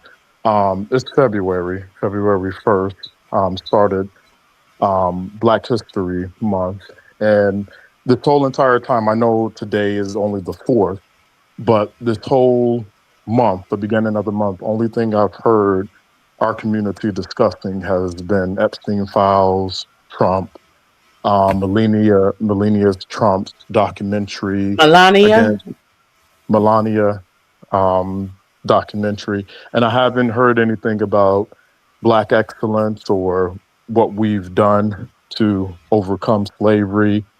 And just in general, like everybody is so stuck on politics. And I don't know. I just find that Obviously, you showed up here late because every day, that is what I do on my channel. Every day in February, I give you more new information. So if you, February 1st, I believe that was on a Saturday or Sunday. I don't go live on the weekends, but the start of every show, every February, I give you another Black history point, and I try to bring forth information. That is how I start every show in February, because I feel that it is very important that we understand our Black history, that we share our Black history, and that we know our Black history so we can have pride in the history of who we are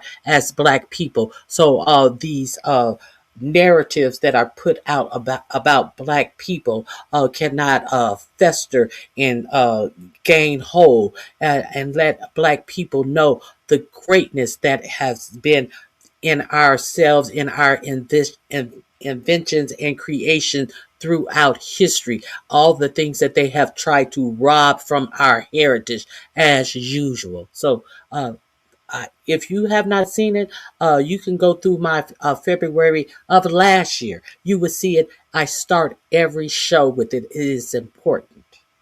Okay, and I wasn't talking about you directly. I just mean in general. I don't want you to feel offended by when I know you more than likely talk about it, but you say you keep up with history, which is awesome because a lot of people don't. What are your thoughts? 1964, when Lyndon B. Johnson passed the Civil Rights Act, and the most famous words by Brother Malcolm when he gave his speech when the act was passed, saying both parties, Republican and Democrats, are bad, but the worst of Yeah, the they two are. is but the worst of the two is the Democratic Party.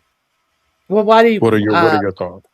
I think that they're both are bad. They're both too concentrated on money and personal uplifting of themselves personally. I think that they are both inherently bad.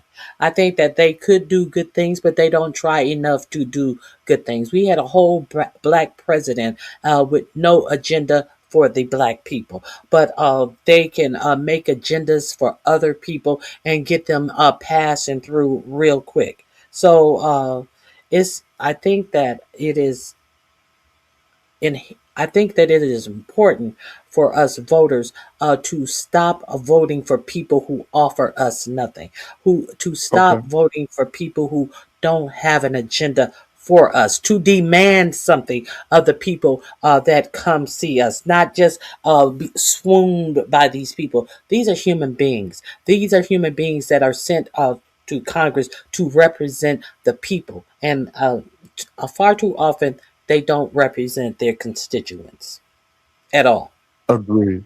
Yeah, agreed. So for the Black community, who would you say? I don't really care about representation because I don't think anybody can represent an entire community and be able to hit on every single ethno demographic.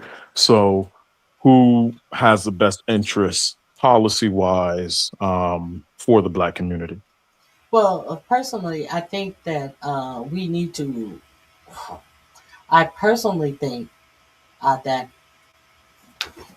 not just the Black community, but the American people as a whole would do a whole lot better if they understand that this Black community, Jewish community, Christian, Muslim community, all of these are deflectors to keep you at each other's throats while these billionaires come through and raid the treasury of our nation. I think that the real fight In what is way?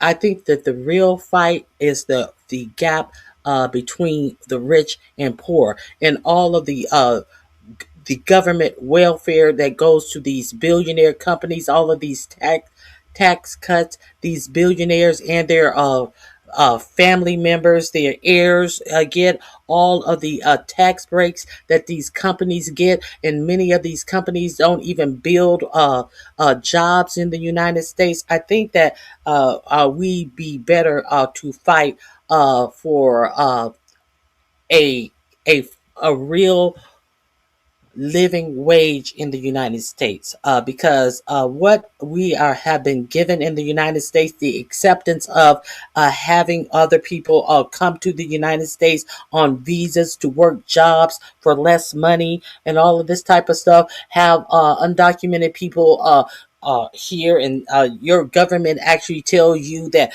well, American people don't want the jobs. Well, if the last I checked, if a job is struggling and they can't afford to pay their workers, then that job is lost. I don't think that is.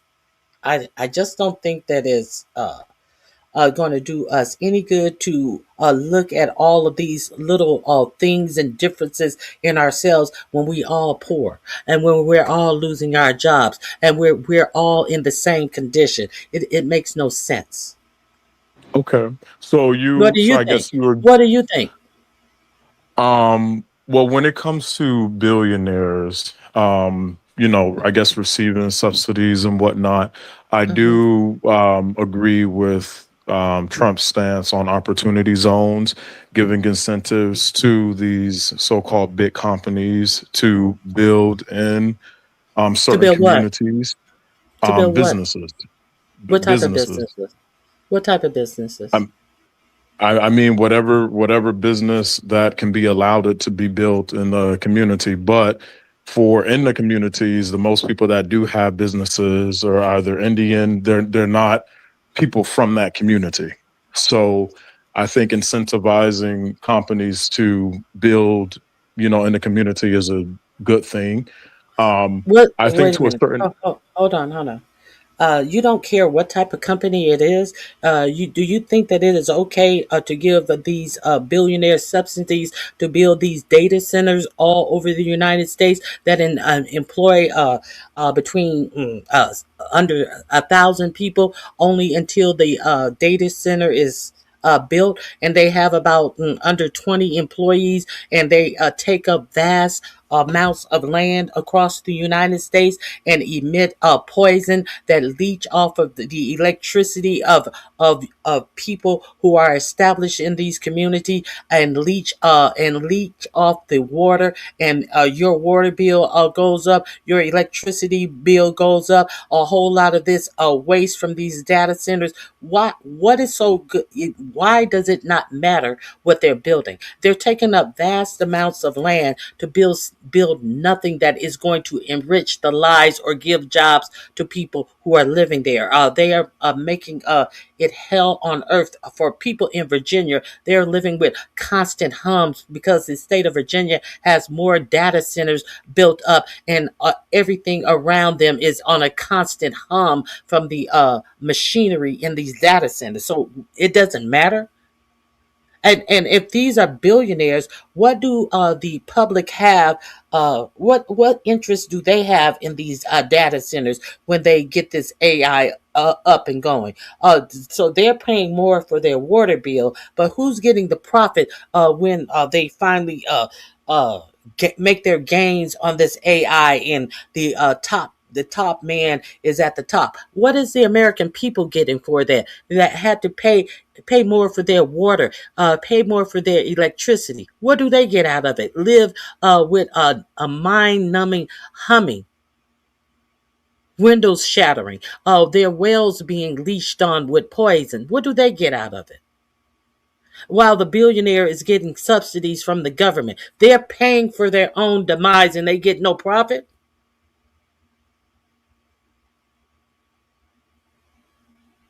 That was a question.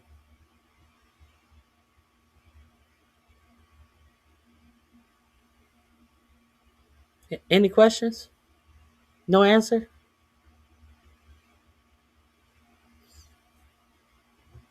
Okay, I guess he has no answer. I don't hear you. Maybe something happened with your connection. I'm going to let you down. No answer. All right. So,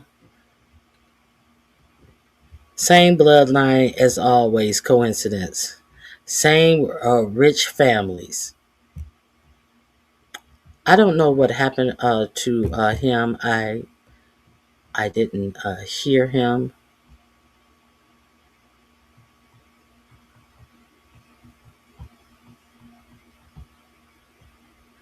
Anthony Rumble Johnson was a UFC fighter. I don't know what that means.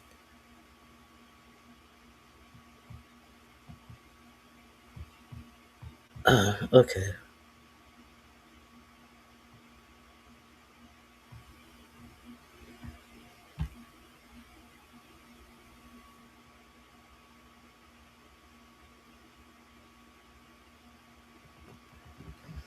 Okay.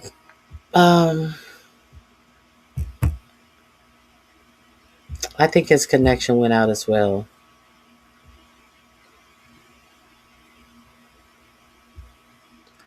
I gave you a long chance to respond.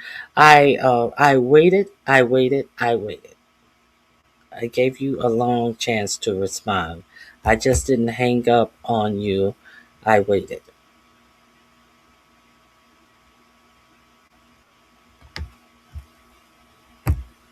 Hello. Hi, I apologize about that. I was listening to you, but my phone went out. Okay. Yeah, I Yeah, did but I immediately. Go ahead. okay. Yeah, I heard everything you said, and I think it is great point. But I like research. I like concrete evidence. So the companies Mm-hmm. that you're talking about that are being in the country that's taking the land, and I guess you said polluting the water and stuff, you would have to tell me what companies those are so I can look them up. It would be MATA, that is going on in Texas. It would be Okay. Memphis, Tennessee. That would be Grok in Memphis, Tennessee. That would be Intel in Ohio. Uh, there are several. They tried to.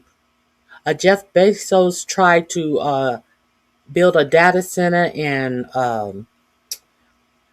Arizona, but the people got together and he did it under a third party name, so you didn't know that it was a Jeff Bezos business. So they are going in under third party names. They are going in Okay. and they are making agreements with the city council and having them to sign NDAs, so the public don't even know that they are building these data centers, and they are not creating their own electricity grid. They are plugging into the grids of the people who are there, and any upgrades to be able to handle the needs of these data centers is being put off on the general public as upgrades to their electricity center or their water plant, and you are not knowing that they're upgrading this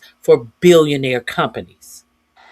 These are the Okay. things. That's why I asked you what companies you're talking about, because you didn't tell me any company at all.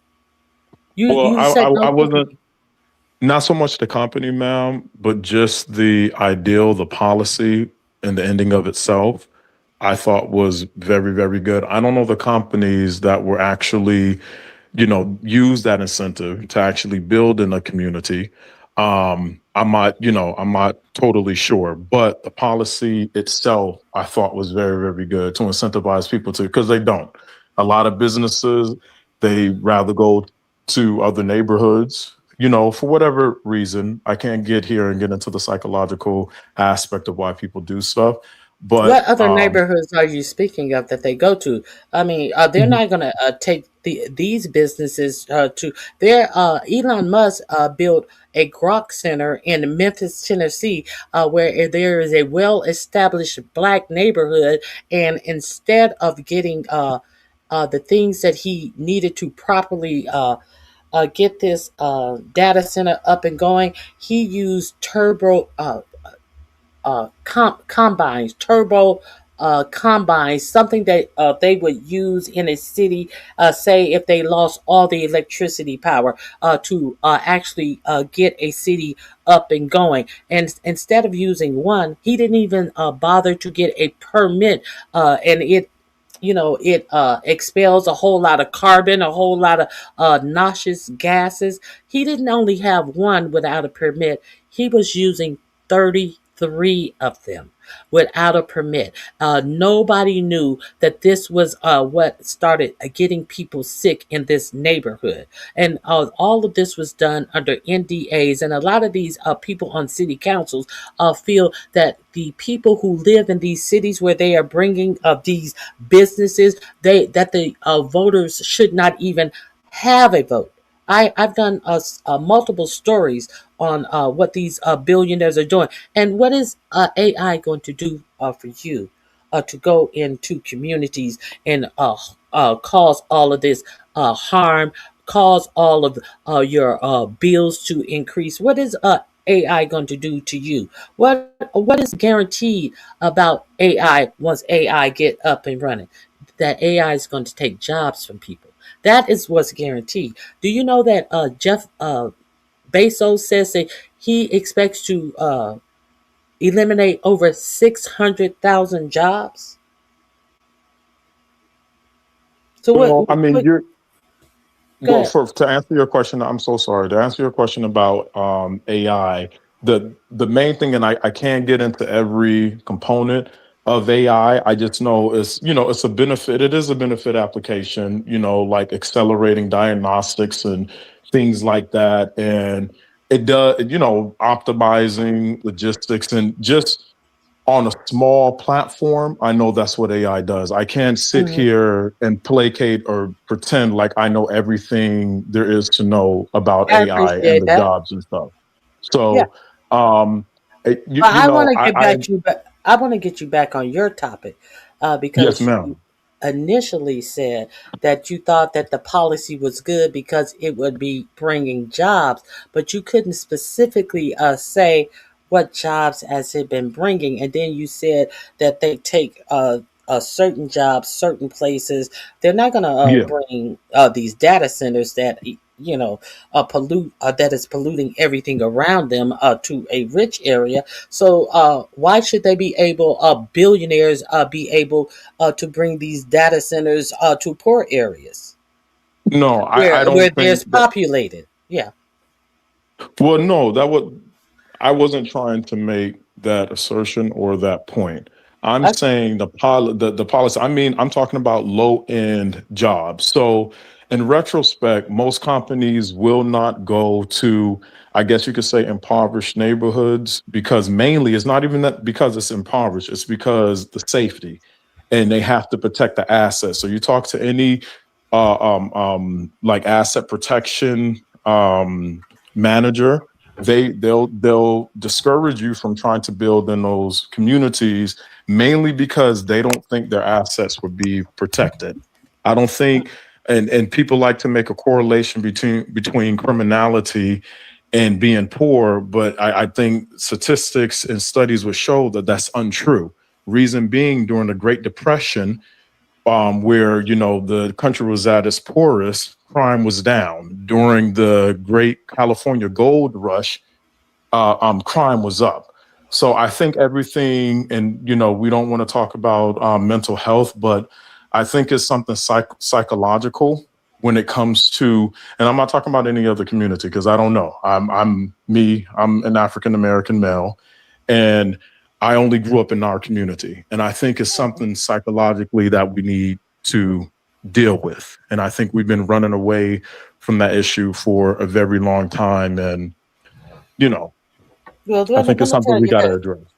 I think it definitely needs to be addressed across this whole country, because when Reagan closed down the state mental hospitals and put a lot of people on the street, you notice that a lot of people also went to jail. There are a whole lot of people who are in jail who are mentally ill. Okay. So let me be clear. Do you notice that when a black criminal commits a crime, they say he's an animal, he's a criminal. It's their culture. But you notice when white people do these heinous, unaliving of people in mass numbers. That what is the first thing that they say? He's crazy. He's mentally ill. Do you ever notice that? But the black person is an animal. But as soon that you have these newscasters on who are breaking the story, and they have automatically deemed this person to be mentally ill. You never noticed that?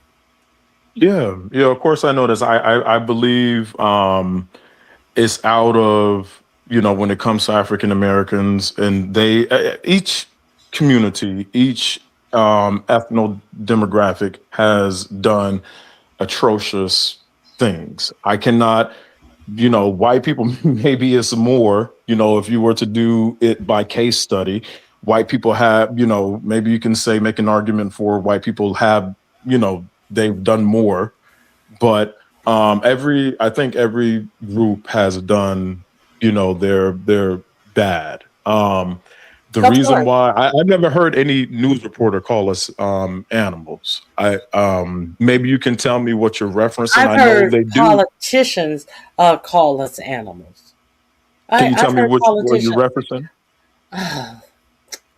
Oh God, I've heard it so many times. I'm surprised you haven't heard. Let me see if I can find one. The only one that I know is the one that everybody goes to with Trump and the Central Park Five. That's the only one that I know where I think that terminology was used, or I don't even know, but I know they refer to that.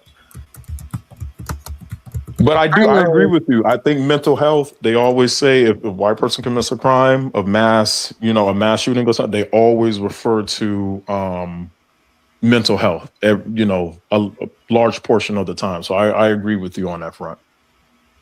Yeah, yeah. So you still haven't told me what businesses in particular, because they always talk about the trickle down effect of giving these rich people all of these tax breaks and everything, and how it's going to trickle down, and it never does anything but trickle into the pockets of their ancestors. Yeah. Well, first, I think, politically, I think there's a few policies that were implemented to stop people from outsourcing. So you have to eliminate illegal immigration, as you stated before, to stop people from hiring people that will take very low wage jobs. And then you need to raise the minimum wage to compete with these so-called billionaires. So where the place that I work at, they made between 10 to 15 million the previous fiscal year. The following fiscal year, they did something close to 21 million. So that's a problem. I didn't receive any residual changes in my paycheck. Neither did anybody else. So that's a problem. If you raise the minimum wage, you will force these companies. I don't think we should try to be attacking them on taxes, because even if they don't give them tax incentives, our paycheck isn't going to change. You need to force these companies to raise the minimum wage to pay their workers more. The only reason why Americans don't do these so-called agricultural jobs is because they don't pay well. So you raise it, you'll have half of America run into agricultural jobs if you say we're paying you $25 to $35 an hour. I kid you not. You'll have more than half of America run into those jobs. So that's what they have to do.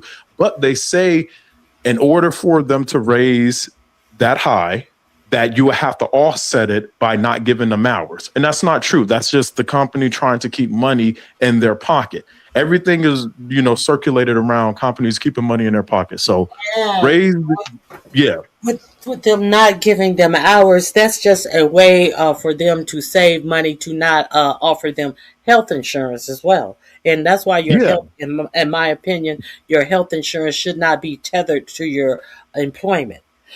Because they will give you just enough hours to keep you as a part-time worker, so they don't have to offer you health insurance. So that's another little slick trick. Yeah, and I do. I think we should attack companies on just like another example where I think our righteous indignation is being targeted towards the wrong thing: reparations. A lot of people may disagree with reparations, and I think a lot of people may agree with it. I think we're going about it the wrong way. I don't believe that every single American, because we would have to go all the way back to the history to where slave owners, it wasn't even them. It was the people, the tribal men who were selling other Africans into slavery. So you would have to go and try to get reparations from them. And then you have Anthony Johnson, who was the first slave owner. So you even had blacks, you had American Indians who owned slaves. So I think the best thing to do that we never got credit for was our patents, our inventions. You have the traffic light, you have the ironing board, you have the washer, the dryer, the refrigerator. Yes. We didn't get paid for any of that. We didn't get paid for any of that. That's where we should be going after. We should try to the families should be compensated for their ancestors Look at producing these things. Henrietta Lack. Her family still is not Yes.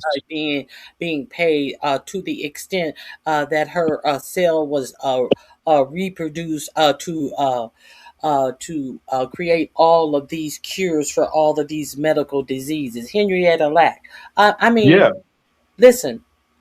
But the thing about it is to individually set up reparations for patents that they're not going to even admit that they got from a black inventor in the first place. I think that we should look at the overall wealth that was rendered to this country off of the back of free labor. You can calculate that, and you can. I think this it's hard to find who have the patent and who they stole the patent from, and who are the descendants of the people who created this patent. Things like the elevator, all of these different things. All of these different things. So I think that the general wealth that how it brought America into a wealthy society, that we're shipping all of the cotton all over the world. See, that's what made America wealthy. These are the things that made America's wealth off of the direct backs of free labor. Okay, now you have economists who would disagree with that the economic sustainability of the United States was from slavery, and that's what's sustaining it today. Or what would you say is if you could put a dollar amount on, what was a contribution, or what is still steamrolling the American economy today that benefited from slavery? Because you have a lot of economists who would argue, that the remnants of slavery and America's economy today is reminiscent or non-existent. Listen, America would not be what it was today if it wasn't for the wealth that America had off of slavery. So you could never say that. They could try to say that, but they could never say that. There's no way they could ever say that. They can try to diminish the effects on the success of that slavery, the ill-gotten gains from slavery had in this country, but you cannot deny all of these Rockefellers and all of these people who got rich off of slavery. They're never going to go poor, and they got their riches directly from free labor. So they can try to sell that to people, but I'm not buying that. Yeah, no, I'm not saying I don't disagree. They can increase profit to the value of what it is today. If you are paying government contracts to billionaires to do shit like go to Mars and all of this shit that you paying Elon Musk for, you can't. Now this is somebody who has not contributed a goddamn thing to America. Hasn't contributed nothing to Elon Musk. Elon Musk, yes. Elon Musk. Okay. You don't think he contributed? No, I don't think he contributed a goddamn thing to America. All he has done is come to America and live off the tit of the taxpayers in America. What has he contributed to America? Well, the biggest thing I would say is they, employ. No. They employ well over 150,000 people. Austin, Texas. He didn't outsource Tesla, manufacturing centers. It's in Austin, Texas. I think that is huge. One of the biggest companies in the world is here in the U.S. I think that's a very, very big deal. It does take on a large portion of America's economy. I think it helps, especially the company being here in America. So that one thing I think is a very, very big deal. Okay, so in Austin, Texas. So he's getting a tax write-off for having his business in Texas. First of all, second of all, what is their pay rate compared to all of the other car companies? I don't believe that they're paying. And third of all, this is a company where routinely at Tesla in Northern California that people have to go to work and be called nigger to their face by their supervisors and things like that. So I need to know how much they're getting paid, how much have their plants been automated, how much has AI and robotics have taken over their plants. I'm pretty sure that they probably had more employees when they first started than they actually are employing now. Okay, well, that, ma'am, and I don't want to straw man or red herring the argument. You asked what contributions has Elon Musk given to America. That is a pretty significant contribution that his company is here in the U.S. and he, But you hold know, on. His company would not be here in the U.S. because his company was failing here in the U.S. until he went to President Obama and got subsidies from you, the taxpayer, to save Tesla. So don't tell me that he's doing so much for Americans. I want to know what is he paying Americans? He is the richest person in the United States. What are his employees being paid? That is not a straw argument. And like I said, he lives off of the American tea. And Tesla would have gone under if Barack Obama didn't give him money to save Tesla. okay, so the average is a little bit entry level position for Tesla. I would say this is just a call representative or something between 38 Tesla job 38 an hour. It's a big range, 35 to 150 thousand. But I'm not trying to make the point of what his people are compensated. I'm making the point of he does contribute something. Even if you want to say it's on a small scale, he contributes something to America. You have billionaires like Jeff Bezos, who you listed, they outsource most of their companies and stuff. So if any credit, they use contractors. Is that what you mean? Outsourcing? yeah, well, having their manufacturing companies in other countries is what I mean. Outsourcing to it, yeah. So I mean, I'm not trying to say he deserves all the credit in the world. I'm definitely not going to say he deserves no credit. If anything, he deserves some credit because he could. It's cheaper, much cheaper, especially with the tariffs. It doesn't help him, to keep his business here in America, especially when he has, It does help materials him. coming. It does help him if he building his cars here. He does not have to pay the tariffs. There's no tariff that they have to put upon the buyer. So he doesn't have to worry about tariffs. That is a good thing for him independently. He even though he's not selling more cars, he would be able to sell more cars.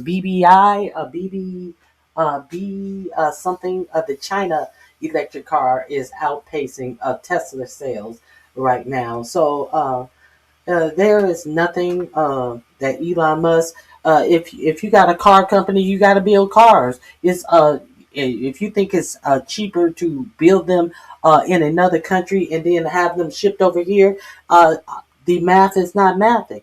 Okay, you got a business. You have to employ employees. I'm not patting you on the back when every time you need a bailout, you come into the taxpayer. You get nothing. What do you mean bailout? What do you mean?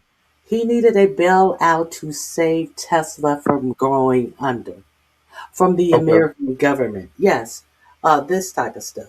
I'm not applauding someone who is abusing their workers. I'm not applauding someone who is allowing his black workers in his company to be called niggers at any whim. I'm not about You saying Elon Musk called somebody the N word? his employees. His Oh, his employees. Yes. Okay. For years, this has gone on for years. If he wanted to tackle this, it wouldn't be a continuum of this type of atmosphere in his workplace. He creates the atmosphere in his workplace, and if he wanted to stop, it would have been stopped. Okay. I don't know, because then we'll get lost in the weeds trying to Yeah, pinpoint it's some lawsuits. which. It's lawsuits. There are lawsuits. Okay. Now you can sue for almost anything, but it goes by if how it was litigated and how it was settled. You can sue. I can sue you because I'm offended at your point of view, and I could say it was discriminatory against a certain sect of people. I mean, you can. You can sue. But when you win the suit, what does it mean? It means that you've proven your case. Yeah, absolutely. But I don't know if they won. I would have to. Yeah, they did win. Look it up. Look it up. You're welcome to come back. I don't see any merit in this overt racism.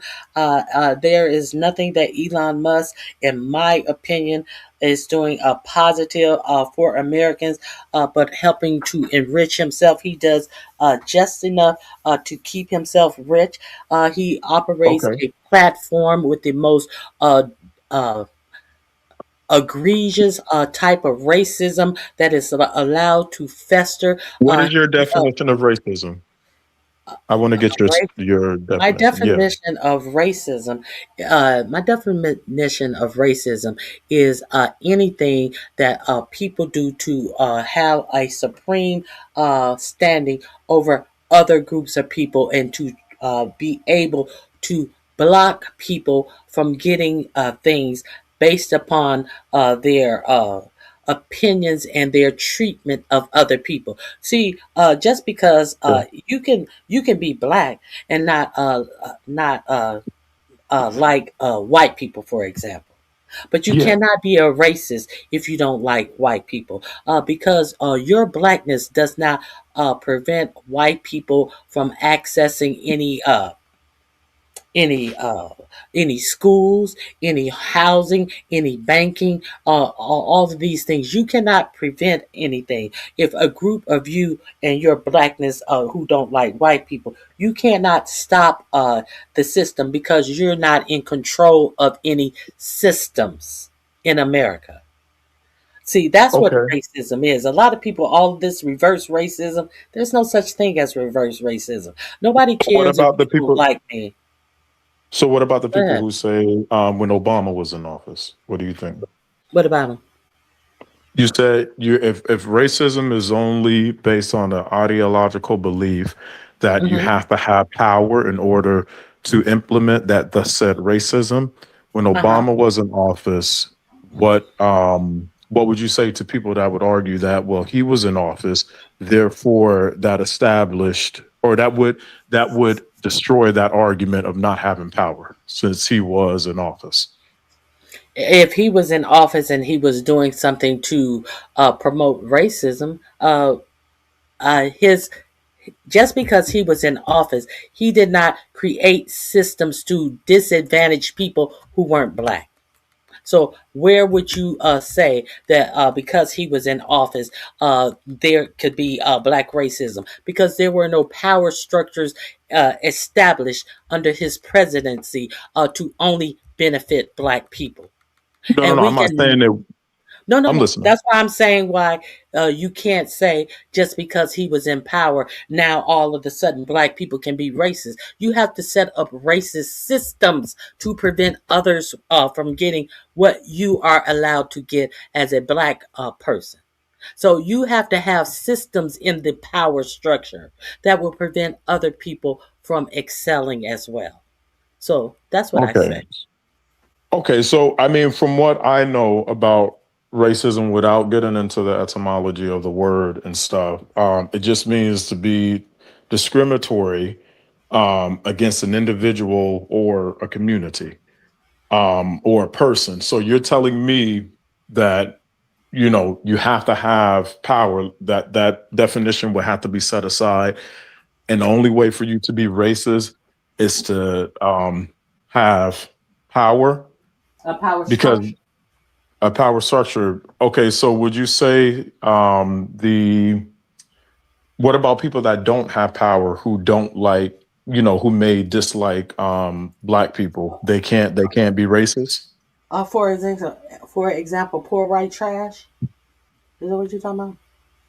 No. I mean, outside of white people, like other people. I don't know if you know, but there's a pretty large constituents of Asian, you know, Asians, I guess you could say, across the world that do not care for black people. This was exhibited in the movie Norbit, where you know, they made a joke like, we don't like black people. And you know, it's pretty well known. So what would you say about them, you know, or any other race that may not like black people? Can they be racist or no?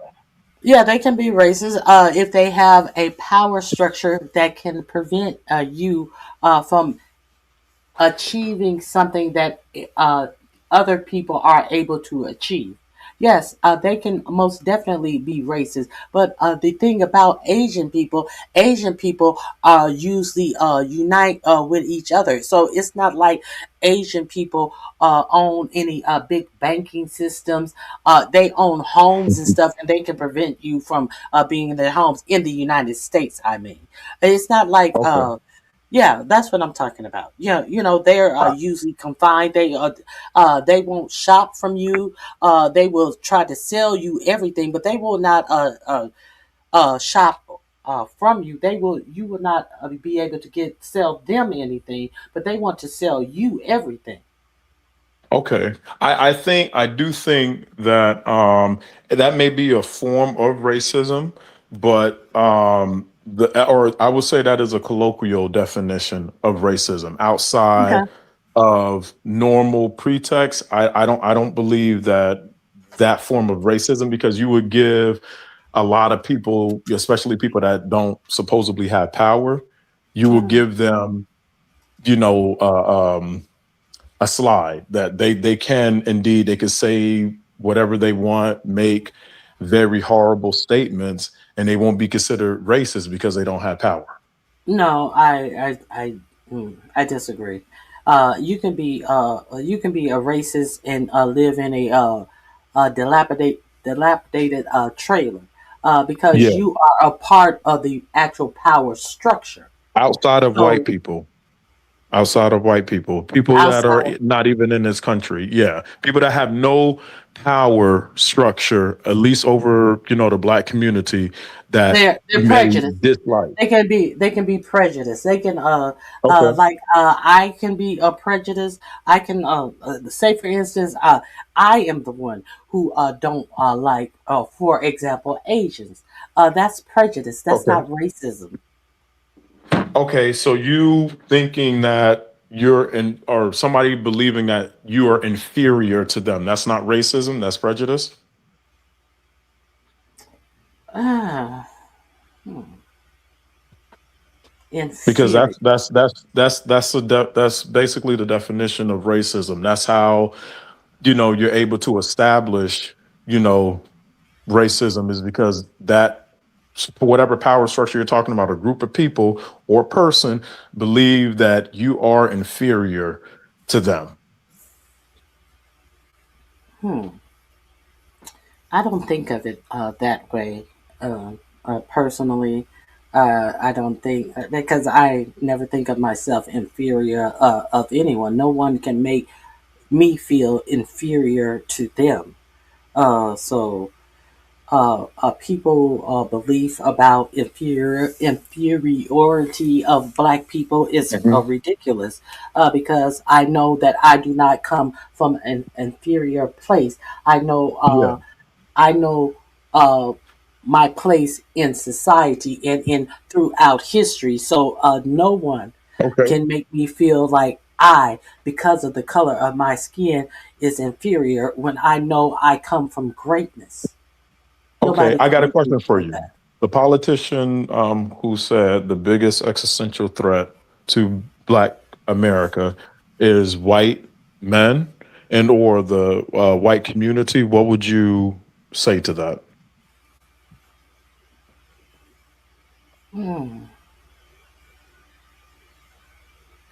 I would say. What is the biggest threat? What do you think the biggest threat is? Believing that white men have that much power over you. I think believing that and living that and acting acquiescing to that you think that these people are the biggest threat to you. The biggest threat to you is not knowing who the fuck you are. The biggest threat to you is not knowing that the laws that govern them govern you. The rights that govern them govern you as well. I think too many people want to pretend as if we can't do the things in the United States that everyone else is able to do. I think that is a problem. Too many of us don't know our right. Too many of us cower behind not knowing our actual rights, and that's a lot of reasons why we get taken advantage of. So you got to do some work to not feel and not accept the shit that they would like to put on you.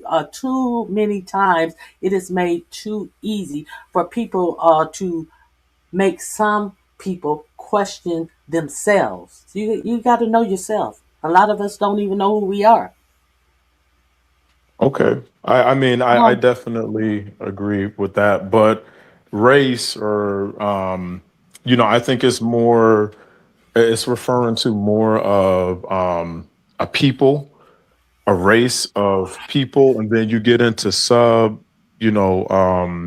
sections of that said race, like culture, ethnicity, and other things. But I don't know. I don't believe racism to be this,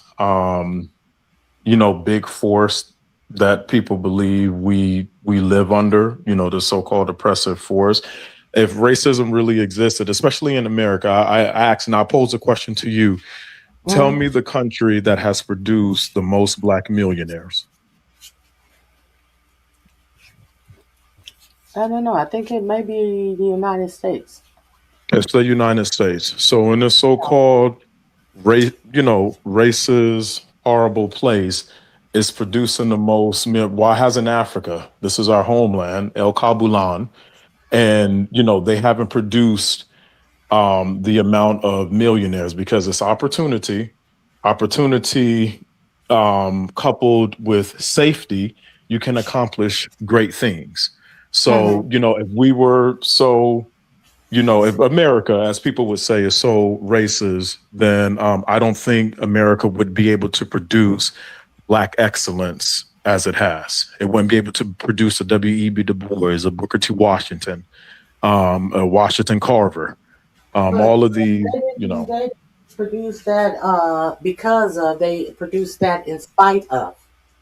Yeah, of course. You understand that Booker T. Washington, it was while in his lifetime, it was illegal for Black people to know how to read. So it wasn't because of, it was in spite of. Yeah, but what was his great Atlanta Compromise? Cast your buckets where you stand. He told you to integrate. He believed in integration. He believed strongly, and he said it in that speech. The Atlanta Compromise, cast your buckets where you stand. Don't worry about who doesn't like you. Become, institutionalized, where pick up manufacturing jobs. Don't worry about so much with civil rights. And that's why him and W.E.B. Du Bois clashed. And, they had different, pieces, literature pieces going against each other's school of thought. But Booker T. Washington, believed in, he didn't so much believe in forcing integration on someone. And W.E.B. Du Bois said it himself. He said, and he graduated from Harvard, he said, it is a waste of time and effort for you to convince a majority to do what they are set not to do. And so although he went against Booker T. Washington, he in some ways agreed with them because he didn't agree forcing a majority to do what they want to do. But yeah, Booker T. Washington, he strongly believed in working alongside the so-called racist white people, and eventually, freedom will come, but you would have established some type of work ethic, so I don't know. So what do you? Wait a minute. Let me ask you a question. What do you think about segregation? If you was living in segregation, would you long for it, or knowing how segregation, the ending of segregation, how it's wound up? What do you think about segregation? Segregation. I don't think any one person cared more for the Black community. I'm not trying to get religious or spiritual. Jesus cared about all people, but Malcolm X, Brother Malcolm, because he didn't have any stake in America. He didn't care. He only cared about the civil justice for Black people. Martin Luther King was involved in a lot of stuff. Marcus Garvey, he was trying to figure out with the Black Star, being investigated by the FBI. Supposedly he ripped off Black people. And the only one that I found in history that really cared just for the Black community was Malcolm X. And he was a segregationist. He didn't believe when they integrated schools, that's when it became bad, because once they integrated, what happened? All of the white people left, all of the teachers, all of the resources, all of the books, everything left. We did not take time to build in our own community. We did it. And that's sad. And then the ballot and the bullet, I believe Malcolm X's famous speech, he said, "Who taught you to hate yourselves?" I think I think as a people, we really do hate each other. And I think it is a huge issue that we have to address. And I think if we can address that, I think, man, we could do wonders, for each other and in our community. I concur with you on all of that. My family is from the Deep South. I grew up in a Midwest city. I remember we've always lived in the suburbs, but I remember when my parents bought their first home, and it was a lot of white people on the block, but it was like every weekend it was moving trucks, and then the next weekend there was a new Black family, until our whole block was Black homeowners. But they were Black homeowners, but it was that white flight that I didn't realize what it is. There's a name for it. I experienced. Do you agree with that? What do you mean, do I agree with it? Like when it comes to like Black flight and stuff, I like that you brought that up. Do you? I don't want to say agree with it, but what's your stance on that? Oh well, I absolutely lived it, but I don't take nothing less from my upbringing, because my family were from the South. Now they owned their land in the South and all that, and my grandfather had a thing, and he told us and all of the grandchildren knew, own you some land so no one can throw you out of anything that you own. So things were instilled in our family. So we had a fabulous upbringing, because all of these were people who were trying to get somewhere in life and trying to excel and make life better for their children than it had been for them. And unfortunately, it seems like that type of mentality has totally dropped off in our society as a whole. That it seems like too many people. Well, you're 18. You gotta. I'm gonna throw your kids out. Your kids have nowhere to go. You haven't instilled anything in your children that will make them functioning adults. They don't know how to do their laundry. They don't know how to cook for themselves. They don't know how to do anything, because these are things that you have not taken time out to instill something in the youth of today. I don't have children, but I look at some youth of today, and I am just frightened. about how little has been instilled in some of the youth of the day. But I don't take anything away from my upbringing. I think that, well, nothing. So what do you think about white flight? Do you experience that?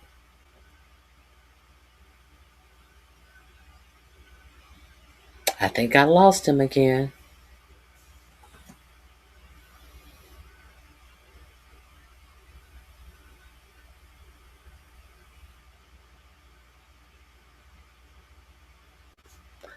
I think I've lost him again. He's trolling. Uh-huh.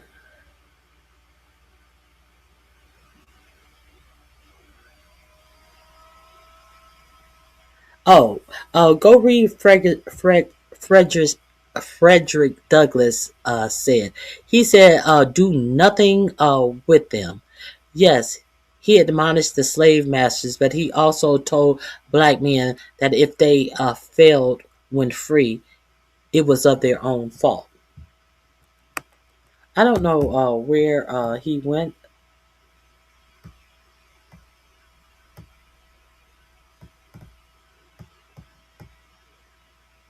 Okay, he's gone.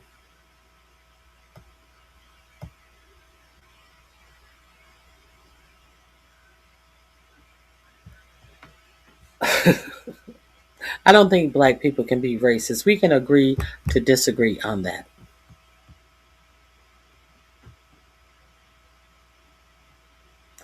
These kids today are just spoiled. This tethering is real. They found a new word. They're gonna overuse the word tethering all the time now. Give them a piece, they'll take a mile. Terrence believes that he is trolling. Okay, so I think that is it for me today. Let me see. This is why FBAs are on vacation. Okay. Is that why? As a Muslim, I no longer live like a Westerner. Therefore, I think you mean the world is different.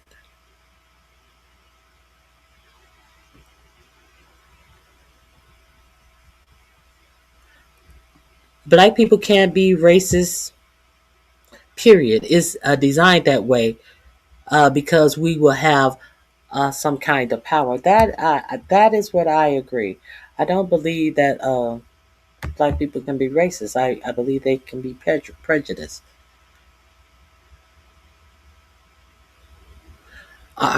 We are dealing with the social construct definition. I don't know what definition he was dealing with.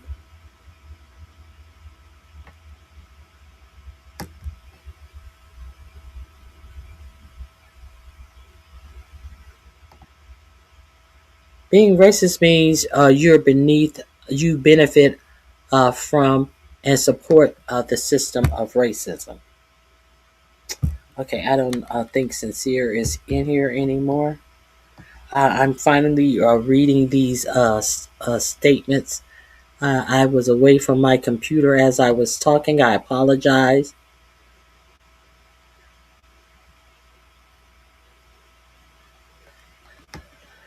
Racism is not based upon the color of your skin and the content of your character. Please. All right. Thinking someone is inferior with power. Okay. So I had a good conversation.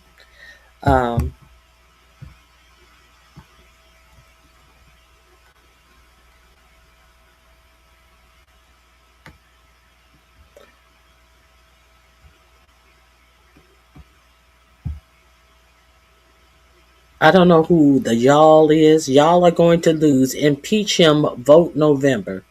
If there is a vote available in November. trust and believe. The vote may be postponed in November, the way things are looking right now. Thank you to Chandler. He had a bad connection. Oh, there you are. Beautiful conversation. God bless until next time. I had a great time with you as well. Uh, People are welcome to come up on the link. If you want to come up and have a conversation, we can always agree to disagree. But the disrespect is something that I'm not with in here. You know, I'm trying not to snap. I'm trying to converse a little bit more. Fight the power, Bambinos and Hermanos. Yes, fight the power. Okay, I thank you all for being here. What you believe is a reality. You're operating on feelings rather than fact. Yes, black people can, in fact, be racist as much as you want to deny it. That's cognitive dissonance and simply untrue. Well, I disagree with you. How about that? I disagree with you.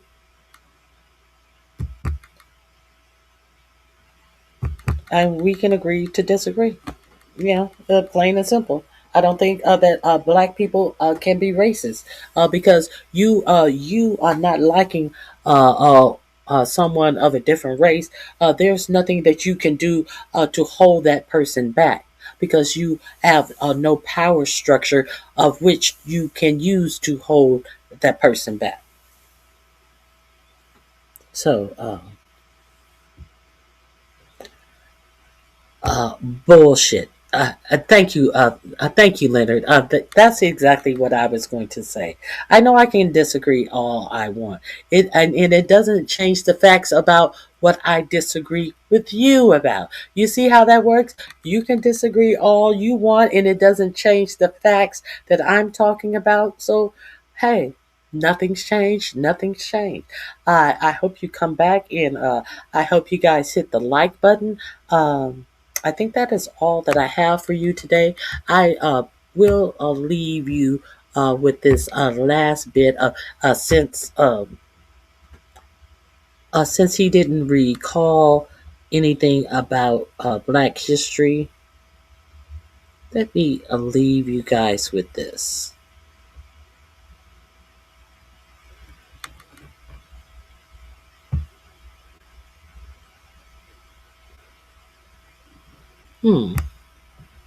Let me find it. I will leave you with this. I will leave you with this bit of Black history information.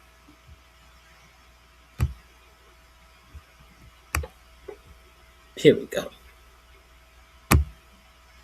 It was a black person that invented it. There's a clip going around of Donald Trump talking about how great American innovation is, and everything that he named that America invented, it was a black person that invented it. This is a nation that invented the light bulb, the telegraph, the television, the telephone, the computer chip, the smartphone, the GPS, the integrated circuit, and even the internet. Basically, we invented everything. What is left? We invented everything. Bro, black people did all that. We innovate and create everything. We've invented the ice cream scoop, ice cream, the alarm. We did invent ice cream. I found that out like a couple. The alarm system, macaroni and cheese, plasma, the hot comb. There's a list of so many inventions and creations by black people. What is left? We invented everything. It was a black person that invented it. There's a clip going around of Donald Trump talking about how great American. Now, Terrence Johnson think that I was trolled. Oh well. It happens. It happens. I hope you guys come back again. And let's do this one more time.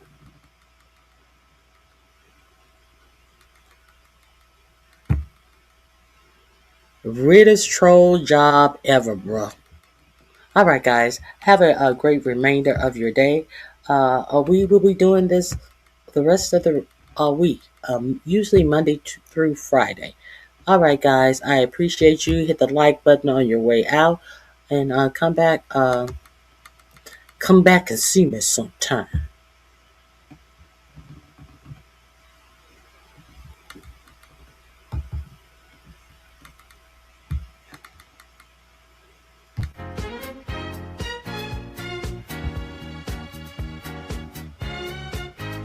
In the morning when I'm driving, I really come alive when I listen to my Ronnie, I listen to my Ronnie Q. They are rare and they are few who can compare with Ronnie Q. So grab a chair, she's coming through. She's on the air, it's time for Ronnie Q.